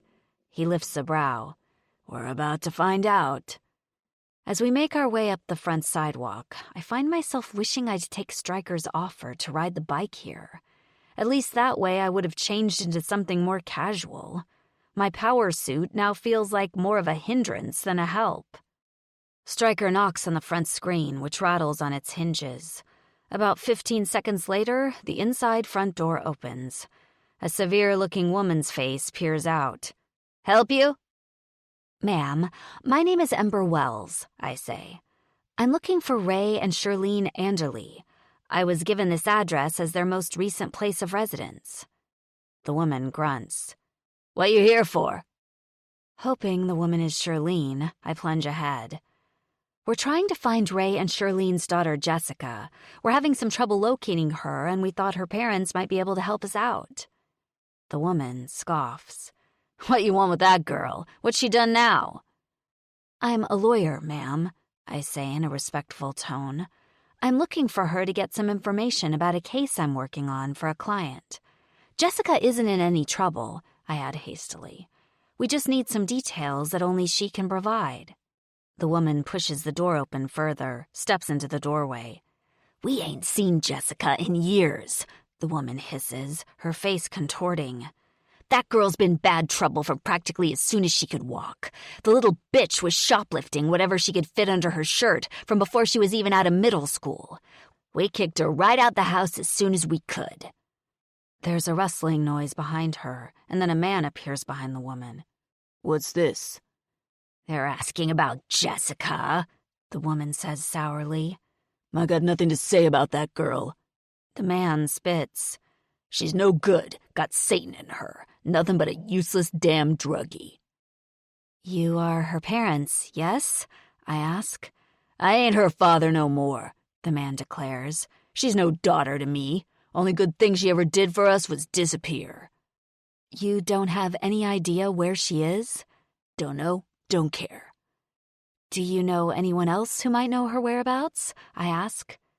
Why should we tell you? The woman narrows her eyes. You ain't nothing to us. I don't have a good answer to that, but Stryker speaks up. Jessica has hurt someone close to me, he rumbles. If you could help us find her, it would help out my friend a lot. The woman's angry gaze shifts to him. For a second, she doesn't say anything, and then lets out a humph. Her slut friend Peyton is living over in Reynoldsville, she scowls. They used to be thick as thieves, maybe still are, I don't know. She works over at the bar on Main Street there. Thank you very much for your time, I say politely, and hand the woman my card. If you happen to hear from her, please give me a call. Have a good evening. I don't expect them to do any such thing, of course. Neither of Jess's parents say anything in response. The woman peers at my card, but she doesn't give it back to me. She moves back from the threshold, and then the door closes in our faces. 22. Ember. Well, they're awful people, I murmur as we walk back toward my car. Stryker agrees. I think I'm starting to see how Jess got to be the way she did. One thing's for sure, though, I say fiercely. I fling open my car door before Stryker can do it for me. We have to make sure that whatever happens, those two never ever get guardianship of Ren. He blinks. Shit, you think that could happen? In a perfect world, no, but I've seen some pretty wild things happen in custody cases. and the courts have a preference for placing with relatives whenever possible. I lock eyes with Stryker. We have to make sure Ren stays with Tank and Katie. She has a loving family, and we have to protect that, no matter what. Stryker stares hard at me for a second. I see something going on behind those dark, brooding eyes of his, but I'm not sure what it is. Wordlessly, he waits for me to get in the passenger side, then closes the door for me and goes over to get behind the wheel. Something is telling me to wait for him to speak first, so I settle in and make myself try not to fill the silence. "You know," he eventually says, "when I first met you, I thought you were a stuck-up rich bitch who was going to take Tank's money and let his kid get taken from him." "Whoa!" I let out a startled laugh, trying not to feel hurt. Okay, tell me how you really feel." "It's true." He pauses. "I don't think that anymore, though." "Well, that's nice of you." "Look, it didn't really have anything to do with you as a person." "No," I say sarcastically, "just with your assumptions about my profession and who you thought I was as a person." "Well, yeah," he agrees, "but I had my reasons for that." "What? You've had a bad experience with a lawyer, I guess? Well, you could choose any number of the thousands of lawyer jokes out there, and most of them would have a grain of truth to them. But we're not all bad, Stryker." He doesn't reply for a minute or so.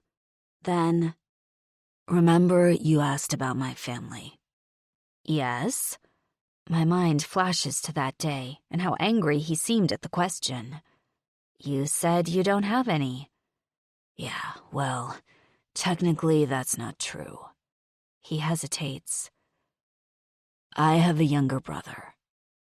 The raw edge to Stryker's words makes me worry that the brother is dead. But then, Stryker just said have, not had, so maybe that's not it. "Where is he?" I ask, half fearing the answer. "Fuck if I know. Chicago, maybe. That's where he was the last time I talked to him." I wait for more. Stryker starts the car and pulls away. "Richie is 8 years younger than me." He exhales tiredly, suddenly sounding 100 years old. "Our parents got killed in a car crash driving home one night. It was their anniversary. The first night out they'd had in who knows how long.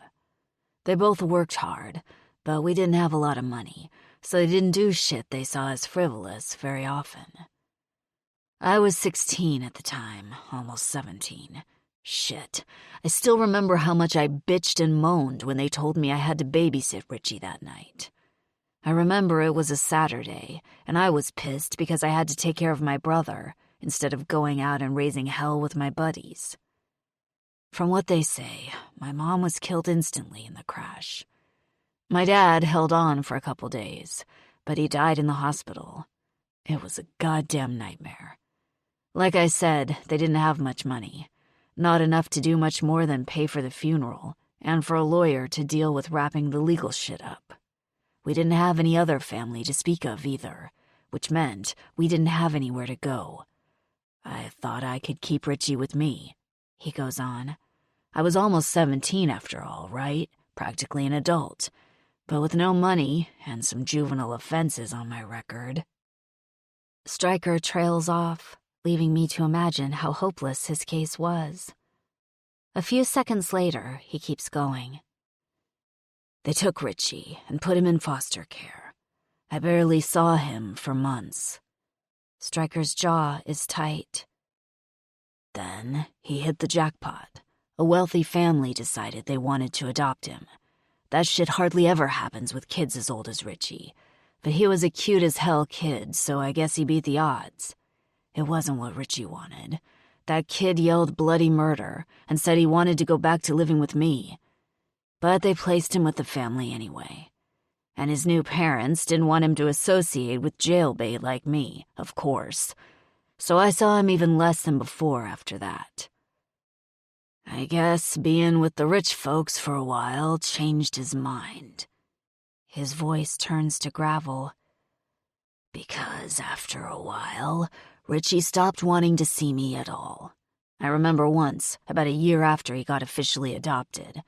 By now, he was 12. I went to his school one afternoon, right at the end of the day. I was just hoping to see him, you know? I was going to tell him to ask his parents to let me take him out one day that weekend. He gives his head a quick shake. He looked embarrassed as hell to see me. I gave him my number, but he never called. I took the hint.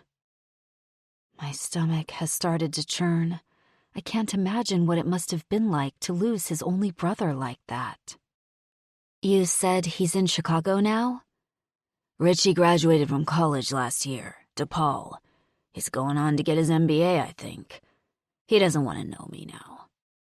Stryker grips the steering wheel hard.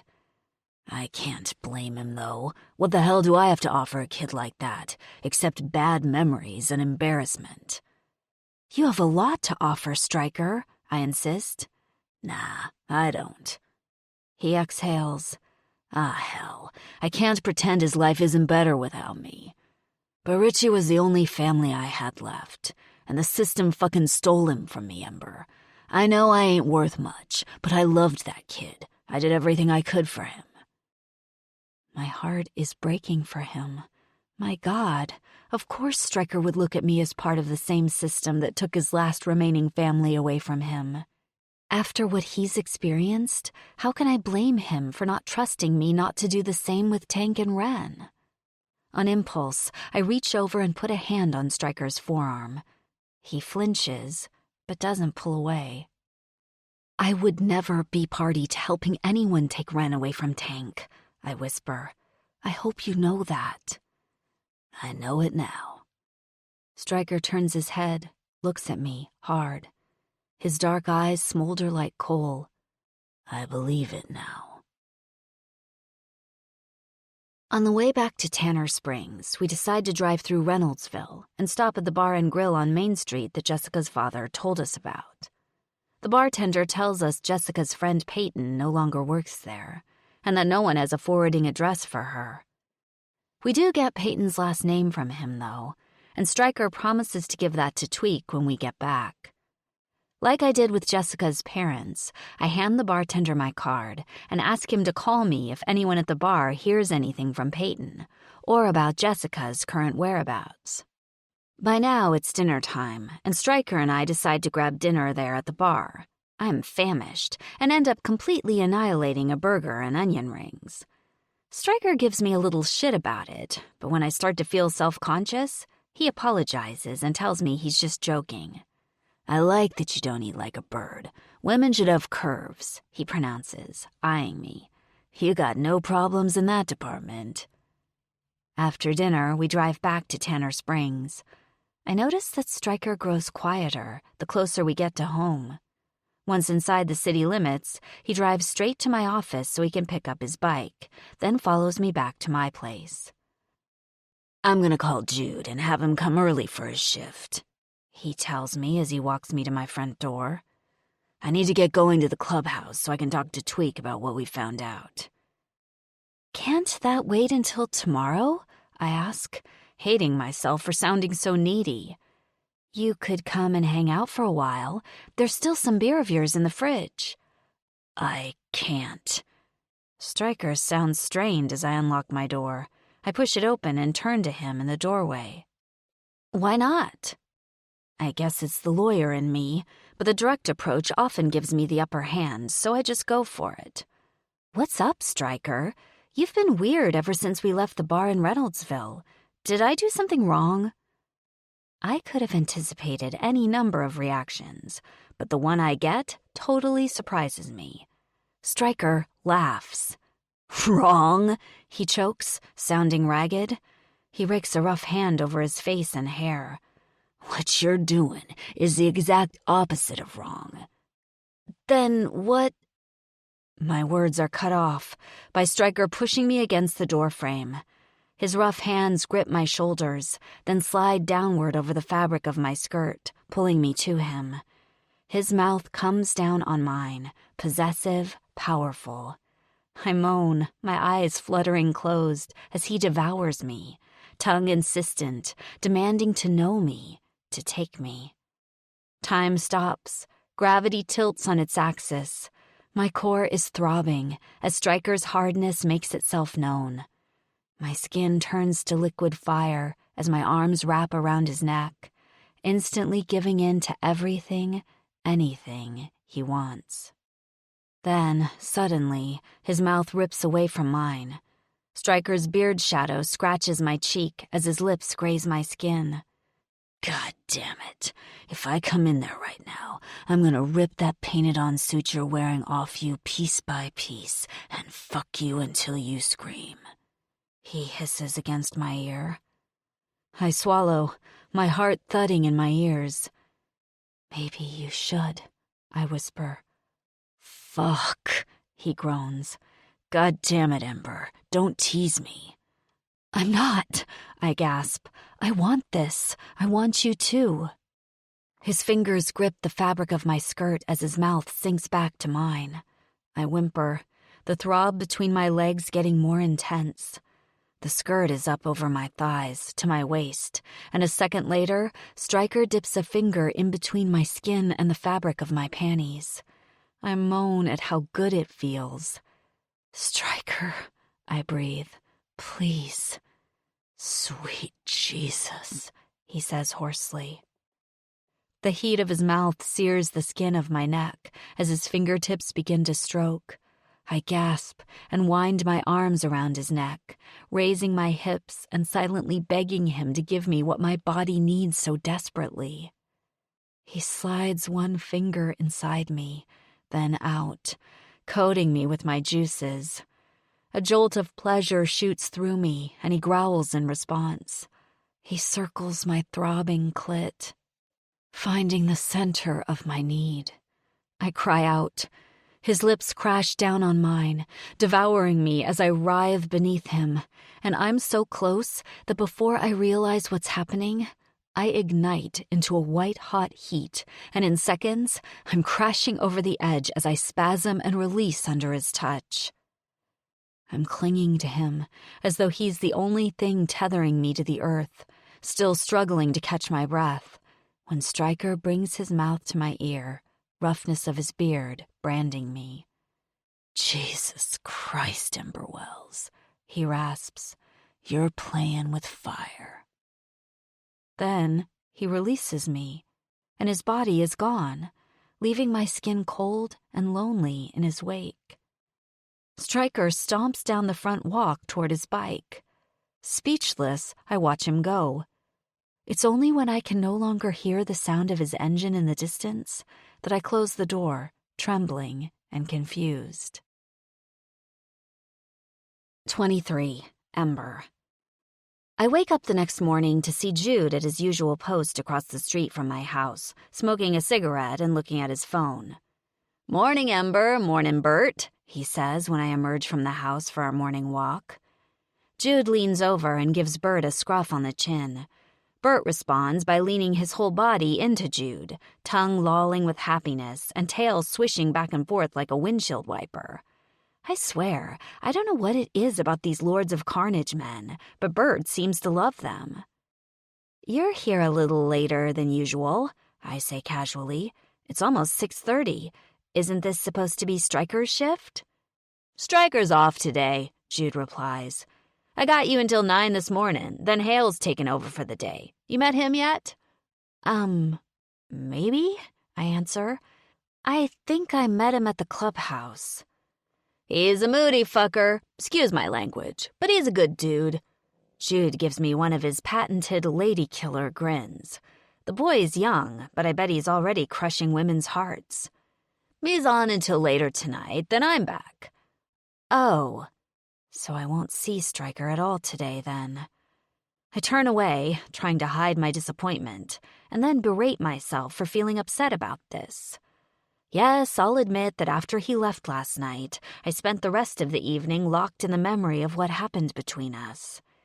And as I lay there in the dark in my bed, I couldn't stop myself from wondering if it's just attraction we feel for each other, or something else.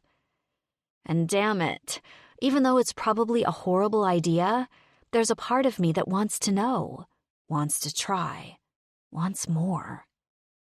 I spent most of last night tossing and turning, nervously thinking about what it would be like to see him this morning.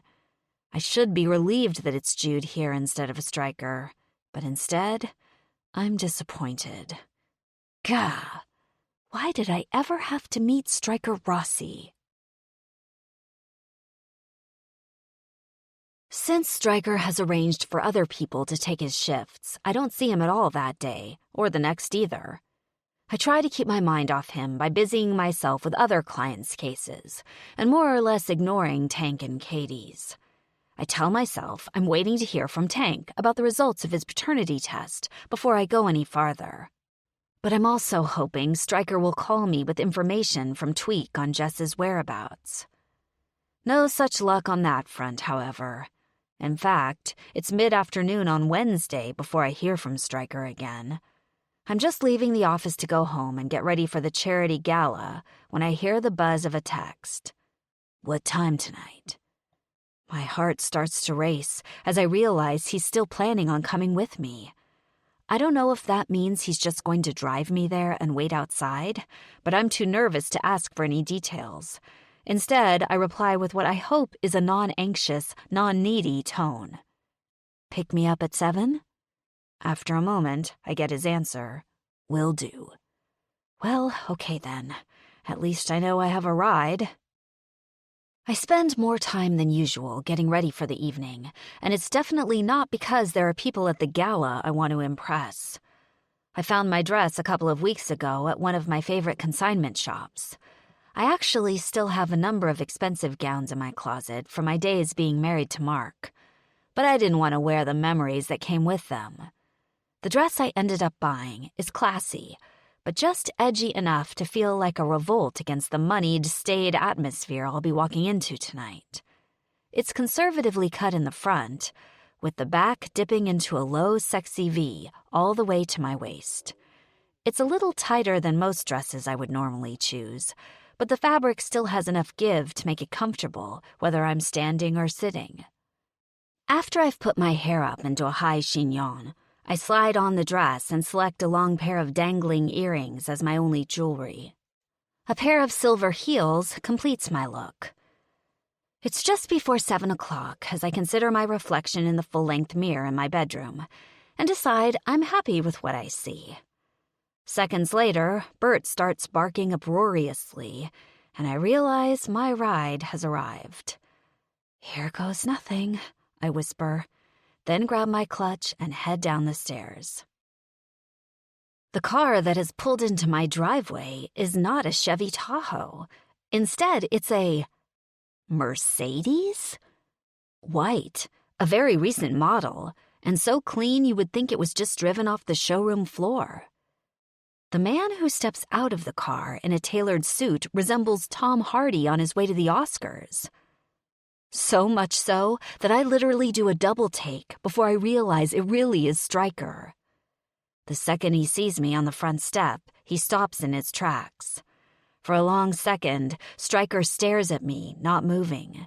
His eyes slide over my dress, slowly and languidly. It's a repeat of his reaction to my suit from the other day, except this time he's more controlled, more deliberate. "You're not gonna make this easy for me, are you?" Stryker asks. I meet his gaze uncertainly, but his eyes are twinkling, so I let myself relax a little. "I'll take that as a compliment," I say, feeling heat rise to my cheeks. "You should. You look hot as sin." "You look pretty sinful yourself," I admit. "Nice suit. Nice car, too." He opens the passenger door for me. "Only the best for the woman who's sure to be the best-looking one there," he says as I slide in. I don't know how to react to his compliment. Actually, I don't know how to react to anything about how Stryker is acting right now. After what happened the last time I saw him, I was expecting, I don't know, distance? Polite professionalism? So instead, I say nothing and just make sure my skirt is all the way inside so he can shut the door. As he walks around the front to his side, I notice how crisp and polished he is, how well he fills the suit out, and how hard it is not to stare at his narrow hips and bulging biceps. My God, I whisper, how is he even more handsome like this?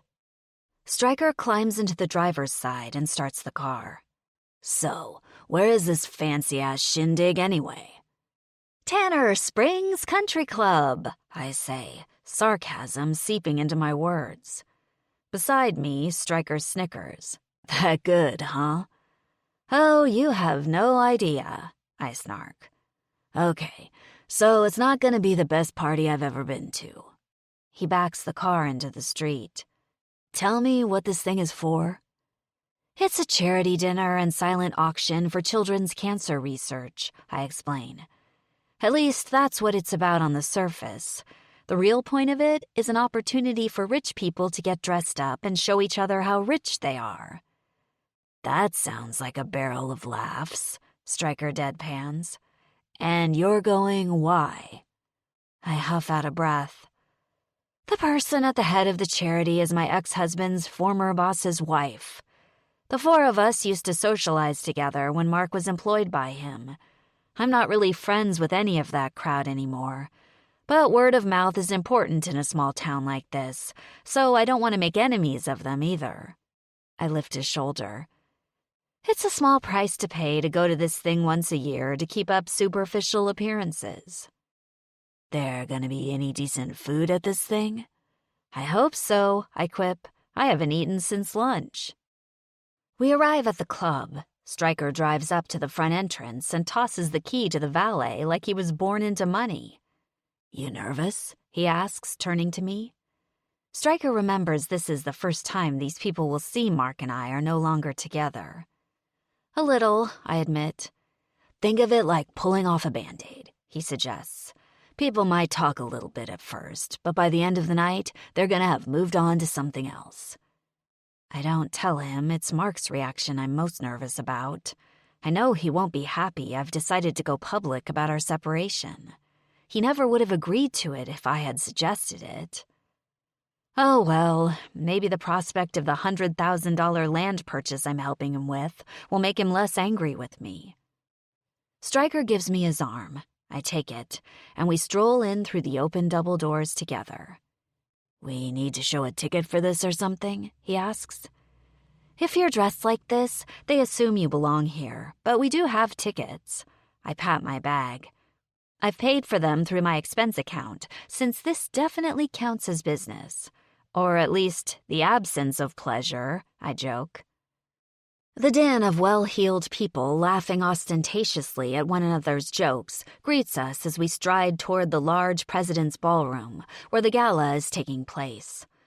My stomach flutters a little bit, but I'm actually calmer than I would otherwise be because Stryker is here with me. A caterer comes by carrying a tray of champagne. I reach out and take a glass. You? I ask Stryker. I'm gonna grab a whiskey. I take a sip. I'll come with you. As we make our way over to the bar, familiar faces smile at me in greeting. I notice many of them casting surreptitious glances at Stryker. A few of the women turn toward one another to whisper. It doesn't take a genius to guess what sorts of things they're saying. I answer them in my mind. Yes, he's smoking hot. Yes, he's my date. Stryker gets his drink and we move into the crowd. If he's hating this so far, his expression doesn't show it. I make a mental note to congratulate him on his poker face later. I'm just taking my second sip of champagne when I notice Miranda Fortier making her way through the crowd. Heads up, I say to Stryker. Here comes the gala organizer. December, Miranda coos as she approaches. How good to see you. And you, I return, leaning in for an air kiss. The event is a triumph as usual. We've sold nearly twice as many tickets this year as we did last, she simpers, looking pleased. I do believe we're on target to set a record. How wonderful. But Miranda's icy blue eyes have left mine, and she's now staring at Stryker with naked interest. "And who is this December? I don't believe I've seen him around town before." "Stryker Rossi," Stryker rumbles. I suppress a giggle, because I'm almost certain she has seen him around Tanner Springs. She just doesn't recognize him. "Goodness, aren't you lovely?" she purrs, gazing at him through her lashes. "I'm afraid I'm new to your gala this year," Stryker says, sounding like he does this every day. "Tell me more about the charity you're supporting." "We're raising money to fight children's cancer." Miranda flashes him a dazzling smile that probably cost more than my annual salary. "I hope you can contribute to the cause." "Count on it." "I believe you're seated at table 14, December," Miranda continues, not taking her eyes off Stryker. "Please, do let's reconnect after dinner. I'm afraid I need to continue greeting people." I let out a deep sigh of relief as she whirls away. "Damn, you're good at this," I remarked to Stryker. "Don't sound so surprised." His mouth curves upward. "So anyway, that's Miranda. You made such a good impression that she didn't even ask me about Mark." Stryker cocks a brow at me. "You think she'll want to strike up a convo next time I see her downtown?" I burst out laughing so loudly that a few people turned to see what the commotion is about. "Lord, I would actually pay to see that," I tell him. Feeling strangely lighthearted, I toss back the rest of my champagne and grab another glass from a roving waiter. "You need to eat if you're going to keep downing that champagne," Stryker says, grabbing me an hors d'oeuvre from a passing caterer. "You need to quit bossing me around," I retort, as I let him pop it into my mouth. But he just chuckles. I should hate Stryker's protective, dominant streak way more than I do. Mark was a domineering asshole when we were married, and I always hated it. But the way Stryker acts toward me feels different somehow. Of course it feels different. You have the hots for him. Get a grip on yourself. While my conscience is giving me a stern bitching out, I don't even notice Mark himself approaching until he's basically right in front of us. He's dressed impeccably in the tuxedo that he owns, but that does nothing to distract from the fury on his face. "Ember," he grits out. "Hello, Mark." "You're looking well. New dress, I see. And you've got your gardener with you." His lip curls. "How nice." "Panny," Stryker greets my ex-husband with a deliberate smirk. "How long did it take for you to get the dirt cleaned out from under your fingernails? Stryker, isn't it?" Mark draws himself up to his full height, which is still a good 2 inches shorter than Stryker. "You know, I did a little digging about you, Mr. Rossi. Ember, you can't have known he's part of that motorcycle gang, the Lords of Carnage." "Club," Stryker corrects. "What?" Mark turns to Stryker with an expression of open loathing. "It's a motorcycle club, not a gang." Stryker's tone is calm, almost pleasant. He's absolutely unflappable. The contrast with Mark's simmering anger is so ludicrous that I find any tension I was feeling actually ebbing away. "Jesus, December, I thought you had more sense than to do this," Mark hisses, waving one hand in an arc to indicate the room. "This doesn't only hurt me, it hurts you. Your reputation is fragile, and you are in the process of destroying it." "I'll take my chances," I tell him, with a calm I almost feel. Mark takes a deep breath, then turns to Stryker, a tight rictus of a smile on his face. "You know, I remember hearing a joke about bikers. You'll like this one. Do you know the difference between a Hoover and a Harley?" Mark waits a beat. "The position of the dirtbag," he finishes, then starts to chuckle. "Yeah, I've heard that one," Stryker drawls. "You know, it's a douchebag move to laugh at your own jokes." I'm starting to wonder whether I should separate the two of them when Denise Hadley comes sauntering up. First time I've ever been glad to see her, I think to myself snarkily. Accompanying Denise is her father, Fletcher Hadley. "Hello, all," Denise says in her nasally voice as she loops her arm proprietorially through her father's. "Amber, I'm so glad to see you. I wasn't sure you were coming since Mark showed up alone, but—" She trails off, giving Stryker a frank once-over. "Denise Hadley, Fletcher Hadley, this is Stryker Rossi. Stryker, Fletcher is Denise's father.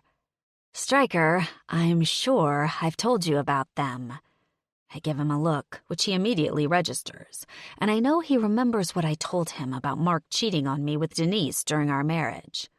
"Good to meet you," Stryker grunts. He sticks out his hand for Fletcher to shake. "I don't believe I know the name Rossi," Fletcher muses. "Is your family from here?" Denise and Fletcher are both staring at Stryker and me in curiosity and confusion, as of course they would. Mark's reddening face tells me that he's furious. And then, as if on cue, Stryker does the unthinkable. He slides his arm around my waist. "Afraid not," Stryker replies to Fletcher. "My family ain't the society type. I'm just here with my date." He gazes down at me with a gaze of such pure, unadulterated adoration that for a moment I am quite literally speechless. "I've told Ember that I feel like the luckiest guy in the world to snap her up when I did," Stryker continues. "Since she and Mark are getting divorced, I figure I'd better get in there and shoot my shot before some other guy came along, you know? Ember's 1 in a million, and any dude would have to be an idiot not to see that." By now, Denise is openly gaping. Fletcher is a bit more diplomatic. Clearing his throat, he says, "Well, that certainly is true. Ember is both beautiful and intelligent." Mark, on the other hand, looks like his head is about to explode off his neck. "Excuse me," he says tightly, spinning on his heel and stalking away. Half a second later, Denise makes a strangled sound in her throat. "I'm just going to go to the powder room," she stammers, and follows after him. Stryker squeezes my waist. I try not to giggle, half mortified, half gleeful. "If you two will excuse me for a second," Stryker continues, nodding at Mr. Hadley. "I'm gonna go grab myself another drink. Can I entrust my date with you for a moment, sir?" "Certainly, my boy," Fletcher chortles. "She's safe with me." Stryker gives me a wink and moves off to the bar. "Well, that was a little awkward for a moment, wasn't it?" Fletcher says merrily. "I'm sorry to say I had no idea you and Mark had split." "It's fine, really." I smile widely, the champagne finally starting to take effect. Mark and I hadn't been announcing our separation publicly, but we decided it was time. "I must say, divorce is a nasty business. I hope there's no tension between you," Fletcher continues. "Not at all, I assure you," I lie. "Well, good. I'd hate to think that my financial advisor was treating his spouse, or ex-spouse, poorly, especially because he's such a miracle worker. I've been bragging about how much money Mark is making me to everyone I know, referring clients to him left and right." "Is that right?" "Oh, yes. It really is quite amazing. I don't know how he does it." Fletcher chuckles, then leans in, lowering his voice. "Confidentially, I don't know if I'd have the strength to divorce someone who is making me this much money, no matter what the circumstances." I'm glad to hear that," I stammer, trying to mask my confusion at his words. As far as I know, Mark has always been reasonably competent at his job. But if he's doing so well right now, why would he have needed to borrow from our joint investments to pay off his great-uncle's property tax bill? Surely his clients' successes should be translating into big payoffs for him too, shouldn't they? It doesn't make sense. I'm spared having to continue the conversation, though, as Stryker comes up to rejoin us seconds later, a refreshed drink in his hand. Mr. Hadley chats with us a bit more, then moves off, as Miranda Fortier steps up onto the stage, welcomes us all to the gala, and tells us that we have half an hour to peruse the silent auction before dinner is served. 24. Striker. We stick around to the gala for as long as we can stand it. We wander around the silent auction, and Ember bids on a few things, including a spa package and a gift basket of candles and shit. Just for laughs, we bid on one of the grand prizes, a fancy vacation package for two to some fancy resort in the Turks and Caicos, which I think are some islands in the Caribbean or something. We eat a shitty dinner at a table filled with stiffs. I even take her out on the dance floor for a couple dances afterwards, just to see the steam coming out of Panty's ears. The whole time it's pretty fucking obvious that all eyes are on us, or at least all of the eyes of the people who knew Ember and Panty as a couple. Curious glances and outright stares start to accumulate. Ember handles it like a champ, but as the evening wears on, I can see a line of tension forming in her forehead. Eventually, she leans over to me and tells me in a whisper that she wants to make a break for it. "Don't you want to stick around and find out whether you won any of your bids?" I ask. She huffs out a laugh. I doubt it. The people who are here make a big show out of their generosity. Miranda reads out the winners' names at the end of the evening.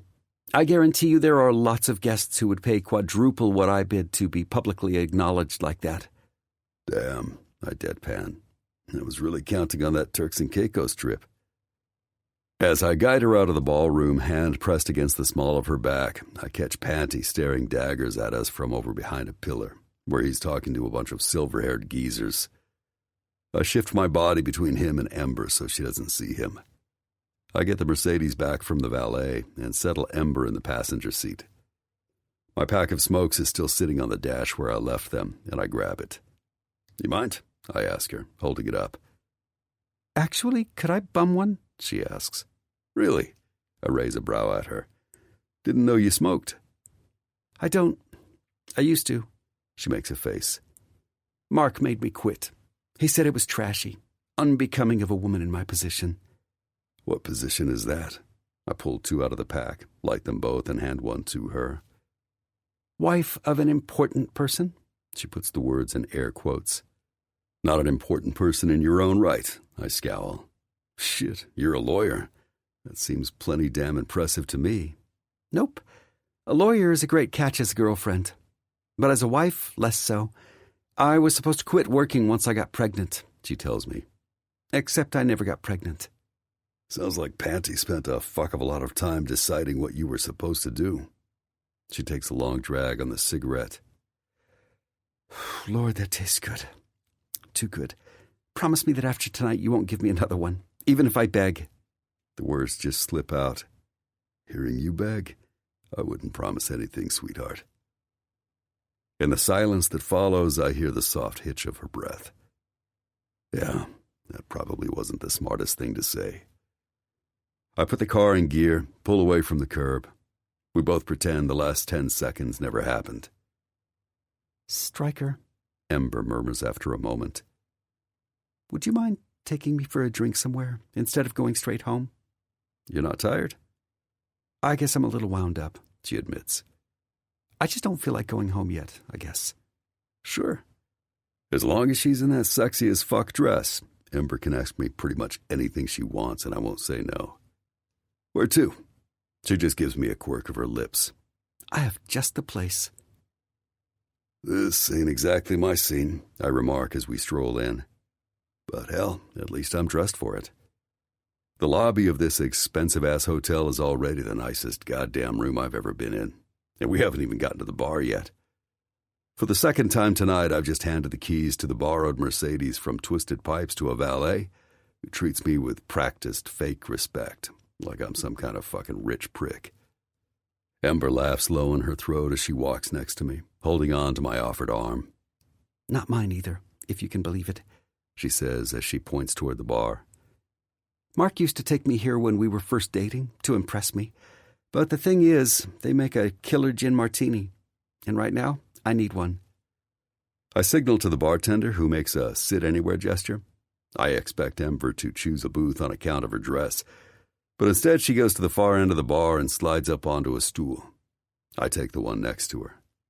Ember orders her martini, I ask for a Coke. She arches a brow. Really? I'm on duty, and I'm designated driver, I point out. If you're going to be drinking martinis, one of us needs to be sober. She rolls her eyes. Have one drink with me.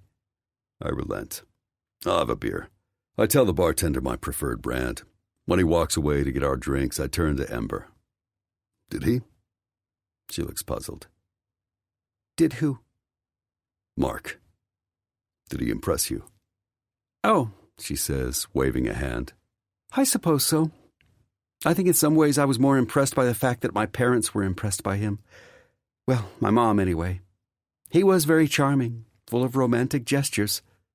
The flowers every Friday, I say. Among other things. So your mom was impressed? Yes, and frankly, that was saying something. Ember trails off. The bartender brings our drinks just then, and she takes hers gratefully, like she's glad to have a reason to stop talking. I let her take her first sip. Good? I ask. She lets out a little sigh. Very. Just the thing for winding down after an unpleasant night. So your parents liked Mark, I prompt. I don't particularly feel like talking about that asshole, but it seems like she wants to get some stuff off her chest. Ember eyes me, takes another sip of her martini, grimaces slightly. Mark worked hard to get their approval. He pretended to be interested in Dad's Corvette, for example, even though Mark isn't the kind of guy to see value in sentimental things like that. For Mark, price tag indicates value. He would never really see the point in having an old car when you could have a new one instead. She pulls a face. I think Dad saw that in him, you know? Saw that Mark was all show. All hat and no cattle. She takes another small sip of her drink. When Mark proposed to me, he made a big deal out of calling my dad to ask permission for my hand. Mark wanted me to be there in the room for the call. He put it on speaker. Ember sets the glass down. You know, it's funny. At the time, I never noticed it, but my dad never actually gave Mark his permission.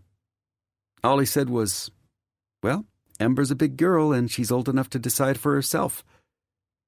At the time, I thought that was very women's rights of him, you know?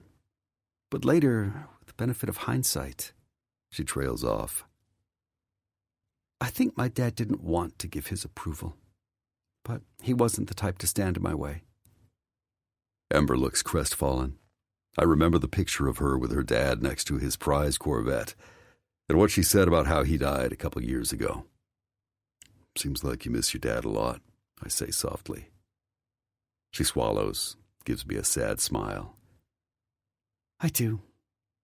I'm sad at the idea that he didn't want me to marry Mark, but didn't think he could tell me. I wish he could know I eventually wised up. What about your mom? Does she know about Mark and you splitting up? Yes. She thinks I'm an idiot. When I told her, she said, "You'll never find as good a provider as Mark." Ember scoffs. Forgetting that I have a career of my own, and I don't need a provider. I need a partner.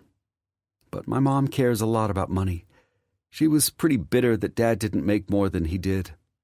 That's why she would get so angry about stuff like the Corvette.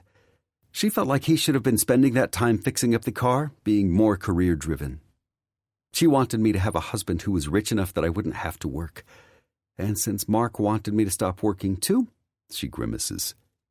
Mom and Mark were on the same team about that, in a way. I think she's still hoping the divorce won't happen. That sucks. Tell me about it.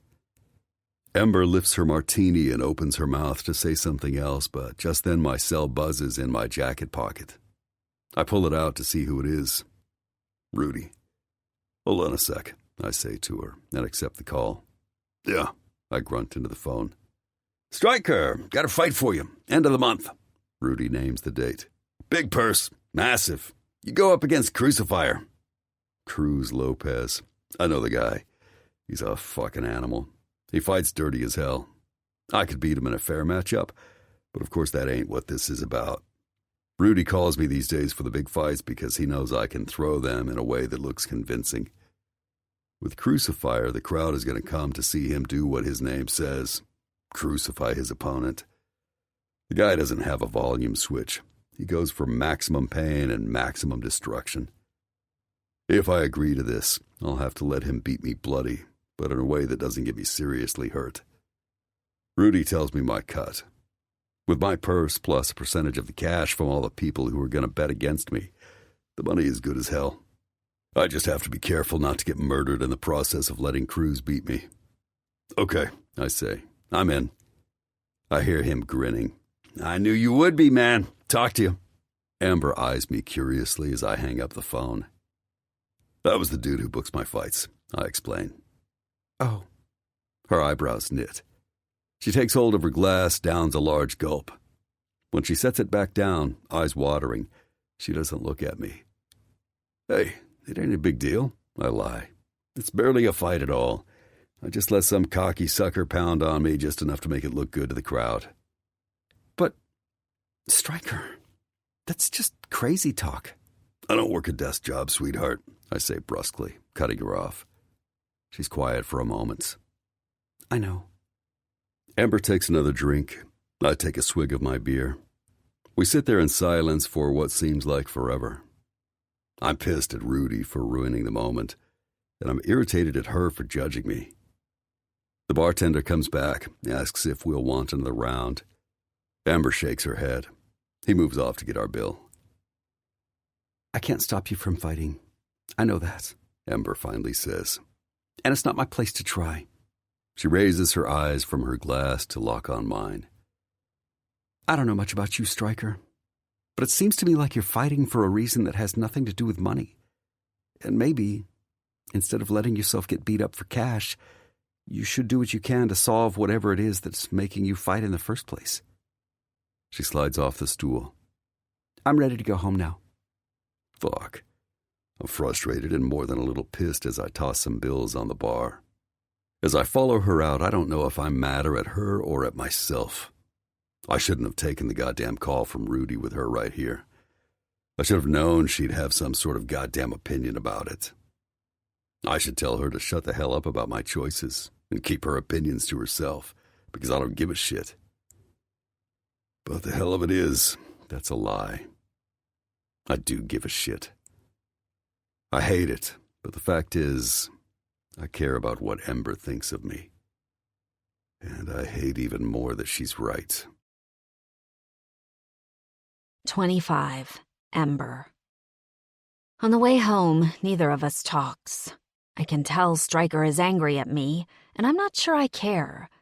As for me, I'm trying to push down how upset I am at the idea that he's going to go fight again. I know it's not my place, but it's true what I said to him. I don't think these fights are about the money, or at least not only about money. Surely, if he needs money, he'd prefer to give his best in the ring instead of throwing the match and letting the crowd celebrate his defeat. One look at Stryker's taut, muscled arms and the alert, predatory way he carries himself.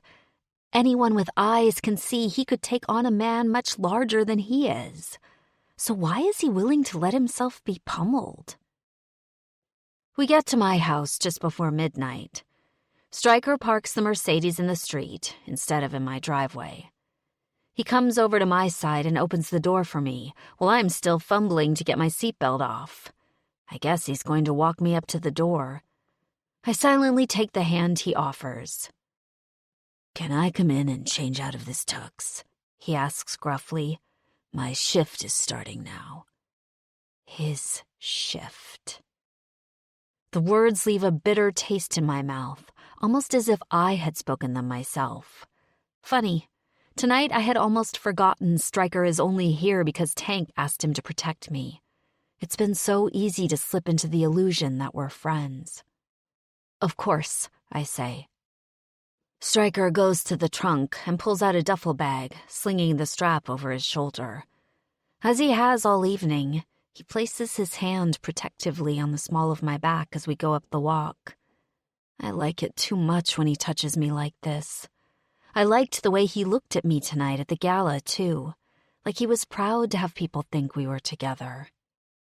The martini I had at the hotel bar has worn off, leaving me sober as a judge. When we get to my front door, I stop and gaze up at him. Stryker's eyes glint by the light of the porch lamp. His face is half in shadow, meaning I can't read his expression at all. "I had a nice time tonight," I say softly. "Better than I would have if I had gone by myself. Thank you." I don't wait for him to respond. Instead, I fish my keys out of my small clutch and open the door, letting us both in. Bert, as always, greets us with a wagging tail. Stryker goes immediately to the downstairs bathroom to change. I let Bert out into the backyard, then go to the kitchen and pour myself a glass of ice water. I gulp it down, then close my eyes and take a deep breath in, holding it for a few seconds before letting it out. A few seconds after I let Bert back in, Stryker reappears, dressed casually in worn, soft-looking jeans and a dark t-shirt. He's carrying the duffel in one hand and a garment bag in the other. He sets both on one of the stools at the kitchen island. "Has the Mercedes changed back into a pumpkin too?" I say, trying for a joke. "You're still in your princess clothes," Stryker points out. "Minus the glass slippers, that is." Suddenly, the Cinderella thing doesn't seem so funny anymore. Stryker is handsome, but he isn't my prince. He isn't my anything. Even though I've just shown myself to the world as Stryker's date tonight, the chasm between us has never seemed wider. I should let him go outside and take a station outside for his shift, I guess. But even with this distance between us, it still seems so silly for him to be out there, watching my house in the dark. "Stryker, why don't you just stay in here tonight?" I suggest. "It doesn't make any sense for you to be outside when you can guard the house just as well from inside." Stryker gives me a long look. "There's just one problem with that," he says. "What's that?" Stryker takes a single step forward. He's still several feet away from me, but it seems like he's much, much closer. I feel myself stop breathing. "If I stay in this house with you, after looking at you in that sexy-as-hell dress all night, the only thing you'll need protecting from is me." My heart starts to hammer in my chest, so loud I swear he must be able to hear it. "What if I don't want to be protected from you?" I hear myself say. Stryker groans. "Jesus, don't say that." "Why?" "Because I'm seconds away from making a real bad decision here." Nervous as hell, my body takes over for my mind.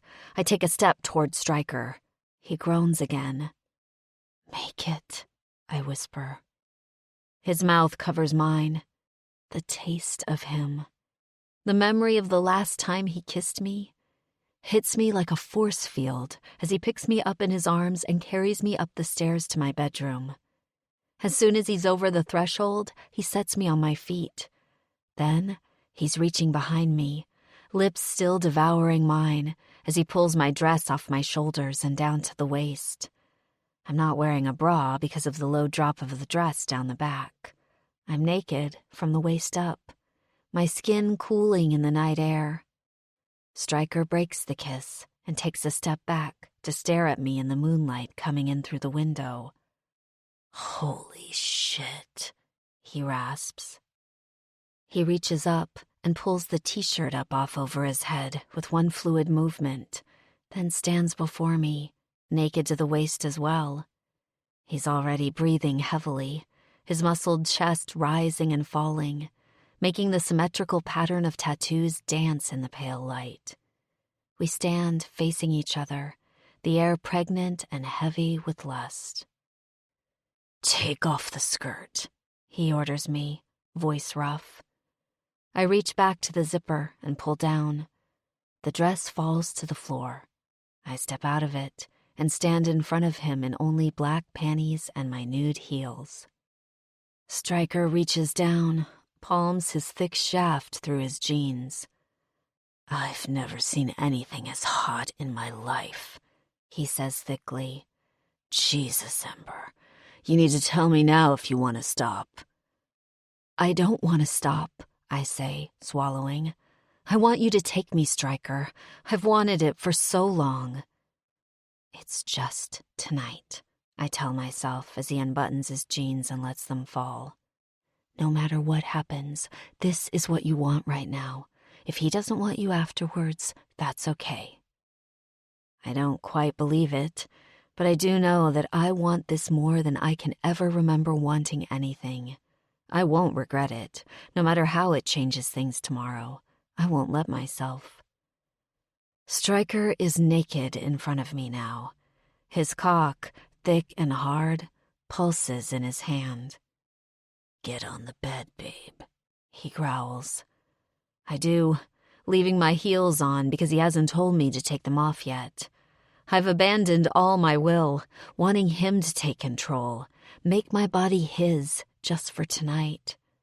He's still stroking himself slowly, so slowly, and it's mesmerizing, literally making my mouth water as I stare at him, unable to tear my eyes away. "Yes, sweet Jesus, look at you," he breathes. "Fuck, Ember, you're not the only one who's wanted this. Lie on your back and take off your panties real slow." I do, hooking them with my thumbs and pushing them over my hips. He tells me to scoot back on the bed, and then he kneels at the foot between my raised knees. Leaning over me, he kisses me again, long and deep, as one hand cups my breast, rough thumbs sliding over the hardening nipple. "Stryker," I gasp, arching my back at the pleasure that shoots straight through my body to my core. I don't know how it's happening, but I'm already soaking wet and throbbing between my legs, so ready to come that I know it won't take much. His lips leave my mouth, tracing a path down my neck to my other breast, and he sucks that nipple in his mouth, gently biting down as his thumb continues to caress on the other side. Oh, God, it's so good. I've never felt anything like this. It's like my body was a total stranger to me before now, and Stryker is waking it up in ways I never knew possible. "So sweet," he whispers as he sucks and teases the hardened bud. My legs have fallen apart, and I'm moaning now, loudly enough that I should be embarrassed, but I've lost all ability to control myself. My hands clutch at the bed cover, then at his back, and my hips arch toward him, needing his touch so badly, but not knowing how to form the words. Stryker must sense my need, because his mouth abandons my breast now, and begins its slow, agonizing descent down my torso, to my stomach, kissing and licking all the way. I know where he's going, and it's so intimate that I almost want to fist my hand in his hair and make him stop. But I want to feel his mouth on me more, so I writhe and pant, wordlessly begging him to give me the release I crave. When his head is between my legs, Stryker slides a finger inside of me, deep into my soft heat, and I feel myself clenching, gripping him. I know I'm soaked because the air is cold on my pussy lips. When he removes his finger and covers me with his hot mouth, I cry out and arch my neck back into the mattress, overwhelmed by how good it feels. Stryker slides his finger back inside of me as he sucks my clit into his mouth, between his lips. It's so soft, so hot, so wet. It's unbearable, so all-consuming I go wild, driven half out of my mind as he teases and explores. He caresses me with his tongue, gentle but demanding, bringing me to the brink and then backing off, half a dozen times until I'm begging him, please wrenching from my throat as I say his name over and over. Finally, when I can't take even one more second of the torture, Stryker lets me come, and I scream as I shatter, my whole body exploding with a force that scares me as I succumb to it. I'm still reeling as I feel Stryker's weight shifting off the bed, a clink of what must be his belt, then the crinkle of a wrapper. A second later, the heat of him at my entrance makes me draw a sharp breath. "Oh, God," I moan as he fills me. It's so tight, just short of painful, but it feels so perfect, and when Stryker's hands grip my hips and he begins to thrust, somehow, unbelievably, I know I'm going to come again. He buries himself deeper and deeper, fingers digging into my skin, and as I listen to his groans of pleasure, I feel myself contract. I pull in a shaky breath, waiting for the explosion. And then, just as Stryker roars his release, I come around him, awash in an ecstasy so all-consuming, I'll never find a name for it as long as I live. 26. Ember. That was... wow. I pant when I finally start to think straight. Yeah, Stryker agrees hoarsely. That was a long time coming. We're both lying flat on our backs, but Stryker rolls over, covers me with his body, and kisses me long and deep. Somehow, that kiss is even more intimate than what just happened. It feels profound, like this wasn't just sex. And it wasn't, at least not for me. When Stryker breaks the kiss, he rolls back and pulls me into his arms. I shiver, suddenly cold, and snuggle against him. Tank's gonna be pissed at me. Stryker kisses the top of my head, but goddamn, it was worth it. I feel myself blush. Why was Tank so concerned about this happening? Stryker chuckles. He was afraid of me being a general asshole and pissing you off so much that you'd drop them as clients, which, frankly, I can't blame him for. I'm silent, absorbing his words. Even though I told myself I wouldn't second-guess this, I can't help but wonder if I'm going to get hurt as a result of tonight. Objectively speaking, getting sexually involved with Stryker is a bad, dumb, no-good idea. On paper, he's exactly the wrong person for me in every way, including being bad for my reputation and my career. But then again, on paper, Mark looked like the exact right person for me. That's the logic that got me into a marriage I never belonged in, with a man who only loved the idea of me as an accessory on his arm. Stryker is a mess in a lot of ways. There's a storm brewing inside him for sure. But he's also kind beneath that rough exterior. And he's gentle with kids and protective of me in a way that's not oppressive. And Bert loves him. That's gotta count for something. When I met Mark, I followed my head and got burned. Tonight, I followed my heart, my gut, by sleeping with Stryker. I'm not sure if it will come back to bite me in the ass, but right now, lying in his arms, I tell myself I don't regret it for a second. I wouldn't drop Tank and Katie as clients. I wriggle closer to Stryker as he wraps the bedspread around me. No matter what, I wouldn't do that, so Tank has nothing to worry about. I feel Stryker nod, and then for a while neither of us talks. He doesn't say anything for so long that I think maybe he's falling asleep. Then, "So, that shit you said earlier," he says in a low voice, "about why I fight to lose." Oh. I wince, regretting my words. I'm sorry about that, Stryker. It wasn't my place to say any of it, and I was probably way off base. No, he says, cutting me off. That's the thing. You weren't off base. You were pretty much right on the fucking nose. Stryker's words shock me into silence. And then, even more shocking, he keeps going. There's something I haven't told Tank, haven't told anyone. He pauses. I'm the reason Katie and Ren got kidnapped. What? I gasp. I pull myself up on my elbow, needing to see his face. What are you talking about? I ask, searching his expression for clues. "It's true," he declares. "I didn't know it at the time, but it's true all the same." "That doesn't make any sense," I challenge him.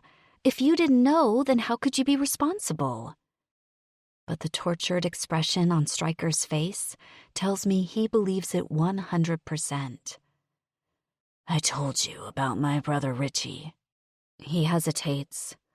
"Well, Tank is my brother in everything but blood. My best friend for going on 10 years now. We used to do the rounds in the underground fighting circuit together. Made a hell of a lot of money between us. Hell, Tank was an even better fighter than me. He's a natural at it. Always has been.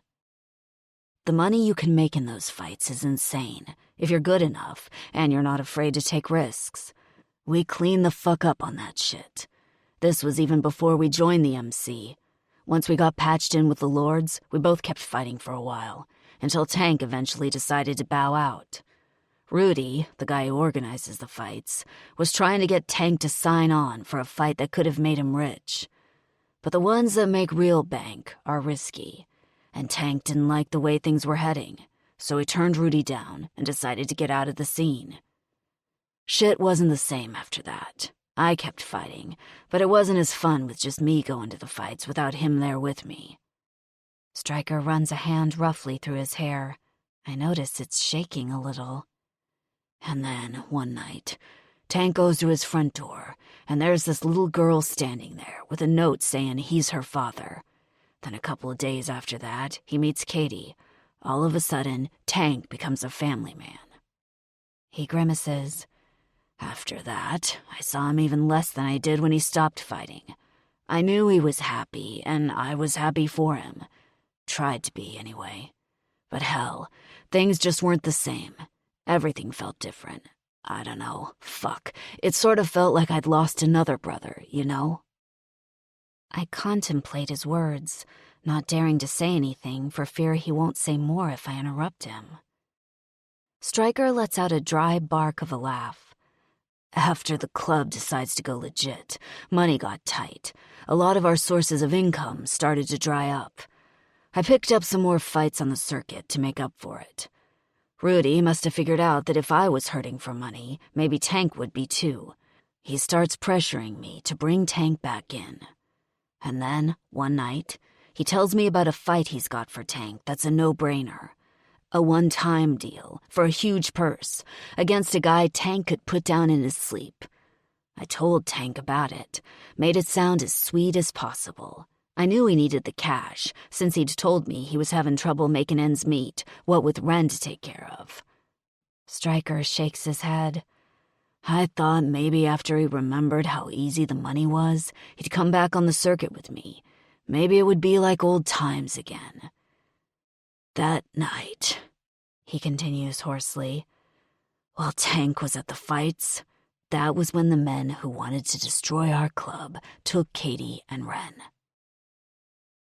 I gape at Stryker, trying to make sense of his words. Stryker, what are you saying? I'm saying, he barks, that if Tank hadn't been at the fights that night, he would have been with Katie and Ren. It never would have happened. Stryker, you can't blame yourself for that. The hell I can't, Stryker barks. Tank would never have been at the fight that night if it wasn't for me. His face is etched with pain, and it almost cost Ren and Katie their lives. It comes to me all at once in a flash of understanding. Stryker has been throwing fights he could easily win because getting beaten on, not fighting back, is helping him cope with the guilt. Tank almost lost that little girl and the woman he loves because of me, he tells me raggedly, his arms tightening around me. The vulnerability of this man, knowing how hard it is for him to tell me this, unlocks something within me. He's holding me tight, but somehow it seems like right now I'm the one holding him together. I feel myself falling for him, harder than I've ever fallen before. Stay the night with me, I whisper. Stryker lifts his head to look into my eyes. In spite of his haunted, tortured look, the lines in his forehead ease just a bit. "You might not get a lot of sleep if I do," he warns me, one side of his mouth curving upward. I bite my lip, gaze at him through my lashes. "Sleep is overrated," I say. Wordlessly, he pulls me to him. 27. Striker. I'm having one hell of a good dream about me and Ember naked in her office. We're doing hot and nasty shit on her desk. That sexy skirt of hers pushed up over her hips, when somehow in the middle of fucking her, she reaches over and puts an ice cube in my hand.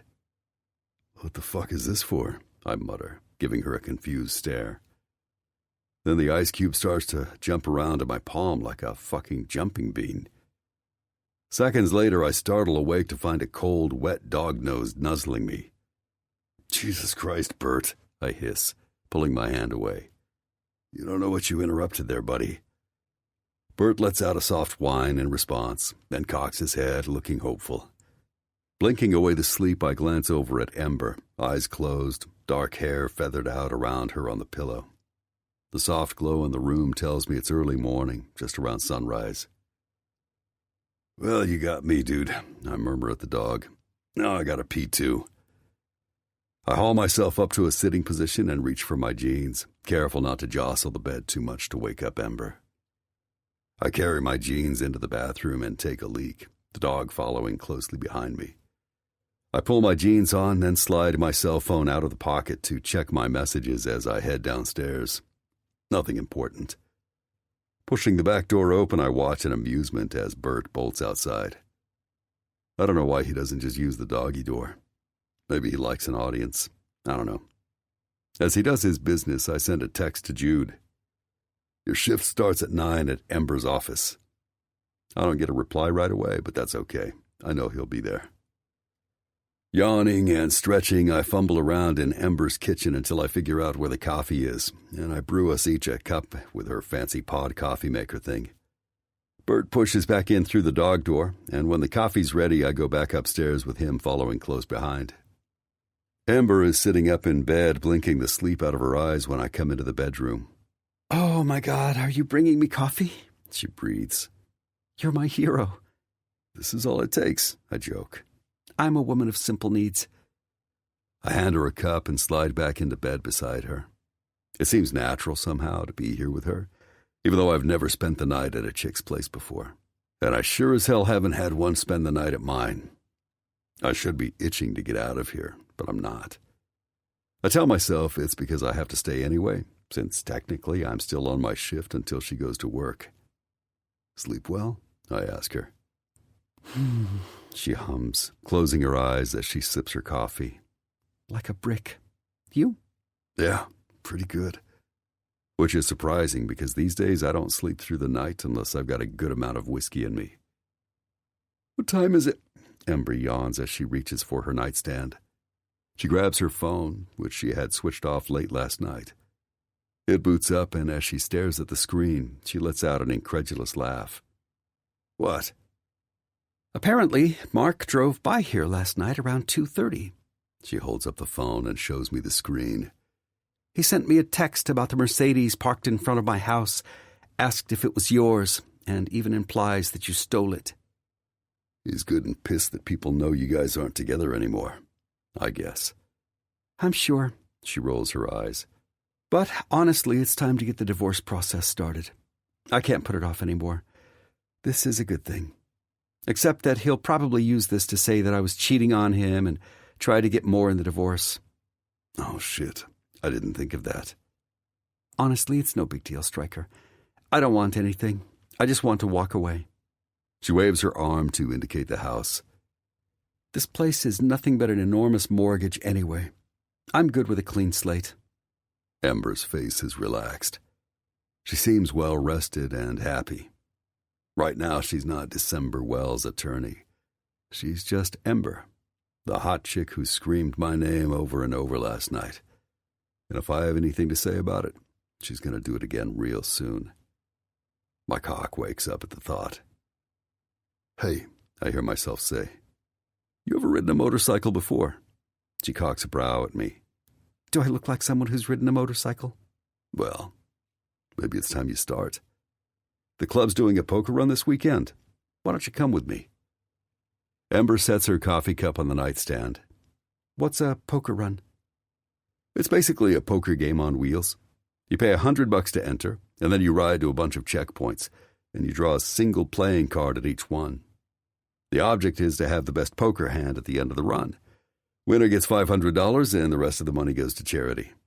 What's the charity? We're raising money for one of our Lord's family. Her name's Eden. Her man was in the club, and he was killed a few months ago. She's pregnant with his kid, and we're raising money for the birth and to give her a good financial cushion for as long as we can. Wow, that's really nice. Ember stares at me with an odd expression. You know, you guys are a lot more family-oriented than I would have thought. Family is everything, I tell her sincerely. Blood or not. Ember blinks. Somehow I know she's remembering what I told her about my brother Richie. I clear my throat. Anyway, you want to come? It sounds like fun, she says slowly. Except what if I get on the bike and freak out? Then I'll take you to hang out with the women who aren't riding along. Will Katie be there? Definitely. Okay, she exhales. I'm a little shy in crowds, but if she'll be there, I won't be as nervous. How are you shy in crowds? You're a lawyer. You must speak in public all the time. Being a lawyer is kind of a persona. It's a role I play, like an actor. But in real life, I don't know, shy, I guess. Introverted. Katie will introduce you around. You're going to love the old ladies, I promise. If you say so. Ember glances at her phone. I guess I'd better think about starting to get ready for work. I'm going to go take a shower. Yeah? I wait a beat. You want company? She looks at me coyly. Ooh, I've never taken a shower with someone else before. I could use some help with those hard-to-reach places. I tell her I fully intend to explore every inch of her body under the steam and water. And then I do. After all the hot water's gone and Ember's almost late to work, I follow behind her to her office. Jude's already there, and I give him a one-finger wave as I drive off. I stop by my place first to drop off my duffel and the tux, then go to Twisted Pipes to bring the Mercedes back and pick up my bike. While I grab a greasy breakfast at the downtown diner, I pull out my phone and look up the address for the office where Ember's ex works. Good thing his last name is so damn ridiculous it's easy to remember. Panty's office is on the north side of downtown, not too far from the main hub, in a small white 2-story building that's got some fake Greek pillars on it. I recognize his Beamer right away as I pull up, parked front and center in a reserved spot. I laugh my ass off when I see his vanity plate reads, "Success." Fucking typical. I park the bike behind it and go in. The directory tells me his business is on the first floor to the right.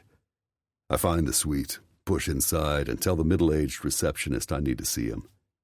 Do you have an appointment? She asks, the sour lemon face she gives me making it clear she knows I don't. He'll want to see me, I assure her. I'm a family friend. Your name? I give her a shit-eating grin. I want to surprise him. Still staring at me suspiciously, she picks up the phone and speaks a few words into the receiver.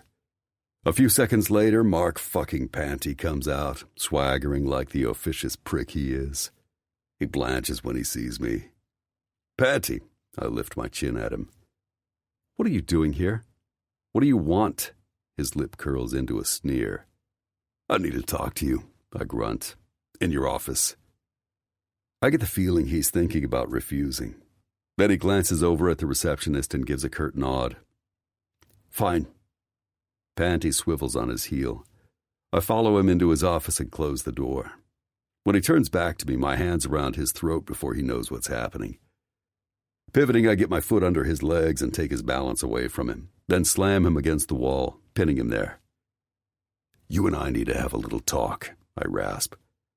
"This thing where you drove by Ember's house last night, checking up on her, that's going to stop. You don't live there anymore, which means you've crossed the line into stalker territory." not stalking, he gasps. Just wanted to check up on her. Nope. Potato, potato. That's stalking, motherfucker. You two are separated. Separated. I say it low and slow. That's a fancy word for over. From now on, you don't show up there. You don't drive by her place. You don't go to her office. You keep your fucking distance. You got me? Panty's eyes bulge. Are you seeing her? He chokes. I tighten my grip, cutting off his air enough that he starts to struggle. Ah, see, now that's one of the things that ain't your business anymore, I explain in a tight voice.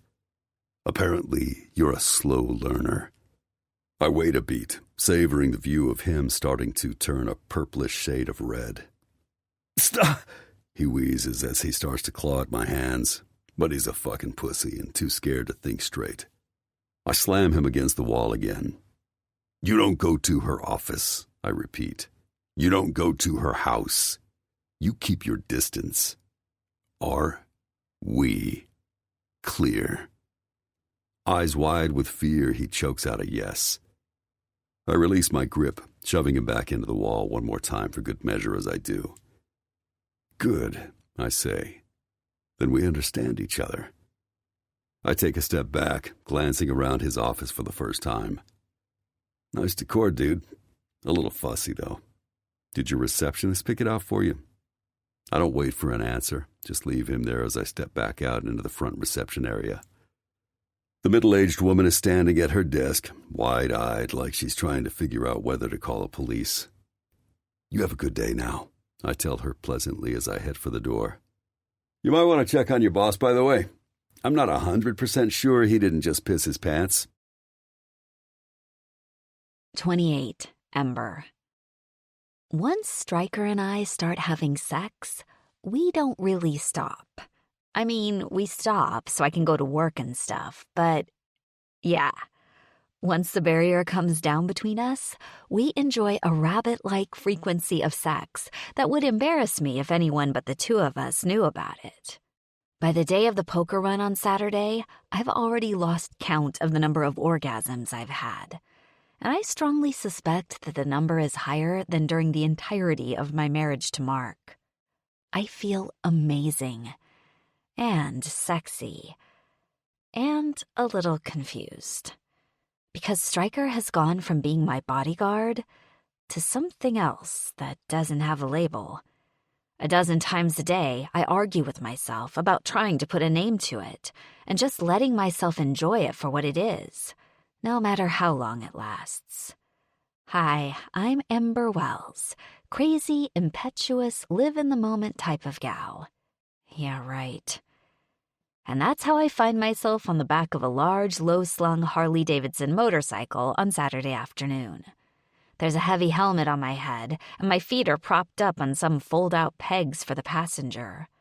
My arms are clamped around Stryker's waist so tightly, I'd be afraid I was cutting off his air supply if he wasn't so much bigger and stronger than I am. There's nothing to worry about, babe. He starts the engine. Just relax and enjoy the ride. If I start screaming hysterically, I begin. If you're that freaked out, we'll deal with it, he promises me. But I don't think you will be. I take a deep breath and hold it in my lungs as Stryker puts the bike into gear.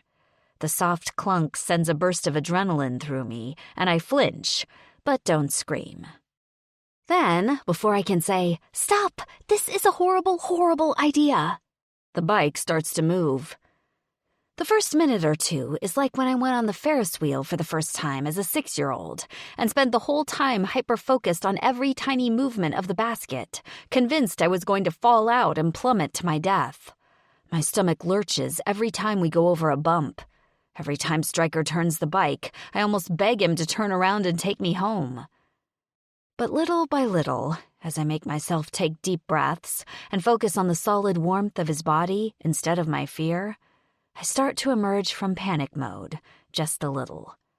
Enough to notice that the colors of the leaves seem more vibrant on a motorcycle than behind the windshield of a car. enough to notice the fresh, clean smell of the air as it teases its way past me. Enough to realize there's a different relationship with the road on a bike that moves and turns in harmony with it. When we get to the spot where the poker run is set to begin, there are a lot more people there than I expected. Dozens of motorcycles line the large parking lot of a bar outside Tanner Springs called the Smiling Skull. Stryker explains that the run is organized by the Lords of Carnage MC, but a number of other clubs from the area are participating. Fundraising, he reminds me. The more we raise for Eden, the better. Eden herself is here too. She's hugely pregnant and surrounded by a group of women and men. Stryker and I go to them, and he introduces me. Eden smiles, shy and frail despite her swollen belly. Her eyes are beautiful, dark brown and wide set, but the shadows under them remind me she's a widow. A widow whose first months as a mother will be overshadowed by the fact that the father of her child isn't there by her side. Katie squeals when she sees me, running over and giving me a big hug. She announces to everyone around us that I'm the lawyer who's helping Tank with Wren's custody case. It seems that's all she needs to say for everyone here to consider me a friend. "I didn't know you were coming today," Katie cocks her head, glancing curiously between Stryker and me. "Where she goes, I go," Stryker rumbles. "I wanted to go to the poker run, so I asked her to come along." "Oh, that makes sense," Katie says, and turns to the other women to tell them how good a lawyer I am. I play along and try to ignore the cold knot of disappointment in my gut that Stryker hasn't introduced me as a friend at least. The poker run gets started about 20 minutes later. All the bikes line up in the lot, and someone up front gives the signal. Over the sound of his engine, Stryker tells me we'll make 7 stops and get a card at each one. We'll build the best 5-card poker hand possible, and the winner will get the prize. It's not a race, he tells me. It's an excuse for a long ride on a nice day. By now, I'm feeling more comfortable about my ability not to flip out from anxiety. So I settle in and tell myself to just enjoy the day. And I do. It's a lot more fun than I expect it to be. At every stop, we get our card, admire some motorcycles, and I get introduced to more of Stryker's friends from the club. By the end of the run, I'm exhausted yet exhilarated. We don't win the poker game. Someone named Rourke from another chapter of the Lords of Carnage MC down in Ironwood takes that honor. They also raise several $1,000s for Eden and the baby. When it's all over, Stryker takes me back to the Smiling Skull. It's jam-packed with people inside, but the Lords have tables reserved for them in one corner. "You gonna be okay for a few minutes?" Stryker asks, as he casually puts an arm around me. "I need to go talk to Angel, my prez." He nods toward a ruggedly handsome man with dirty blonde hair who looks to be in his mid to late 30s. "Sure, I'll just glom on to Katie." "Good deal. I'll be back for you in a bit." I watch Stryker walk off and wander over to the group of ladies with Katie, Eden, and some of the other women I recognize from earlier. When Katie sees me, she immediately signals to me to grab a chair and pull it over next to her. "Amber, this is Jewel," she tells me as I sit down, pointing to the leggy blonde woman sitting next to her. "She's Angel's wife. He is the club president." "The guy over there that Stryker's talking to?" I confirm. "Yep, that's my man." Jewel winks. "I'm also the manager here at the Skull. The Lords own this bar, just in case no one has mentioned that." "They haven't." "Speaking of which, you don't have a drink," Jewel adds. "What's your poison?" "Oh, white wine? Chardonnay?" I ask. "Bowser!" she yells over the din of the bar. A man with mutton chops and a red bandana on his head looks our way. "Chardonnay over here." "Hey, Amber," another woman I was introduced to earlier, named Stacia, chirps. "Can I ask you a bit of a prying question?" She gives me a wink. "What's the famous Stryker Rossi like in the sack?" "Oh, I stammer. I notice Katie turns to me attentively. The other women start to laugh before I can think of anything to say. Come on, Ember, don't be embarrassed, Jewel giggles. It's not like we're nuns around here. He's, good? I choke out. The women laugh harder. Okay, fine, he's really good. Oh, girl, I am not surprised. That man is a hot mess, but emphasis on the hot, shouts an Emma Watson lookalike named Kylie. I thought you and Stryker were seeming pretty cozy earlier today, Katie cries. Ember, it's none of my business, really, but I thought you were married. I realize that at this point, there's no reason not to be truthful with Katie and the others. I'm about as married as you are, actually. I hold up my left hand and wave it, showing her the fire opal ring. This isn't my wedding ring. My husband and I have been separated for a while now. I've been putting off filing for divorce, same as you. Katie's eyes grow wide, and she starts to crack up. You're kidding me, she chortles. Stryker has been protecting Ember, just in case my crazy ex comes into town and tries to cause some shit, Katie tells the others, glancing around the table. Tank was worried about her since she's our lawyer. Crazy coincidence that we're both separated from our men and end up with one of the lords. Well, it's not like I'm ending up with Stryker, I admit. Sure, but I've definitely never seen a woman on the back of his bike before, Eden says calmly, putting a hand on her belly. Stryker is even more of a dog than most of these men, but he's also got a romantic side, I think. He tries to hide it, but I think he's a one-woman man. He just hasn't found the woman yet. Or at least, hadn't, she corrects, wiggling her eyebrows at me. Oh, Eden's sister Alex squeals, ducking her head. He's looking over here right now. All the women's heads swivel at once to stare over at Stryker, who is indeed staring this way. He blinks, confused, and turns quickly away. He likes you, sing-songs Stacia. He's a good one, Eden says. Stryker's a fixer-upper for sure, but with the right woman, I bet he'd be amazing. Plus, the heat he's packing, and I don't mean his gun. Jewel winks. The bartender comes with my glass of Chardonnay, and the chatter turns to Stryker's hotness relative to the other men of the Lords of Carnage. It's raucous, hilarious, and loud as hell. I've never had a lot of friends, and not much family to speak of. These women are a tribe, it's clear, and I find myself longing for a place in it. At some point, as the women move around in little mini-groups, I find myself sitting next to Eden. You've accomplished something I would have thought nearly impossible, capturing Stryker's heart, she says to me, her lips curving upward. I really think that's an overstatement. To be crude, we're really just boinking, I admit. She giggles. These men don't spend this kind of time with a woman unless they're serious about her. Trust me, Lugnut was talking marriage with me about a week after we met. Wow, I gasp. Well, I'm definitely not ready for that, even if you're right. I hesitate for a second. I'm sorry about your husband. It must have been so hard to lose him, especially now. I glance down at her very pregnant belly. Eden's eyes glisten. It is. I keep thinking it will get easier, but it hasn't. She sniffs. I don't know how much Katie or Stryker have told you about me, if anything, but I was a heroin addict. I got mixed up with some really bad people, and the Lord saved me. Lugnut was there.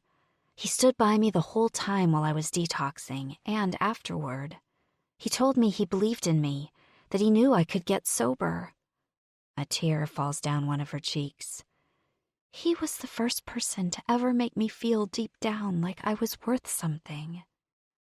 Oh, Eden.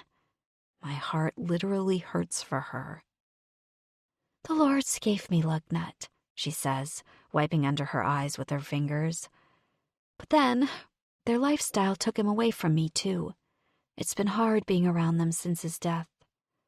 The club decided to go legit, in part because of what happened to Lug. But I just keep thinking, why after his death? Why did he have to be the one to die? Her voice cracks. I love them all, and they've been so good to me, taking care of me and promising to take care of the baby, too. They're my family, but it's really hard to be around them now. Everything in Tanner Springs reminds me of Lug.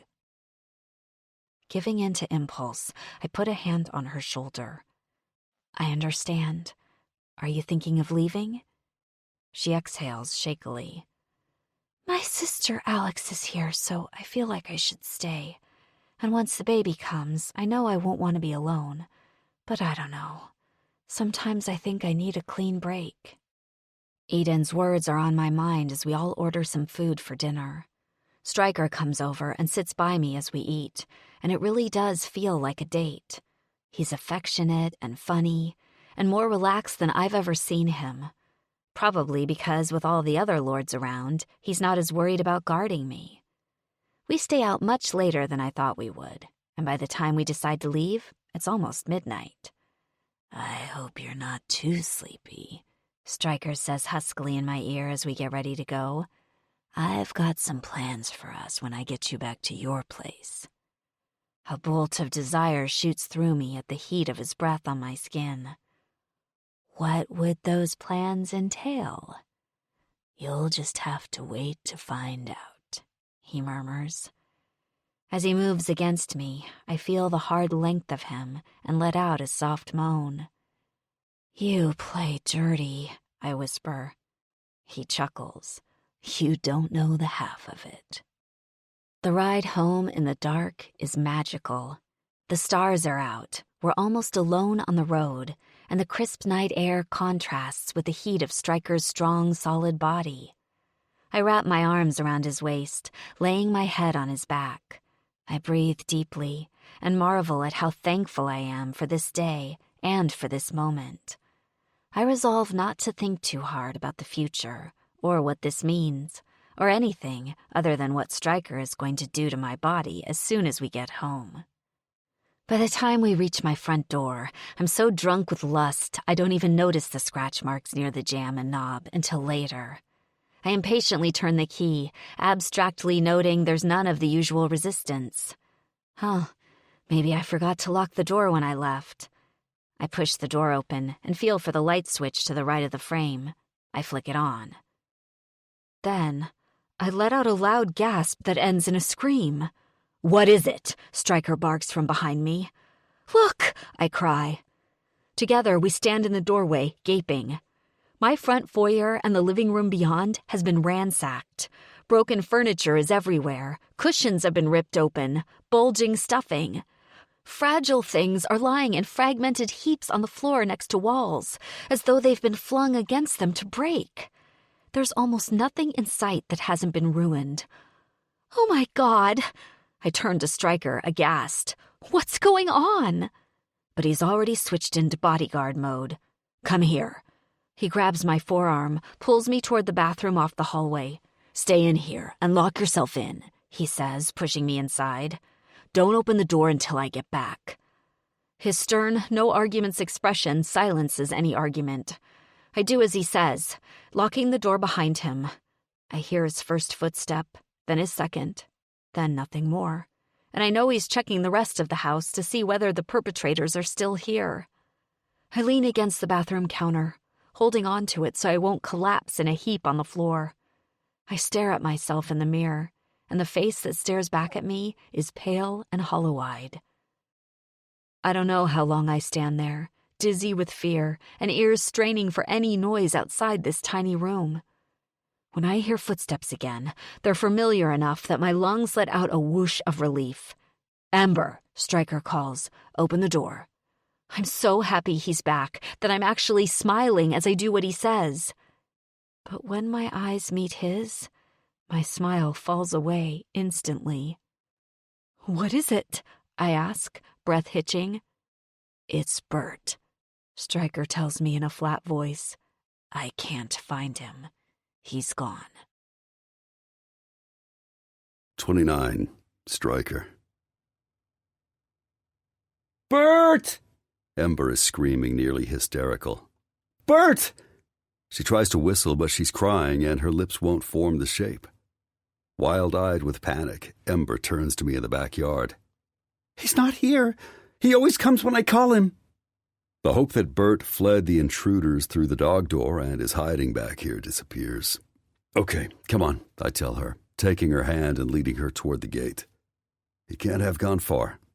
If they didn't take him, she moans, tears streaming down her cheeks. They didn't, I say. Too complicated. I'm working on the assumption that the intruders are connected to Katie's ex, in which case it doesn't make any sense for them to take the dog. They wouldn't be looking for a ransom, and a large dog who doesn't like strangers would be more trouble than it was worth. Which raises another distinct possibility. If Bert attacked the intruders, the reason we can't find him might be that they killed him. I didn't see any evidence of blood or injury inside, so I'm not going to say anything about that to Ember. Better to just hunt for him and hope he's okay. We run out of the gate into the front yard. Ember starts shouting for him again. Her cries ring out in the otherwise quiet neighborhood. It's almost 1 a.m. and the houses are dark except for a few porch lights here and there. What if he got hit by a car? Ember cries in a strangled tone. Stryker? Oh my God, what if he's dead? What if... Wait, I command, freezing in my tracks. Be quiet. Instantly she stops. What? Ember whispers. Quiet, I repeat, lower this time. We stand unmoving in her front yard. A few seconds pass. Then I hear it again. A low whimper coming from the bushes on one side of the house. Bert! Ember cries, sprinting toward the sound. I follow her. As we get closer, the bushes emit a plaintive yelp that's unmistakable. I take out the mini flashlight I keep on my keychain and shine it toward the sound. Sure enough, the poor mutt is hunched behind a boxwood, curled into himself. He whines softly at us. Hey, boy, I murmur, crouching down. Were you waiting for us to get back and help you out? I reach toward him. For a second, I think he might bite me, since he's obviously in pain. But instead, he cranes his head forward a couple inches and gives my hand a lick. Good boy, I croak, feeling my eyes well up. You're going to be just fine. Next to me, Ember is sobbing. What's wrong with him? She chokes out. Did he get hit by a car? Not sure. There's no blood that I can see, but it's dark, so I might be wrong. But he definitely ain't okay. I move closer. Bert shivers a little, cowering into himself. It's okay, Bertie. We're going to get you all fixed up. Turning to Ember, I say, I think we need to take him to a vet. Not sure this can wait until morning. She blinks away tears. Of course. Whatever's wrong with him, it doesn't seem like he wants to move, so I decide to carry him. I shift my weight forward and gently scoop my arms under him. He whines again, but doesn't move away. Good boy, I tell him, because he is. For a second, it seems like things are fine. But then as I start to pick him up, his right rear leg spasms against my touch. The scream Bert lets out sends a chill down my spine. Ember lets out a cry and buries her face in her hands. Oh my God, Stryker, she sobs. What's wrong with him? Shh, he's going to be okay, I say grimly, wondering whether I'm telling her the truth. I carry Bert to Ember's car and place him as carefully as I can in her back seat. Ember climbs back there with him. As I get behind the wheel, I see her get her phone out and start to type frantically. It looks like there's an emergency vet off of Post Road, she says after a second. Her voice is trembling. In fact, her whole body is shaking. She hands me her keys, tells me the address. The whole drive there, I'm speeding, but being as careful as I can not to go over any bumps. Ember croons to the dog as she continues to cry. It fucking breaks my heart to look at the two of them in the rearview mirror. When we get to the animal hospital, Ember is out of her car like a shot. She's hammering on the buzzer to the front door when I get there, Bert in my arms. A chick with bright purple hair and horn-rimmed glasses lets us in. At first, I think she's a nurse, but she turns out to be the doctor. She tells us we're in luck, that it's a slow night, and has me carry Bert right into an examination room. I think it's best if you stay out there for a little bit, she says soothingly as she sees Ember's pale, stricken face. I lead Ember away to a chair in the waiting room. She sits rigidly, hands on her knees, and stares straight ahead as I go to a water cooler and get her a paper cup full. Mechanically, she drinks, but shakes her head when I ask her if she wants another glass. I can't stand to see him in pain. Her face crumples.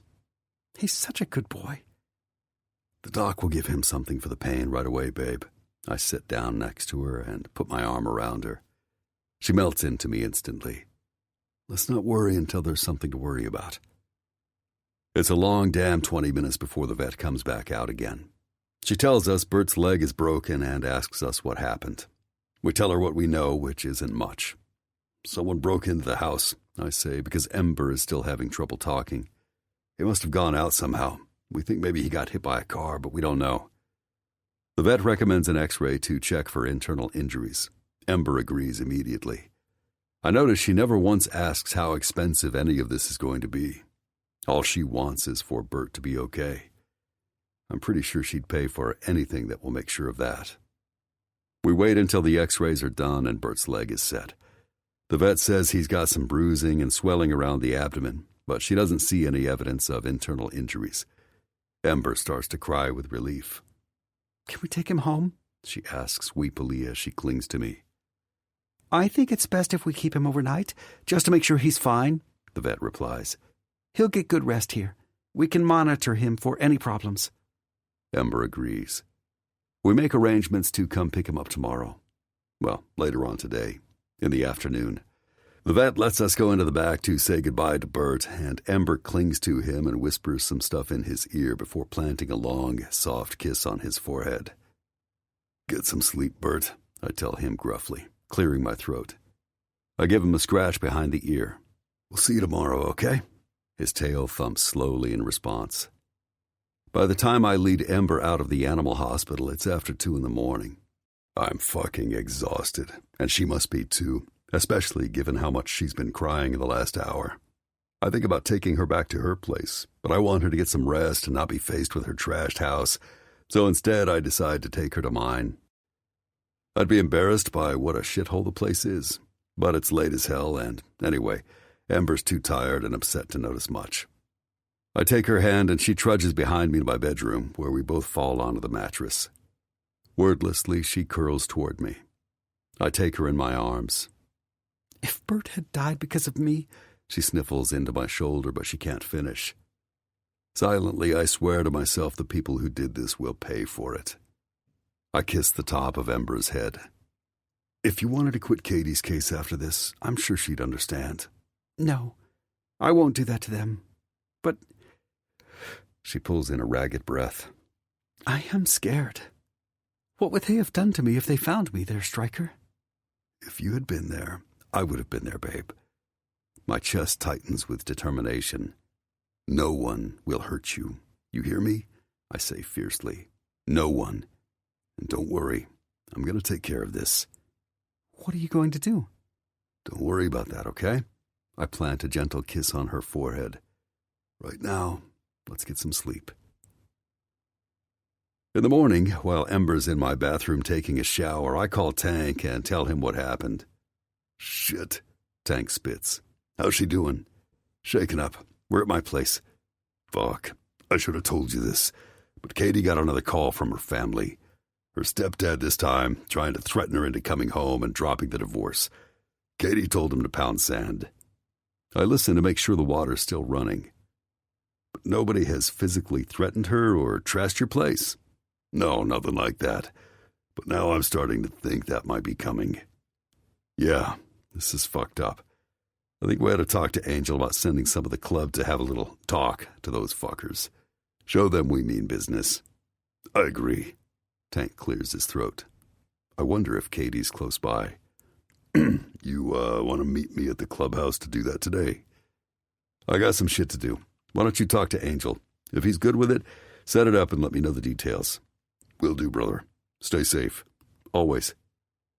After I hang up with Tank, I call Jude and tell him to head over to Ember's place with one of the other prospects to clean shit up, so she doesn't have to deal with it. Make sure to keep an eye out for anything strange, I tell him. Anything they might have left behind, anything they might have used to send a message. If you find anything, I want you to tell me, not Ember. She doesn't need to worry any more than she already is. By now, the shower's off in the bathroom. Ember comes into the living room as I'm hanging up with Jude. She's dressed in the same clothes as yesterday, her hair still wrapped in a towel. I just got a call from Tweak, she tells me, waving her own cell in the air. He gave me an address where he thinks Jess is. According to his source, she was there as of last night. I stand up from the couch. We shouldn't waste any time then.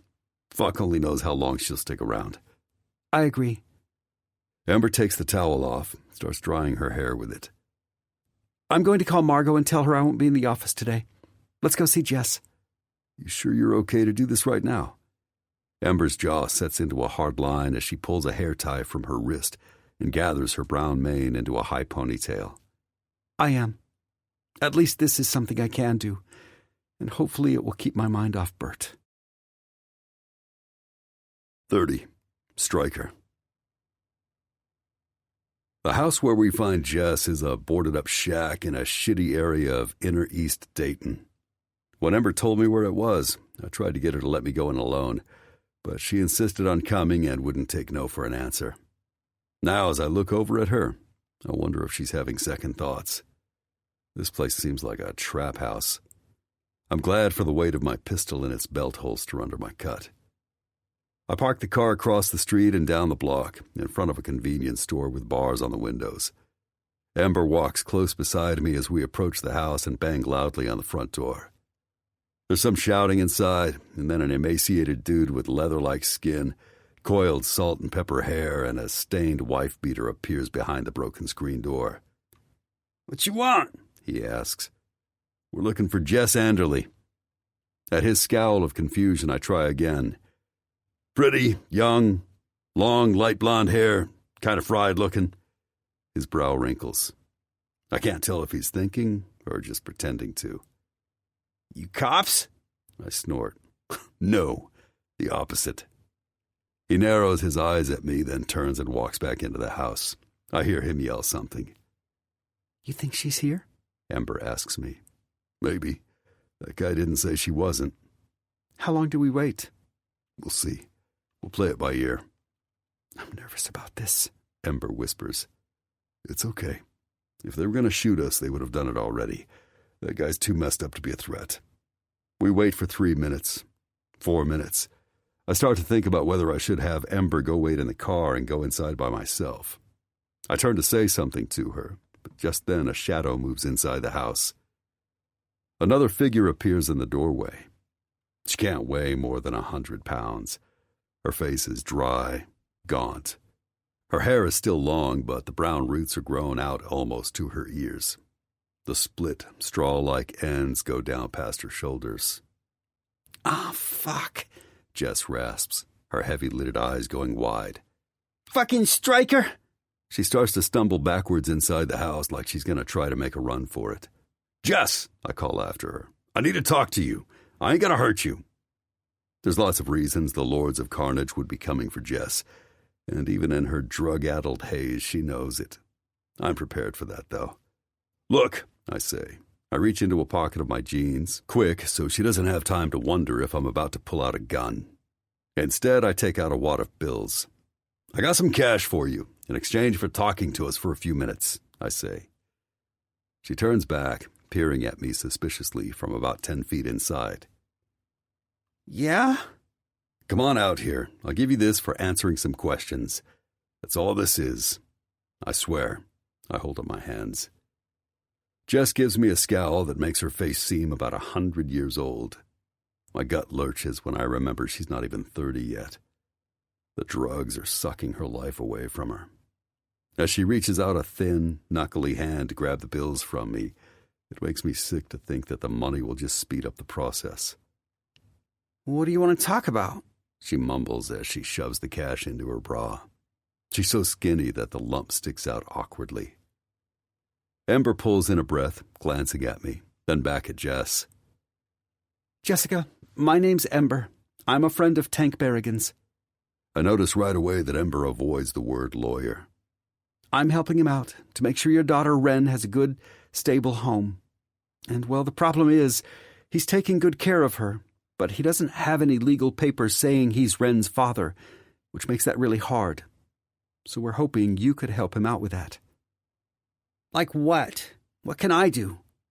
Well, I see the wheels turning in Ember's head, considering what to say next, how far she should go. It seems to me like maybe it would be easier for you if you didn't want the responsibility that comes with legally being Ren's mom to sign responsibility over to Tank as the father. That way you're off the hook for her care going forward. Jess's jaw juts. You mean not be her mom anymore? I mean, biologically, of course, you'd always be her mother. Ember course corrects. But yes, you could sign away your rights to Tank, and you wouldn't ever be expected to contribute any money or anything else to help with her upbringing. But then he wouldn't let me see her. Jess narrows her eyes into slits. Why does he think he has the right to take my daughter from me? Jess's voice starts to rise. He don't have any right to do that. He didn't take her from you, I bite out, unable to keep silent. You dumped Ren off on him, Jess. He didn't even know about her. Don't act like you care about being... The next part of the story is waiting. But first, take this pause to rest and recharge your spirit. This audiobook is yours, freely and fully.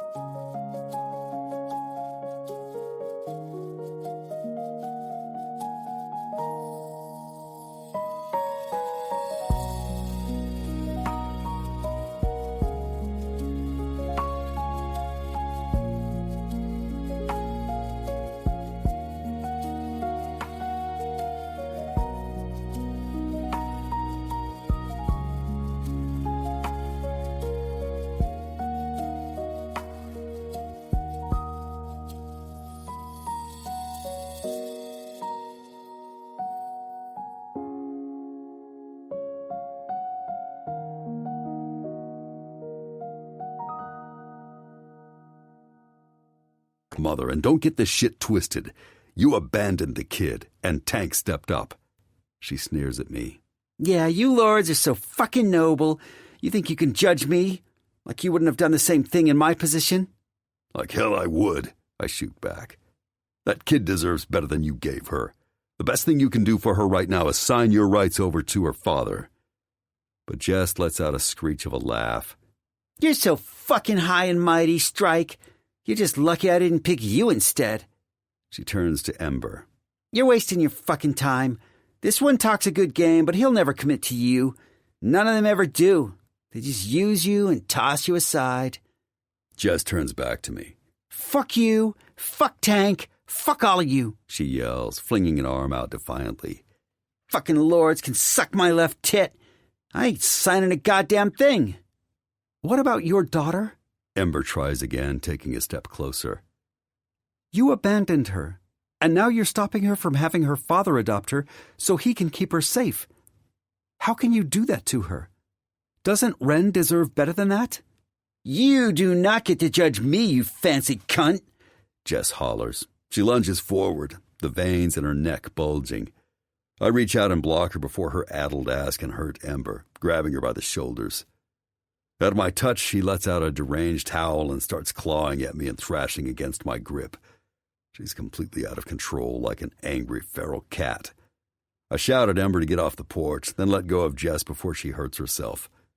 With a final howl, she lets fly a string of filthy curses, then spits at me before flying back into the house, screen door banging behind her. Fuck, I mutter. Yeah, she's not going to be reasonable. Shit, Ember hisses.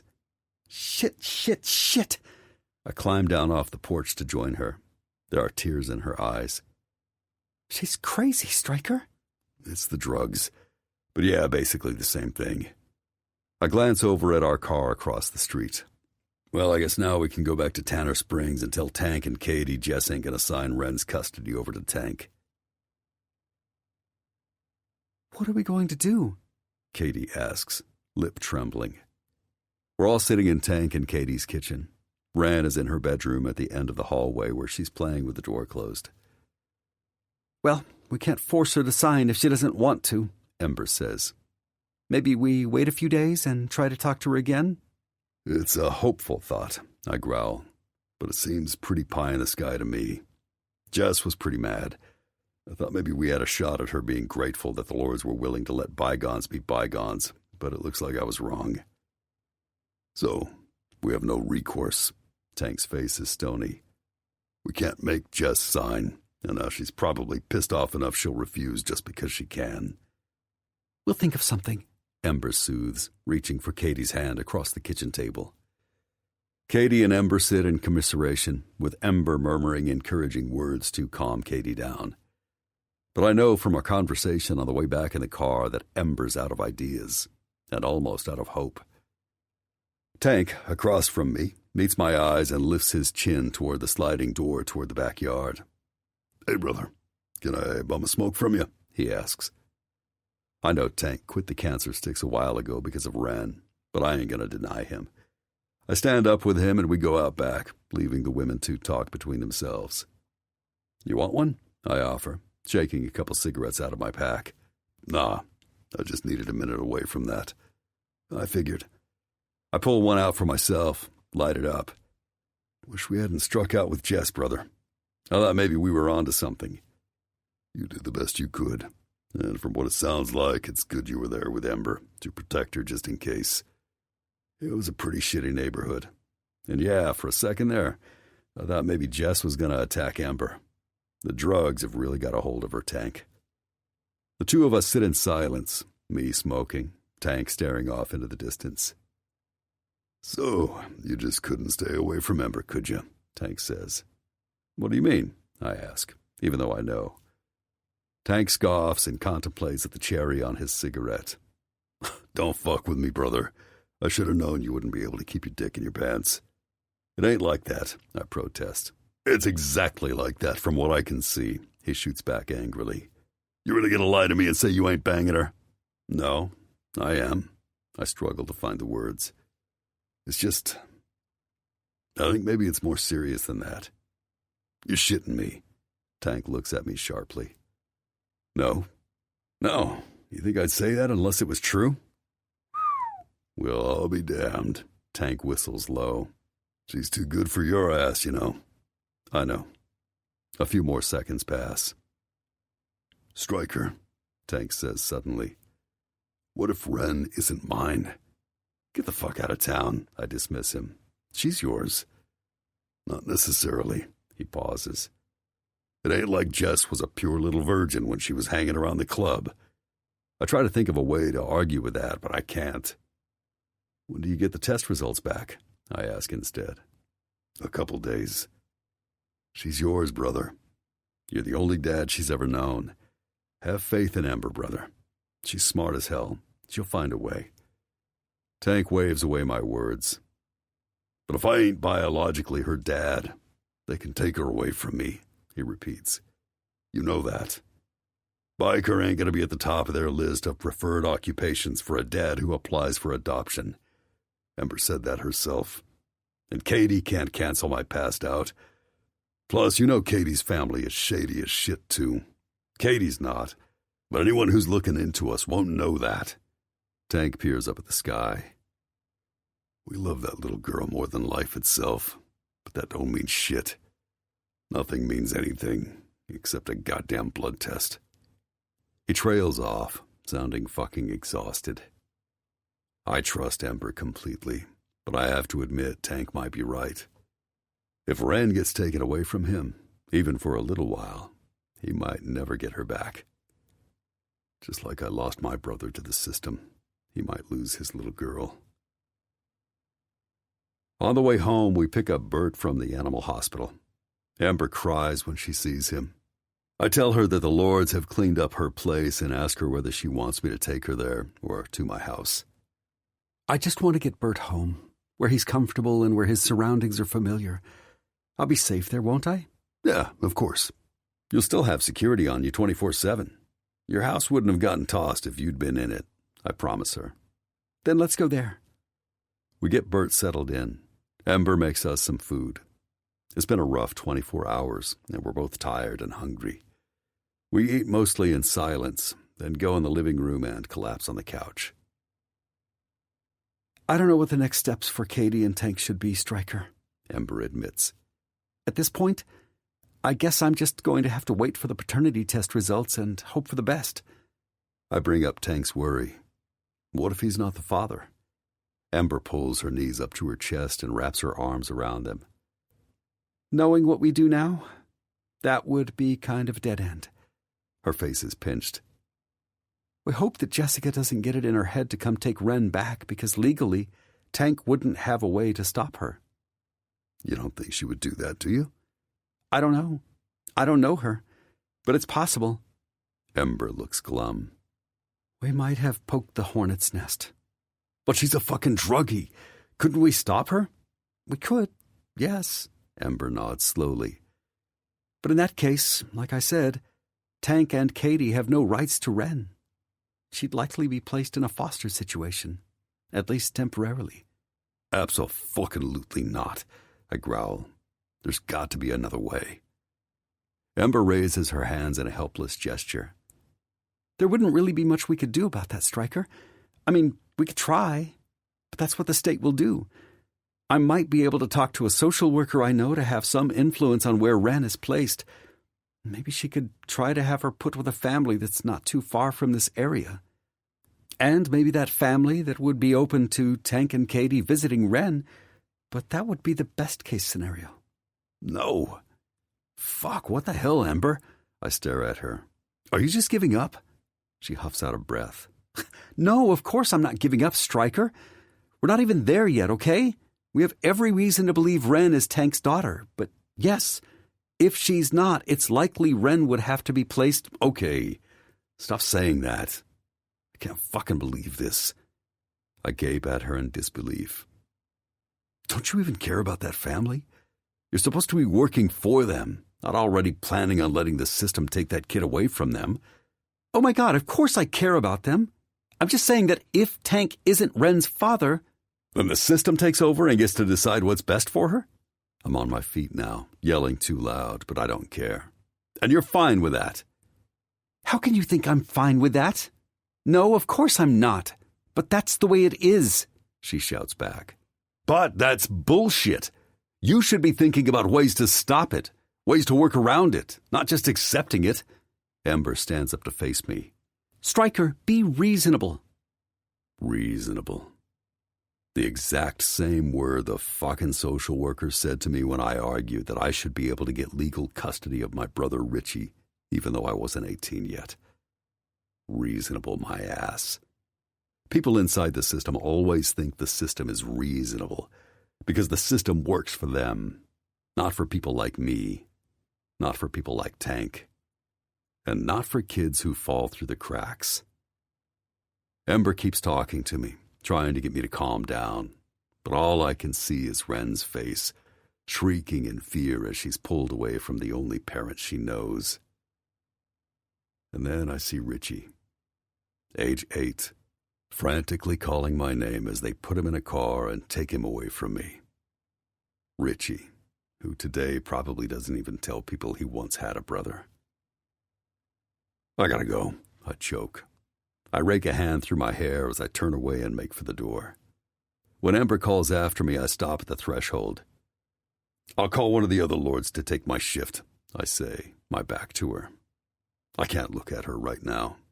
I can't face any of this right now. You'll be safe. And then, before she can say anything else, I close the door behind me. 31. Ember. The only thing that stops me from running after Stryker when he storms out is that I'm mad as hell at him for basically accusing me of not caring about Wren. I spend the rest of the evening fuming at him.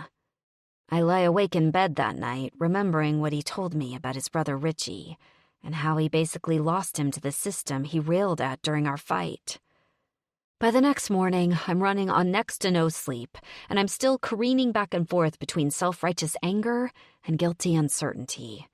I know what I told Stryker is realistic, but I also know it's not morally right. I get ready for work in a haze. I give Bird his pain pill, make sure he's gone out in the backyard to do his business, and settle him back in on his downstairs doggy bed. I'm relieved to see he seems to be doing better and getting around okay, despite his broken leg and the dreaded cone of shame he has to wear. Still, he's whining a lot this morning and keeps peering up at me with reproachful eyes. "What is it, Bea?" I ask him sadly. "Do you miss Stryker?" At the name, he immediately starts panting hopefully and thumping his tail. "Me too, buddy," I sigh, pulling him into a hug. "Me too." Glancing out the living room window before I leave, I don't notice anyone guarding the house. But when I pull my car out of the driveway, sure enough, a lord on a Harley pulls out behind me. I recognize him as Bullet, whom I met at the poker run. He must see me glancing at him in my rearview mirror because he gives me a wave of acknowledgement. I wave back.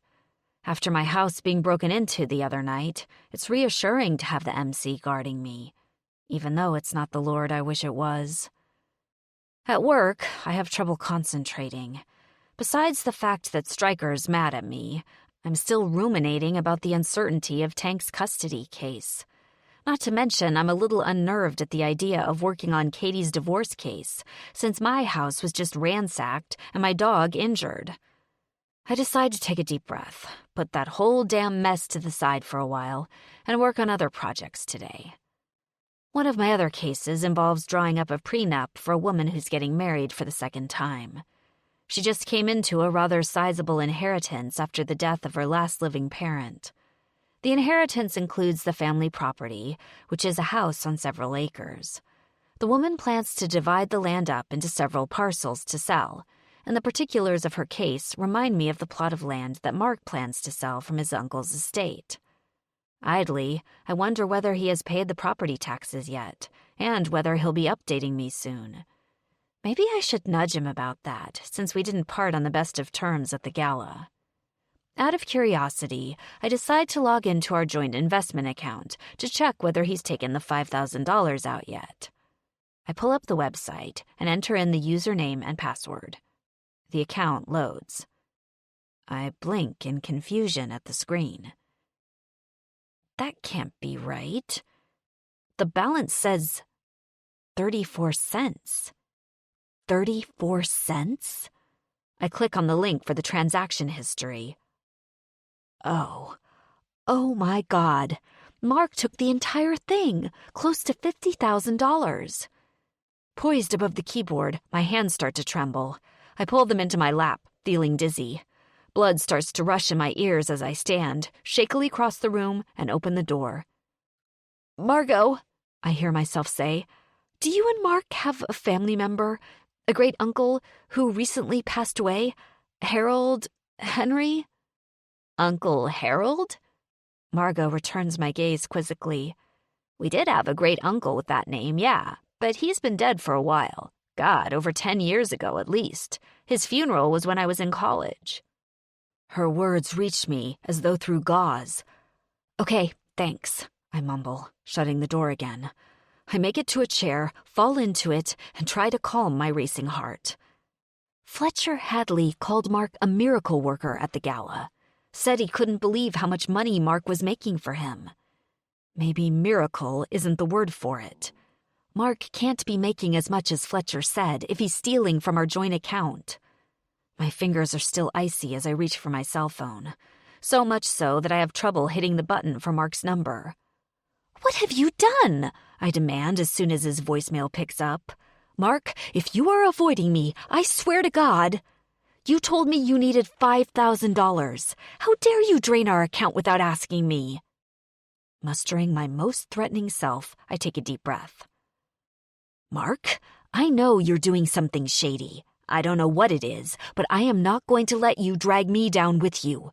Fletcher Hadley told me you've been making him money hand over fist, and that you've been doing the same for all his friends. You need to call me ASAP and tell me exactly what is going on, and come clean to him about anything less than 100% above board that you're doing, or I'll go to him myself." I press the button to end the call, then drop the phone on the desk and cover my face in my hands. Is it possible I'm making too much of this? Is it possible there's a perfectly reasonable explanation for what Mark has done? No, there's no explanation. Mark said 5,000, not 50. There's no way I would have agreed to that, and he knows it. And then I remember what I said to Katie the day she came into my office with Ren. Divorce is a process of telling yourself that whatever your spouse's faults are, there are some things they would never stoop to. And then finding out they would. 32. Striker. 3 days. 3 days of a bender that has me waking up in places I've never seen before. 3 days of my phone blowing up with messages from Tank demanding to know where the fuck I am. 3 days without a single message from Ember.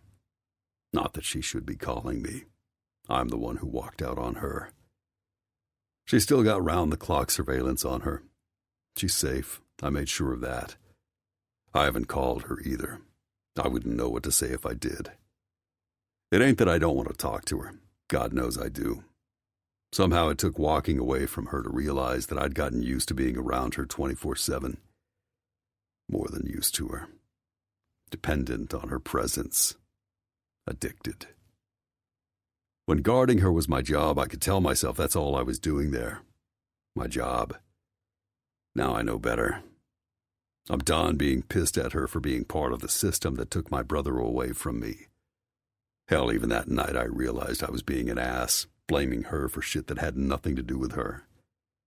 Now, more than anything, I'm pissed at myself for thinking I had a chance with her. For thinking I wouldn't fuck it up like I fuck up everything else in my goddamn life. I barely pull out of the spiral I'm in for long enough to show up at the fight Rudy booked for me. I show up for my fight with Cruz Lopez, a.k.a. the Crucifier, half in the bag from a mid-afternoon eye-opener and a liquid dinner. I'm still sober enough to fight, but not quite drunk enough not to care that I'm supposed to lose. As much of an animal as Lopez is in the ring, it's a mistake to show up anything but sober. He ain't gonna pull any punches, even though he knows he's already won the fight before he starts. Rudy gives me the side eye as I pass by him on the way toward the ring. He grabs me by the arm, an angry challenge in his eye. "Shit, man! You been drinking?" He hisses. I yank away from him. What do you care? I snarl. I'm a warm body. That's all I am for these fights anyway. Faceless men clap me on the back and say encouraging words as I wait for the announcer to call Cruz and me into the ring. I know that half of them, the smart half, have money on Lopez, so their well wishes are fake as shit. It's never bugged me before to throw a fight. Hell, the money's green either way.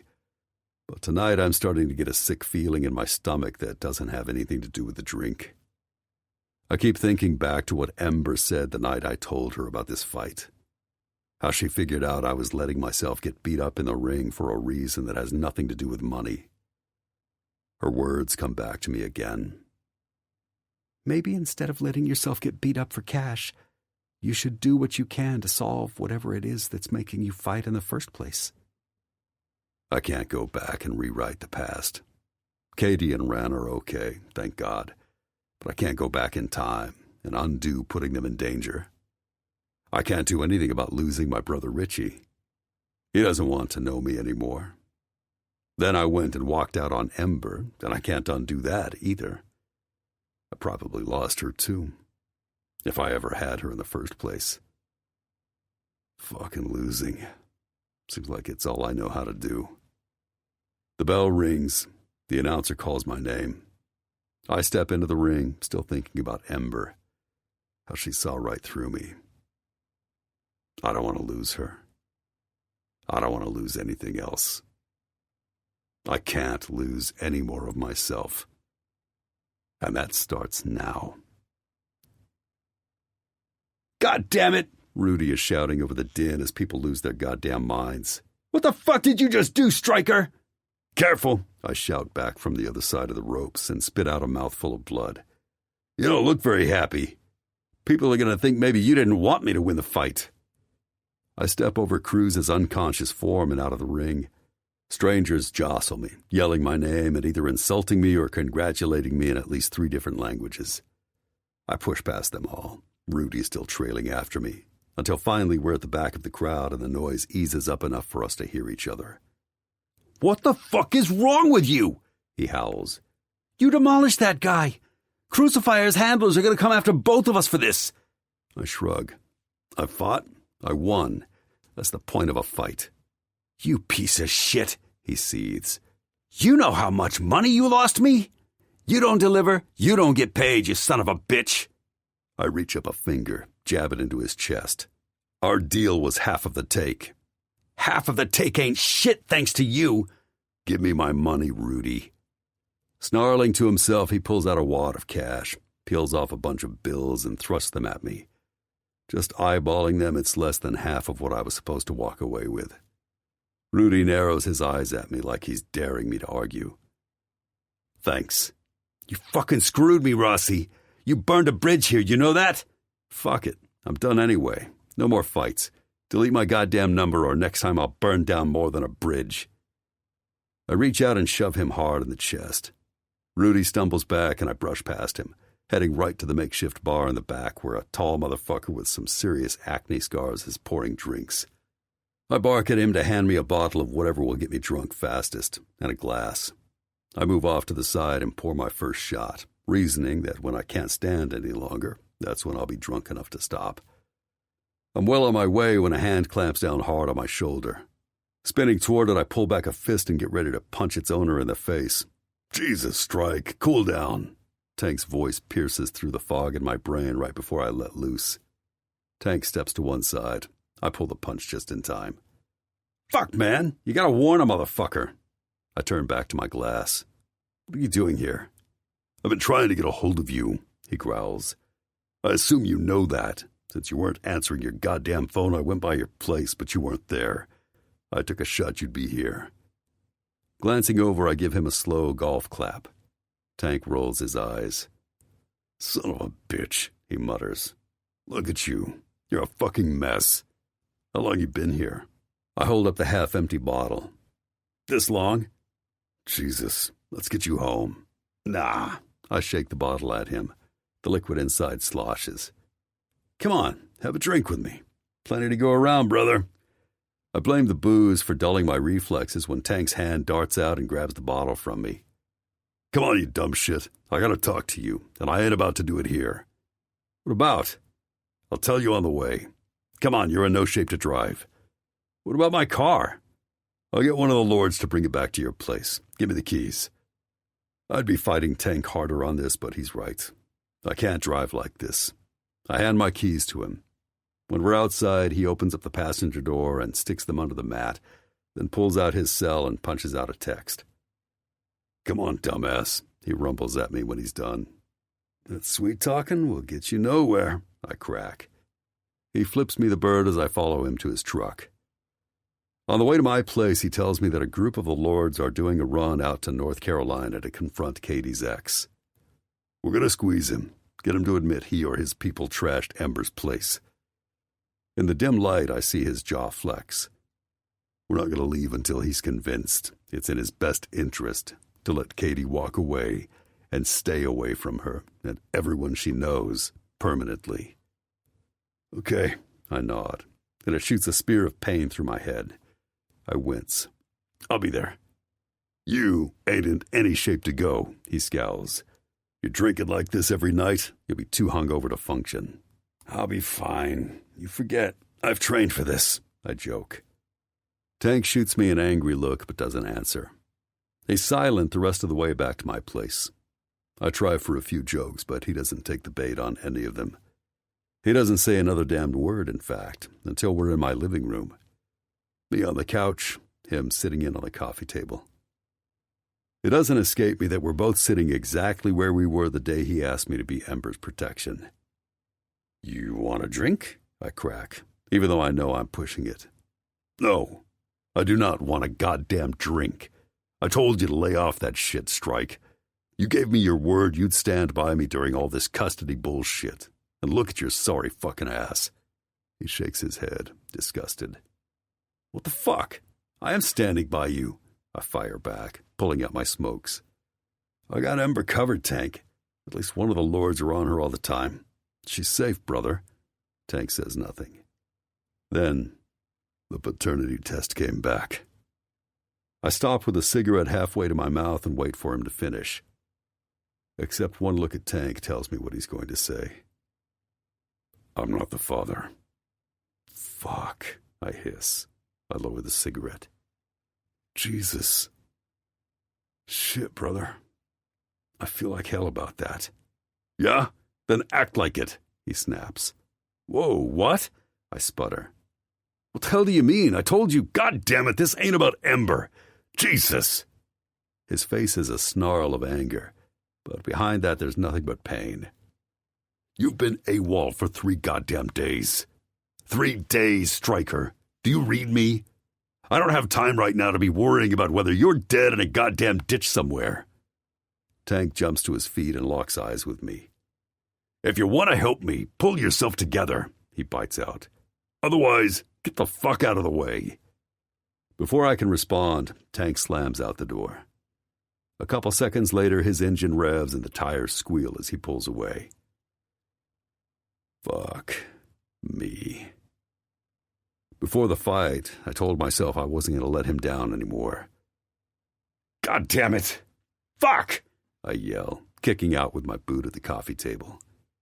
It goes crashing across the room into the wall, where one of the legs splinters off and goes flying. I grab an empty glass and throw that against the wall, too.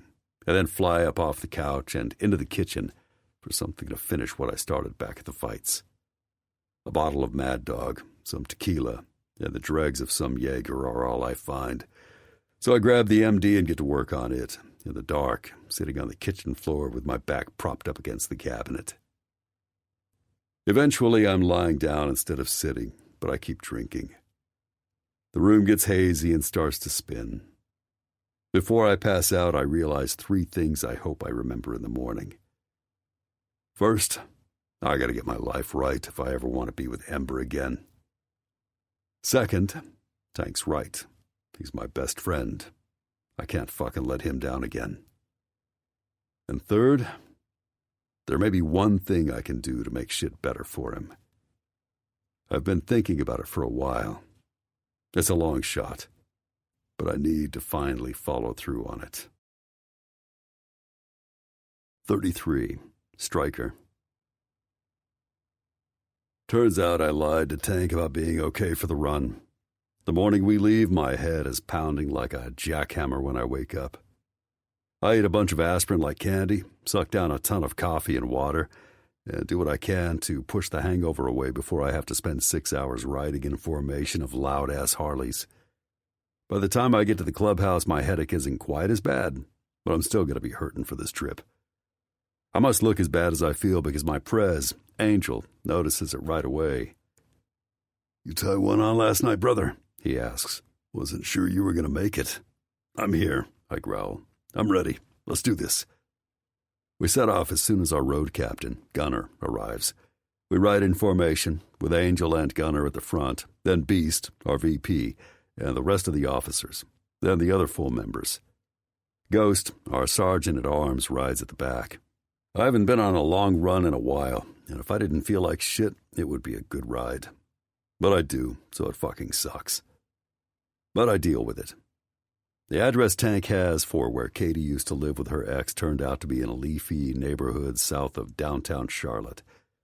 It reminds me of Ember's neighborhood a little bit, only richer and snobbier.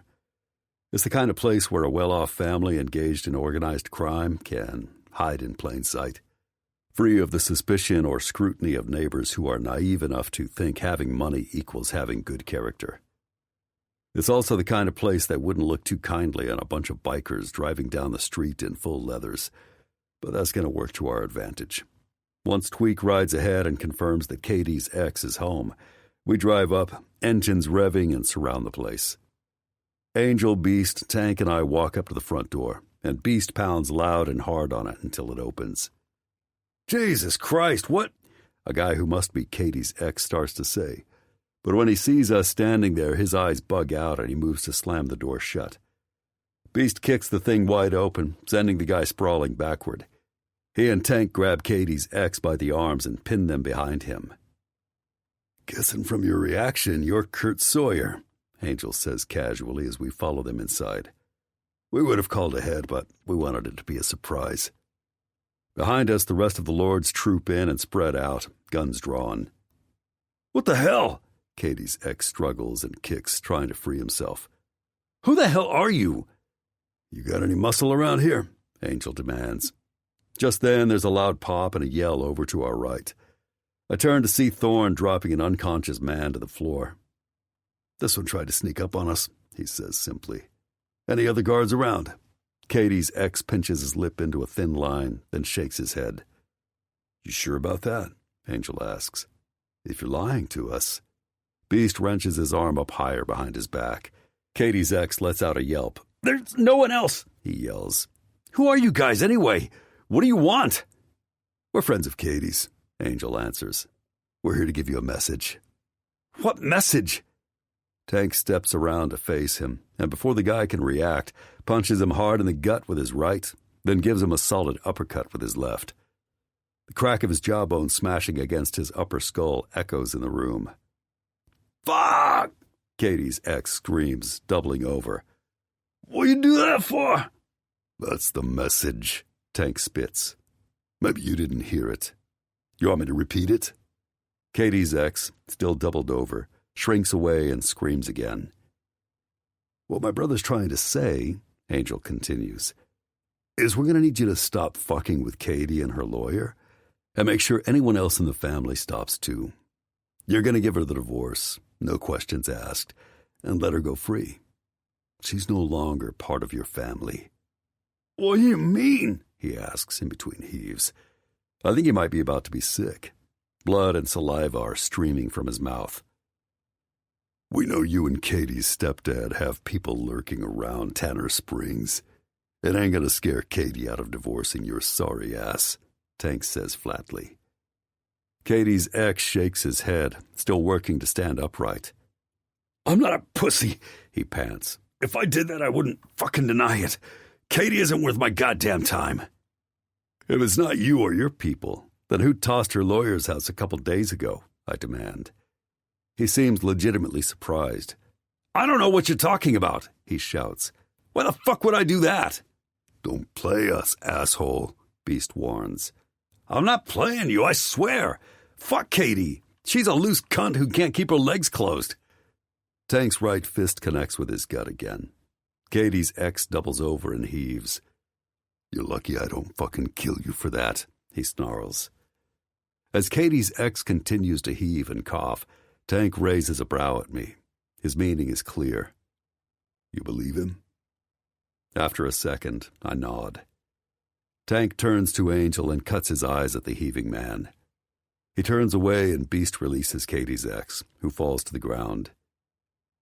Katie isn't going to have any more trouble with this divorce, Angel tells him. Is she? No! Fuck! He moans. Okay, we're done here. Angel signals to Thorne, who is still standing over the unconscious guard. Thorne checks to make sure he's going to be out for a while. Then, Angel gives a sharp whistle, our sign that it's time to leave. Probably just in time, too. A few of the neighbors have come outside to gawk from a distance, though they scurry back in pretty quick when we file out of the house. One by one, we straddle our bikes and hit the ignition. Angel and Gunner pull out, and we file in formation behind them. On the way back, we stop to fuel up. Me and Tank have a couple minutes to talk while we're waiting for the others. He's been avoiding me for the most part since tracking me down the night of the fight, but I guess he needs to talk right now more than he needs to still be pissed at me. Looks like Katie's ex got the message, he says, but he still seems preoccupied. You think he was telling the truth? I don't know. He looked pretty surprised, and he also looked too dumb to be that good of an actor. Yeah, Tank's face clears. There's only one problem, though, I continue. If he didn't trash Ember's place, then who the fuck did? They didn't take anything. They just fucked shit up. So it wasn't a burglary. Or if it was, they were the shittiest burglars on the planet. Has she had any more trouble? Tank asks. Any other weird shit go on over there? I don't think so. Tank eyes me. What do you mean you don't think so? I haven't talked to her in a few days. Tank rubs a hand over his face. Jesus, Strike. Did you fuck it up with her? I'm pissed that he goes there right away, and even more pissed that he's right. I'm going to talk to her, I counter. I just needed a few days to get drunk off your ass and generally act like a shit for brains, he glowers. I think about arguing. Yeah, I admit. Pretty much. But I'm gonna... A loud but muffled metal guitar riff interrupts me. Tank lifts a finger to stop me, pulls his phone out of his pocket and glances at it. Katie, he explains to me before answering. Yeah, babe, what's up? Tank listens for a few seconds, and I watch his face as it goes from neutral to confused, and then to something I can't read. Shit. You sure? Jesus. Okay. We're about to hit the road. I'll talk to you when I get home. He hangs up, shoves the phone back in his pocket, stares at me. Katie just got a call from Ember, he tells me. Jess OD'd. She's dead. 34. Ember. I hang up the phone, my conversation with Katie still ringing in my ears. Jessica overdosed. She's dead. Ren's mother is dead, and Tank isn't her biological father. Legally, Ren is in free fall. Tank's custody of her could be challenged now, at any point, by anyone, which means that if anyone finds out that Katie and Tank have no claim to her, she could end up in foster care with complete strangers. Or worse, she could end up with Jess's parents. The shock of the news is starting to wear off a little by now. It was the bartender in Reynoldsville who called me to tell me about Jessica's death, which he learned from one of the bar regulars who works in obituaries at the local paper. Apparently, it happened last week. I can't help but wonder if Jess's overdose is connected to the argument she had with Stryker the day we went to find her. The bartender told me the rumor is she didn't leave a note, so they didn't know whether her death was intentional. I'm guessing we'll never know. Suddenly, I feel exhausted. Exhausted by the weight of Jess's death. Exhausted by how Stryker and I are up in the air. Exhausted by everything that just seems so confusing and upside down, with no way to write it again. I should call Stryker and tell him about Jess. But I've only talked to him once, briefly, since the argument we had days ago, and I just don't have the energy for it right now. I tell myself that Tank will tell him, and maybe then Stryker will call me. Or not. Instead, I decide I'm going to give myself a break and take a long, hot bubble bath in my jacuzzi tub with a glass of wine. I go to the kitchen, pour the wine for myself into an insulated tumbler, and trudge up the stairs to start the water. When I get upstairs, my learned reflex is to glance out the bedroom window at the spot where normally Tank or one of the other lords is standing watch. I don't see anyone, but that doesn't mean no one's out there. I wonder who it is tonight. I wonder if it will ever be Stryker again.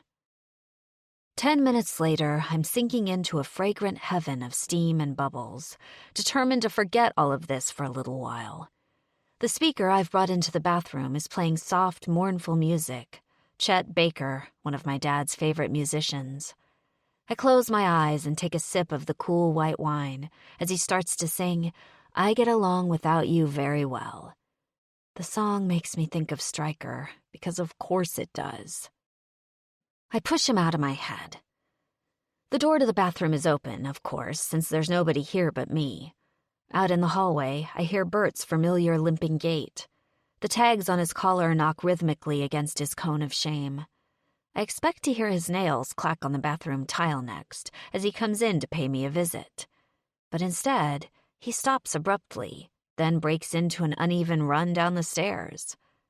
I crack my eyes open for a second, wondering what he's seen or heard down on the first floor that would get his attention. Probably the shadow of a bird flying past the front window. I let my eyes flutter shut again, the dulcet tones of Chet Baker singing of his broken heart lulling me back. The song ends, and I wait for the next one on the album to start. Instead, what I hear is a metallic click that at first I don't recognize. But when I do, it makes my blood turn to ice. "Hello, December," Mark says. My eyelids fly open. He's standing in the bedroom doorway, in dark jeans and a black long-sleeved mock turtleneck. In his right hand is a pistol, and it's pointed at me. A scream wrenches from my throat. I sit up in the tub so fast that water sloshes out of it. Frantically, I reach for the towel to cover myself. Mark chuckles, but the sound has no humor. It's bitter, like poison. "There's not much point in that, is there?" He indicates the towel. "Covering yourself from your husband? I've seen you naked 1,000 times, Ember." "What are you doing here?"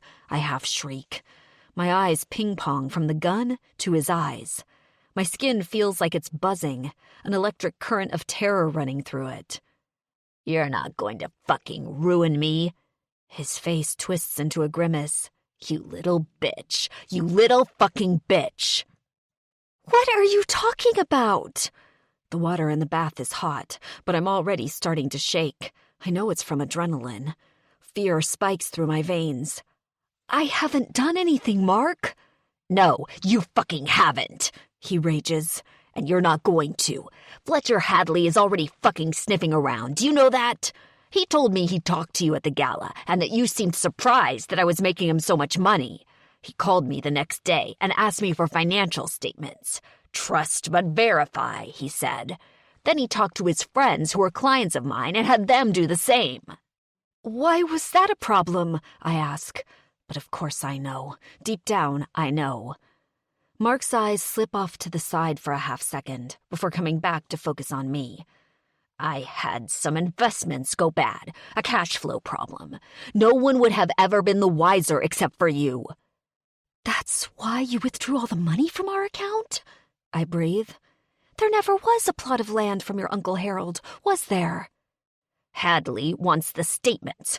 When he sees—" Mark falters, the gun in his hand straying from me for just a second. "Get out," he barks. "Get out of the fucking bath, now." "Mark?" "Now!" Trembling, I grab the edge of the tub with one hand, holding the towel over my body with the other to hide my nakedness. "I said I've seen you naked 1,000 times, he roars. "Don't pretend to be modest, you fucking bitch, when you're nothing but a cheating whore. You're still married to me, and you're spreading your fucking legs for that biker." I step out of the bath, but I don't drop the towel. Instead, I wrap it, still dripping, around myself. I want to tell him we're not married. He has no right to say these things. but he's so angry, I'm afraid he'll shoot me. "What's the plan here, Mark?" I say instead, trying to project a calm I don't feel at all. "You're gonna pay me back." His lips twist into a grimace. I risk a glance at him. "What do you mean? You've already taken money that was half mine." "You cost me everything," he seethes. His eyes are wild, bulging orbs. "It's your fucking fault, and I'm taking it back and then some." Mark backs out of the bathroom into the hall. With a pistol, he waves at me to do the same. I can't think of any other options, so I do as he says. I've reached the doorway to the bathroom when Bert comes up, wagging his tail. He gives a hopeful bark and plants himself in front of Mark, hoping to play. Wordlessly, Mark shifts his weight and lifts up his leg. He gives Bert a vicious kick in the chest that sends him toppling down the stairs with a wounded yelp. "Bert!" I cry. Reflexively, I take a step forward, but Mark twists toward me and brandishes the gun. "Stop!" he grits out. I glance over at the stairway, and I see Bert's head peeking up from the third or fourth step from the top. He looks so meek and afraid, and somehow that's what finally breaks me. A sob rips through me. "I'm so sorry, Bertie," I whisper at him, wishing with all my heart I could go wrap my arms around him. "You always were a soft idiot about those dogs," Mark says with disgust. "You never figured it out about Ernie, did you?" I stare at him, tears running down my face. "What do you mean?" And then, slowly, it dawns on me what he must mean. We got Bert and Ernie at the same time, but Ernie was always more my dog. He followed me around exclusively and somehow never seemed to really warm up to Mark. Ernie's death traumatized me for months. It was the day after a particularly bad fight with Mark. I was at the office in the afternoon, working late, and putting off returning home, when I got a call from him saying Ernie had been hit by a car. I rushed to the vet's office, but when I got there, they told me the internal damage was too great, and that we would have to put him down. No one ever came forward to admit responsibility for hitting Ernie. I always assumed it was a cowardly hit and run. It broke my heart to think that maybe if they had stopped and taken him to the vet immediately after the accident, he could have been saved. But now, I stare at my husband in that hallway, horrified. "It was you," I choke. "You killed him." "That night of our fight," he tells me, his mouth twisting into a leering grin. "You went to sleep in the guest room with Ernie beside you, instead of apologizing to me. Instead of ending the argument, you went with him." He waits a moment to let the full weight of his words sink in. "You chose a dog over me, Ember. A dog." "Oh my God," I breathe. "And Bert's leg?" he continues casually. "Yeah, that wasn't an accident." "You were the one who broke in that day?" I gasp. "Margot told me the biker was hanging around because they thought you were in danger for some dirtbags they knew." He clicks his tongue against his teeth. "You didn't have the sense not to take them on as clients, December. I thought maybe you'd have the sense to drop them once you saw you were in actual danger. But I guess you were too much of a slut to do that."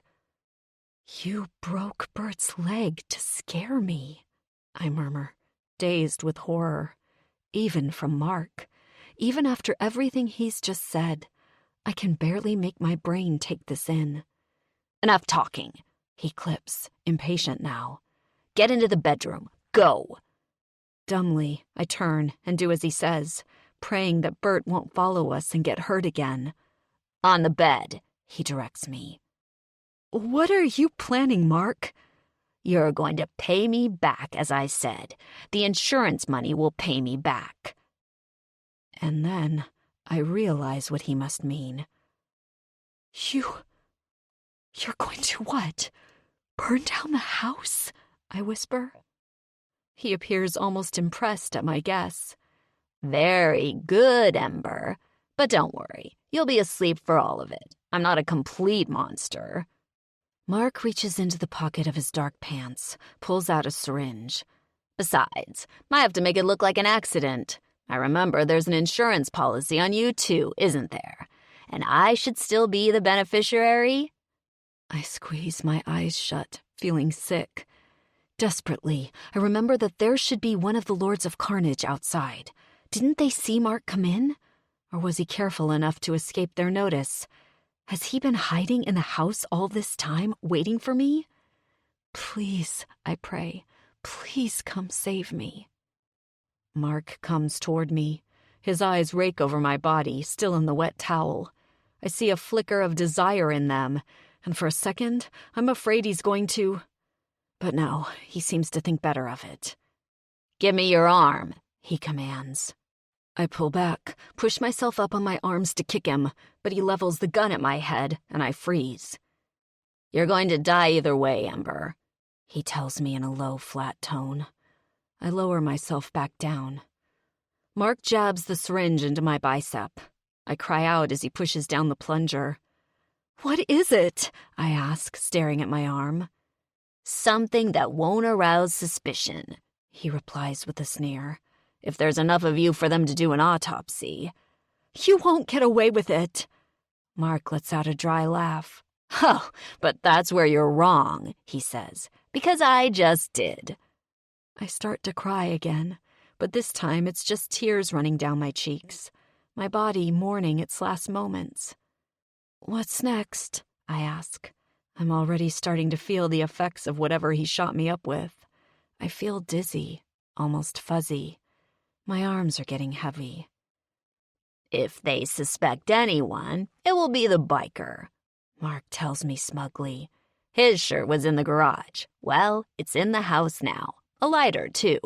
Logically, the police will look in that direction if there are any suspicions. Stryker, I croak, sounding impossibly weak. My eyelids droop, and I try to fight them off. Jude? Are any of them out there? Would they hear me even if I could shout? Mark stands at the foot of the bed, watching me. In the bedroom doorway, Bert's worried face is the last thing I see before my eyes close. 35. Stryker. As the Lords head back to Tanner Springs, I'm thankful as hell that we're riding in formation, because I'm having one hell of a time thinking straight. What does it mean for Tank and Katie that Jess is dead? What does it mean for Ren? And why didn't Ember text me about it? That last question has a pretty damn obvious answer. God damn it. I haven't talked to her in... shit, I don't even know how many days. She probably thinks I'm done with her. She's probably mad at me. Fuck. She probably should be mad at me. I blew up at her for no reason. She was just trying to do her job, just trying to think of the best-case scenarios for Ren. I brought my own shit into that. I should have apologized to her by now. Apologize. Have I ever apologized to anyone? For any reason? If so, I don't remember it. Ember's face appears in my mind as I remember what she said about her ex and those fucking flowers he'd give her. Whenever we got into a fight, he always managed to bring up the flowers. Don't I do enough to show you I love you? He'd ask. Don't I bring you flowers every week? As though that meant he never did anything that he should excuse himself for. I realized toward the end of our marriage that I had never actually heard him utter the words, I'm sorry. Shit. I don't want to be that guy. The guy who thinks he's too tough to apologize. Ember deserves better than that. The hum of the road beneath my tires thrums like a bass note, accentuating my spinning thoughts as I make my way closer to her. By the time we're 10 miles from Tanner Springs, I've realized something I should have figured out a while ago. I'm in love with her. That should scare the shit out of me, and it does, kinda. But it also lifts a weight off me, because I want to be the guy who does better for her, the guy who is better for her. And fuck it, that starts now. It's time for me to stop fucking up and start stepping up. As we get into town, I signal to Tank that I'm going to peel off from the formation. He gives me a chin lift, and I take the next light and turn toward the area of town where Ember lives. On the way, I think about what I'm going to say to her, feeling like a jackass, but knowing it's the right thing to do. 2 blocks away from her house, I start to worry that maybe she ain't there. Maybe I should have called ahead first. But no, I'm going to do this now. Even if I have to sit outside on her fucking front step and wait for her to get home. I pull into her street and drive to the spot across from her house where one of the lords should be standing guard. No one. I glance up and down the street, looking for a bike or a car I'd recognize. Nope. What the fuck? I growl. I cut the engine and hop off the bike, covering the distance to Ember's front door in seconds. It's dark out, and I notice right away that through the window I can see flickering light. Does Ember have the fireplace going? I knock on the door. No answer. I pound louder. Nothing. Grabbing my phone from my pocket, I send her a quick text. Ember, I'm outside. I need to talk to you. While I'm waiting for her to answer, I pound on the door again. Ember! I shout. Open the door! The rumble of an engine in the distance makes me run toward it. The headlamp of a motorcycle comes closer. It's Jude. I wait as he parks the bike and lopes up to join me. Hey, I grunt. Where the fuck have you been? What do you mean? His brow wrinkles. I'm here for my shift. Who was supposed to be here before you? Dunno. They weren't here? Nope. I gesture toward the door, and I can't get Ember to open up. You sure she's in there? He asks. I'd guess so. I nod toward the front window. Looks like she's got a fire in the fireplace. Huh. Yeah, I can smell a fire from here, Jude agrees. Hey, Bert's in there barking. You hear that? He's right. Bert is barking. But it's funny, it doesn't sound quite right. His bark is higher than usual, almost frantic. Shit. I look at Jude. I think something's wrong. I try the doorknob. It's locked. Stand back, I tell him. Jude does what I say. I step back, anchor myself with my standing foot, then drive my heel into the door. It's old and solid, but I feel a little give. I kick again, then again. The wood starts to splinter. On the 4th try, it gives way. I burst inside, Jude behind me. The first thing I see is the smoky haze. The second is Bert, running back and forth up and down the stairs, yelping. Get him out of here, I yell at Jude. I sprint up the stairs and get to the top just as Ember staggers out of her bedroom, naked. She's coughing and wheezing, dragging a bedsheet behind her. Ember! I run to her. Blearily, she peers through half-closed eyelids as she continues to cough. I scoop her up, grabbing the bedsheet too, and carry her limp body down the stairs. Eyes stinging, I see now that the flickering light is flames engulfing the kitchen and the entire back of the house. I carry Ember outside all the way out past the sidewalk to the boulevard and set her down on the grass. I help her drape the sheet around her to cover her nakedness, then take off my leather cut and put it around her so she won't be cold. Jesus, the entire place is going to go up, Jude declares. If we'd been a few minutes later. Ember is still coughing.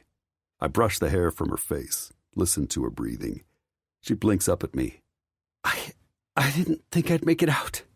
You can thank Bert, I tell her. His barking is what made me realize there was something wrong. Ember's coughing quiets, and she sucks in a great, shaky lungful of air. Oh, thank God, she exhales. She takes another slow, careful breath and lets it out, looking around her. Suddenly, she freezes. Why is that there? She pants. I follow her eyes to a Beamer that's parked a couple houses down. It's the only car on that side of the street at this hour. It's familiar, but it takes me a second to place it. Then I realize whose it is. Was he here? I ask. Ember's eyes widen in fear. Stryker, I think he's still inside the house. Jude is standing behind Stryker. There's someone still in there? He asks in alarm. Ember starts to talk, but she's interrupted by a coughing fit. Once she gets control of herself, she wheezes. Yes, my Husband. Jude doesn't wait to hear the rest. Without a word, he takes off, sprinting toward the house. No, Ember chokes weakly. Jude! Jude! I yell after him, my voice booming across the yard. But he either doesn't hear me or isn't listening. Before I can stop him, Jude crashes through the door of the burning house and disappears inside. 36. Ember. Is she coming around? The voices come to me as though they're filtered through cotton, fuzzy and indistinct. At first, I can't tell how many of them there are, or who they are. But then, I hear the low rumble that's become as familiar to me as my own heartbeat. "I think so," he says. "Her eyelids are fluttering." Stryker. I try to open my eyes, but the bright light sends a spear of pain through my head. I squeeze my eyelids shut and turn away from it, moaning. "Hey, Tank, can you shut those blinds? I think the sunlight is bothering her." A second later, instant bliss as the light dims. I brace myself and try again. This time it works. I squint through the fuzz in my brain and look up to see Stryker's face staring down at me, drawn and haggard like he hasn't slept. Then I remember where I am and what brought me here. "What time is it?" I croak.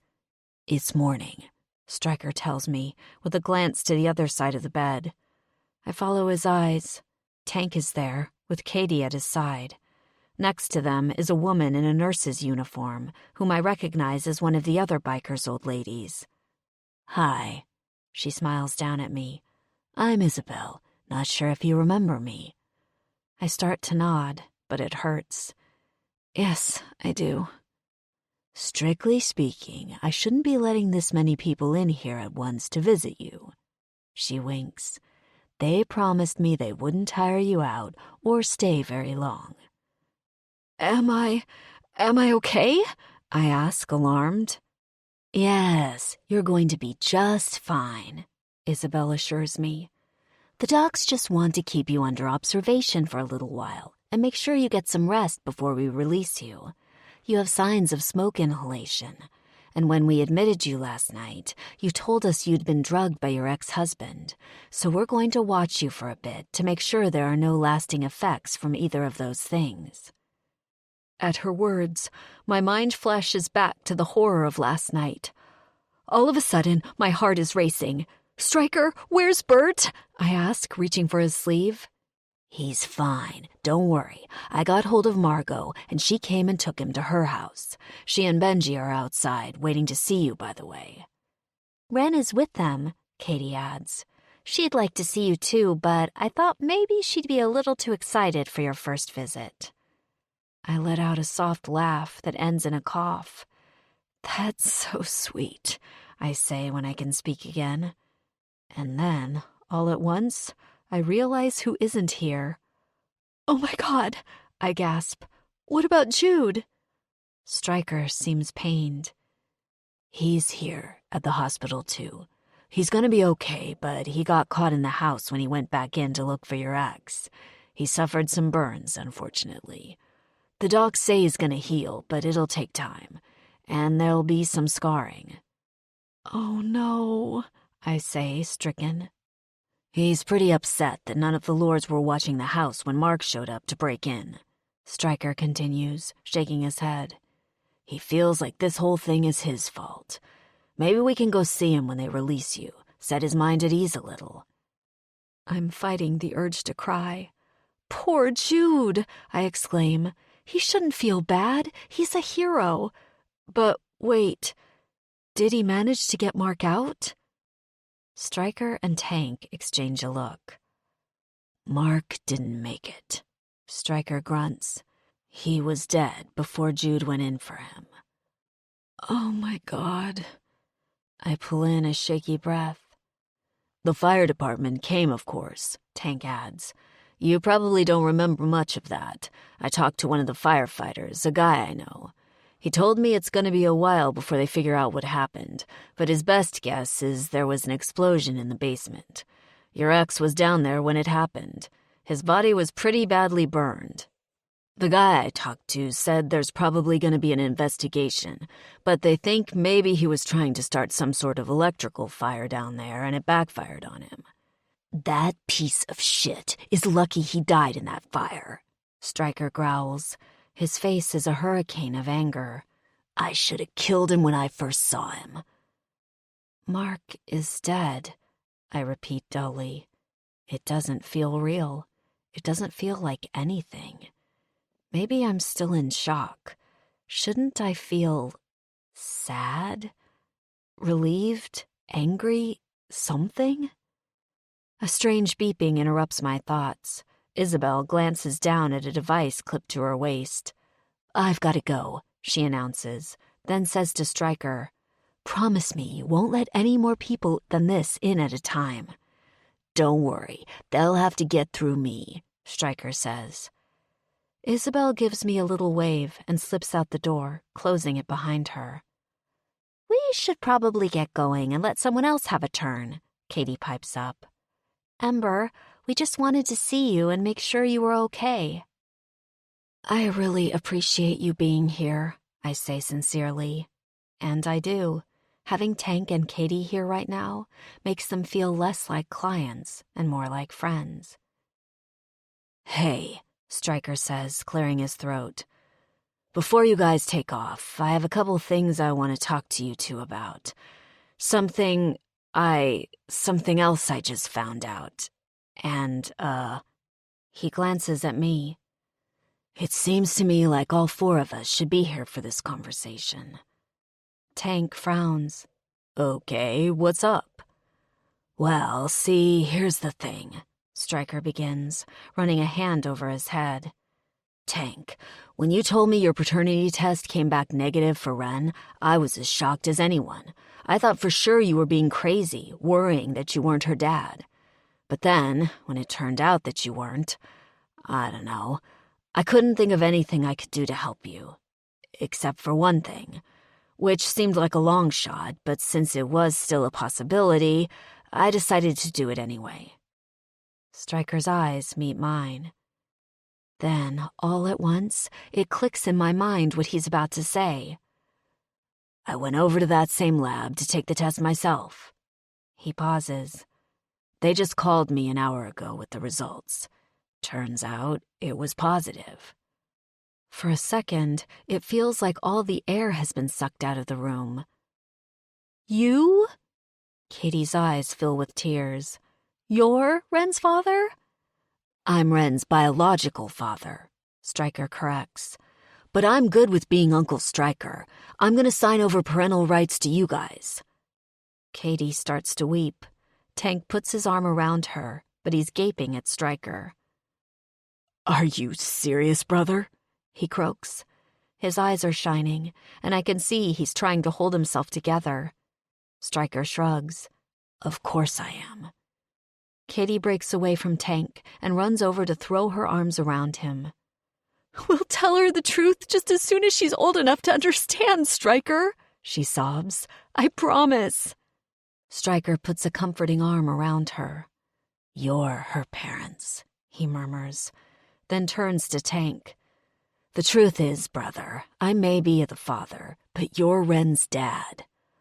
Holy shit, Tank says, his voice breaking. He goes over to Stryker as well and gives him a tight hug, clapping him on the back. Thank you, brother. They stay like that for a moment, and then Stryker hands a still weeping Katie off to Tank. I better get her home, Tank croaks, then clears his throat. Thanks again, brother. You tell Bird hello from her Uncle Stryker, Stryker says. And could you do me a favor? When you go out there, tell everyone else not to come in just yet. I'll go out and get the next visitors in a little bit. He turns to me. I need to talk to Ember for a minute first. Tank leads Katie away. Stryker waits until the door closes behind them, then comes over and sits beside me on the bed. That was a good thing you did, I sniffle, wiping at my eyes. It was the right thing, he corrects. How you feeling? I let out a breath. Exhausted, overwhelmed, maybe in shock a little bit. I can't believe Mark is dead, I say, shaking my head. It's just so awful, surreal. I raise my hand to my mouth. Oh God, does Margot know yet? Stryker grunts a yes. I told her when I called her to take Bert. Oh, of course. I swallow. How was she? Shocked, but fine. She was really glad to know you were okay. I wonder if she's called his parents yet, I fret. Should I be doing that? Technically, I'm still his wife. Shh. Stryker brings a finger to my lips. You don't need to worry about any of that right now. I'll talk to Margot and ask her if she'll call them, if she hasn't already. Okay. Sighing, I lean back against the pillows and glance at the door, then at him. So, what did you want to talk to me about? Stryker locks eyes with me. For a second, he doesn't say anything, just takes my hand. He clears his throat. First, I need to apologize to you, Ember, he says. For the fight we had, I was out of line, and I knew it at the time. Now, it's my turn to be near tears. Thank you, I say hoarsely. You don't need to thank me, babe, Stryker replies. I was too damn pig-headed to say it to you at the time, or even to myself. That's something I'm gonna work on, though. He hesitates.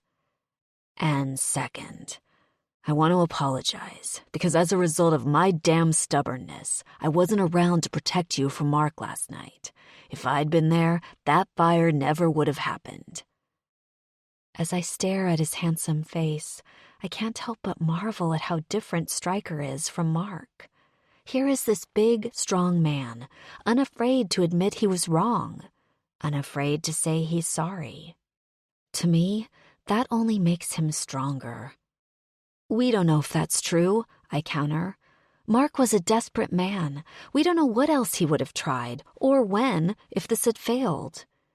Still, the fact is I wasn't there, Stryker says gruffly. The one thing I was supposed to be doing during all of this was protecting you. My stomach drops a little at his words. Tank asked you to protect me from Katie's ex, I mumble, pushing away my disappointment. You thought you were protecting me from the Lord's mess.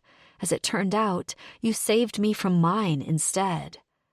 I'm not talking about what Tank asked me to do, he says. I'm talking about us. I look up at him. Us? Yeah. He moves closer. At least, I hope there's an us.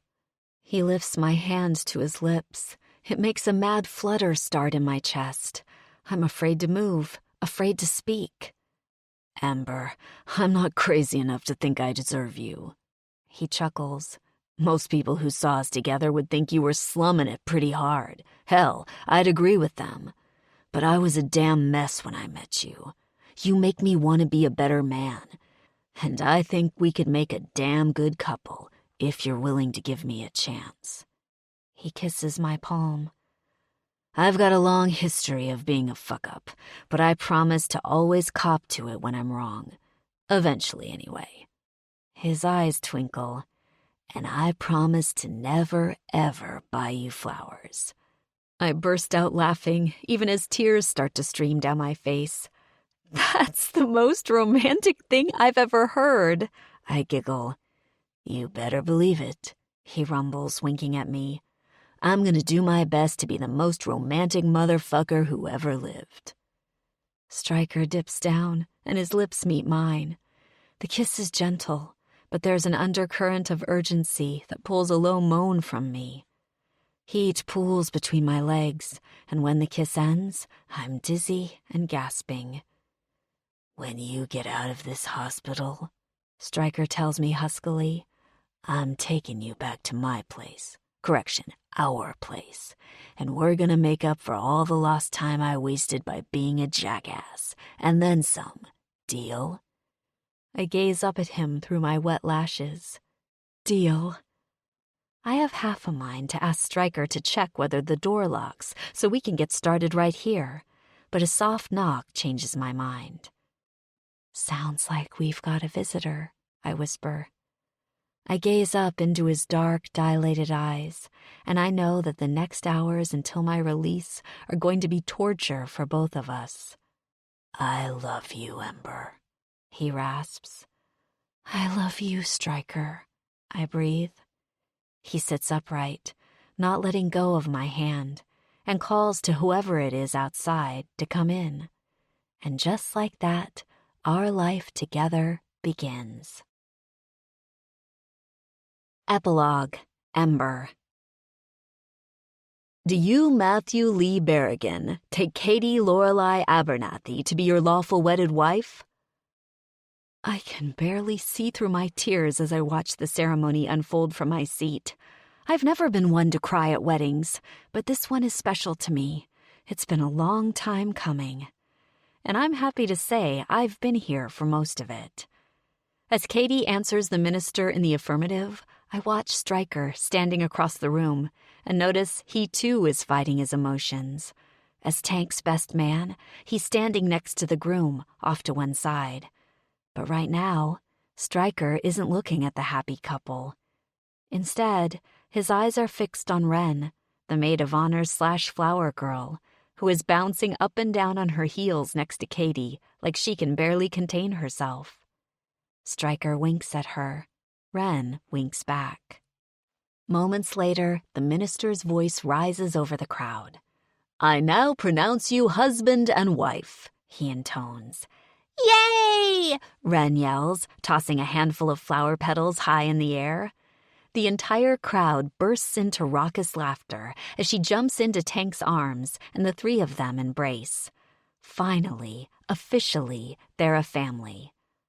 Katie's adoption of Wren isn't finalized yet, but that's pretty much a technicality at this point. Their hearing in front of the judge is in 2 weeks, and I have every reason to believe it will all go smoothly. And even though Katie is already Wren's mom in all the ways that count, I know she'll be relieved when it's finally all settled. Wren hops down from Tank's arms after a moment and solemnly takes the hand of the best man, just as they've practiced. Together, Stryker and Wren follow Katie and Tank back down the aisle as we all whistle, shout, and clap our approval. After that, the front row stands, with Katie's Uncle Daniel, who gave her away, going first. He's accompanied by Trey, his boyfriend from the nursing home. Next to me, Margot leans in to be heard above the din. "Those two have a world of love surrounding them," she says. "It gives you faith, doesn't it?" "It sure does," I smile back at her.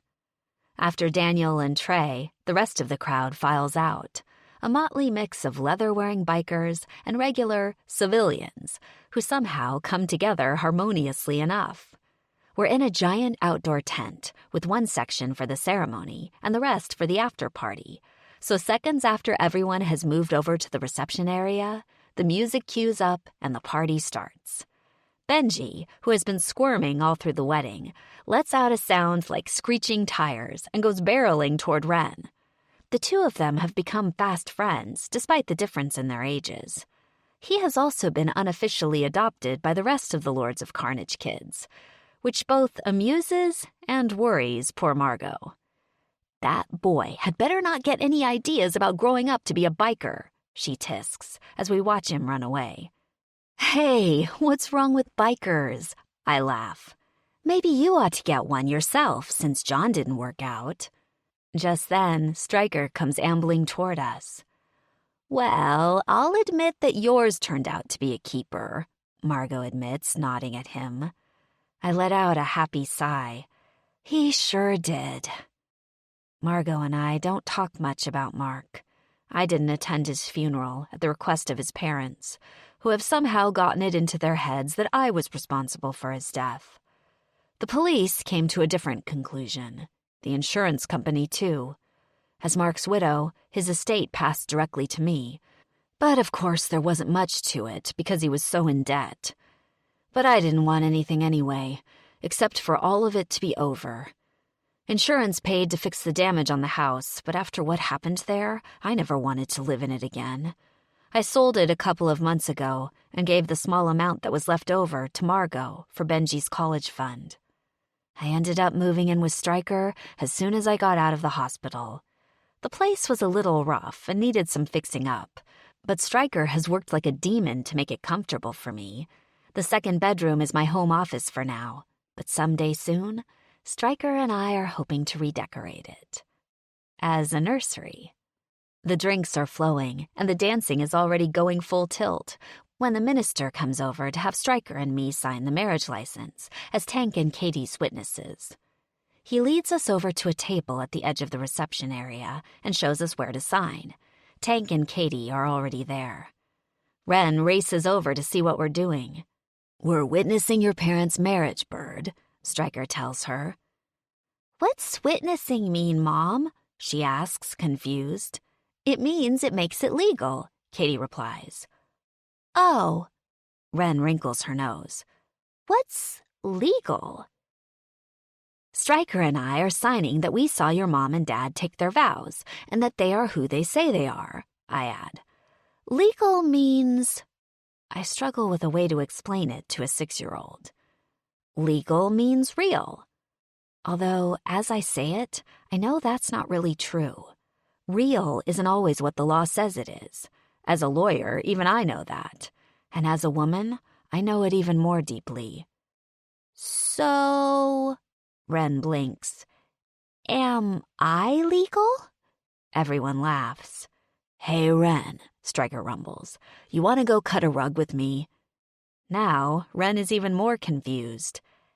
"There's no rugs, Uncle Stryker," she protests.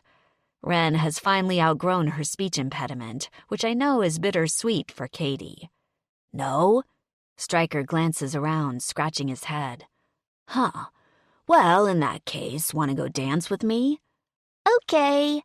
Ren trots over to Stryker, who bows down with a flourish and offers Ren his hand. She giggles and accepts it. Katie, Tank, the minister, and I watch them make their way over to the dance floor.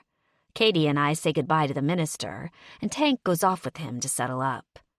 "How does it feel being married?" I ask Katie. She beams. "Like a long damn time coming, to be honest. So, when are you and Stryker planning on tying the knot?" "Oh, we'll get to it pretty soon," I reply. "Stryker hasn't formally proposed, but we've been talking about it a lot. Hell, we may just end up going down to the courthouse someday and doing the deed like that."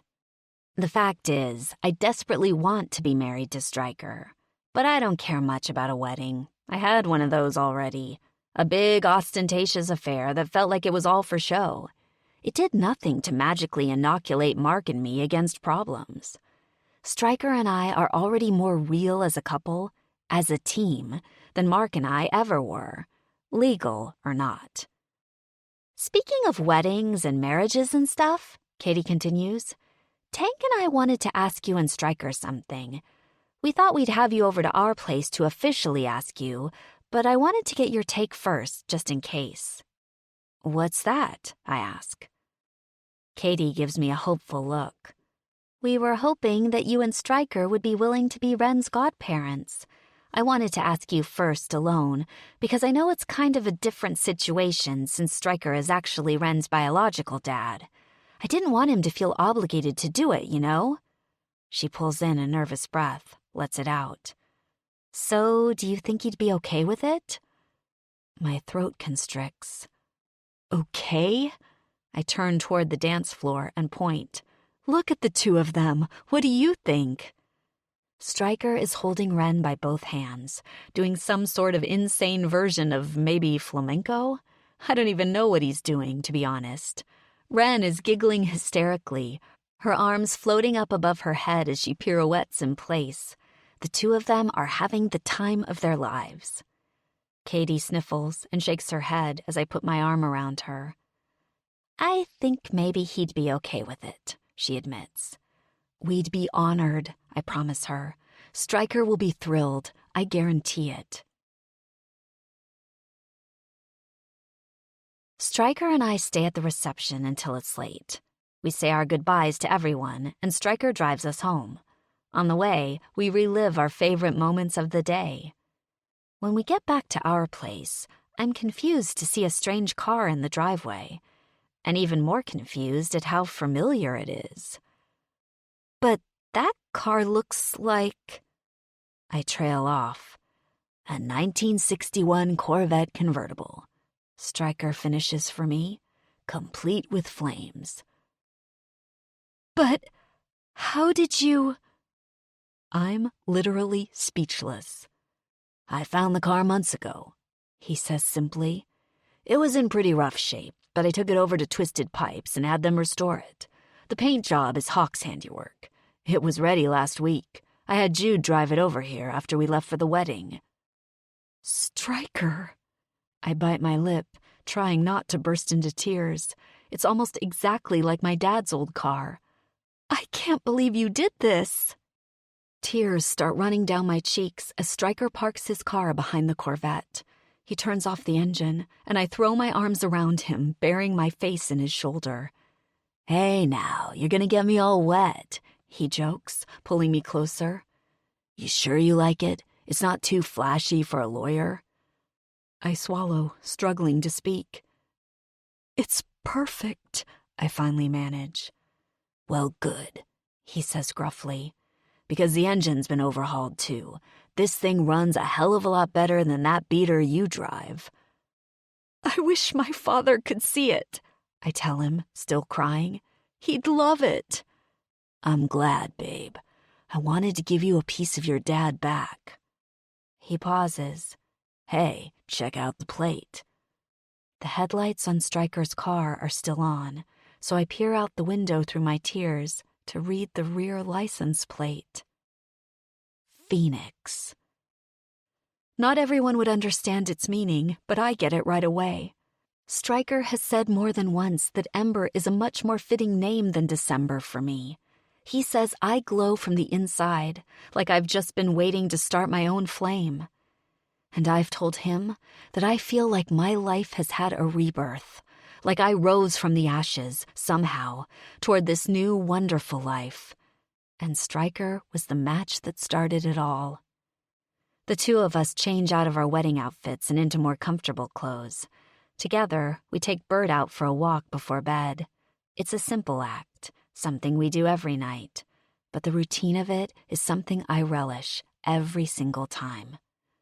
Under a moonlit sky, Stryker kisses me.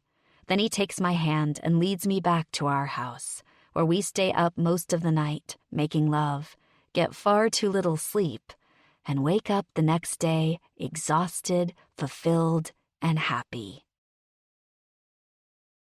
This concludes Stryker by Daphne Loveling. Narrated by Gillian Macy and Troy Duran. Copyright 2020 by Daphne Loveling. This unabridged audiobook is published by arrangement with Daphne Loveling and was produced in the year 2022 by Tantor Media Incorporated, a division of Recorded Books, which holds the copyright thereto. Please visit tantor.com for more information on our growing library of unabridged audiobooks.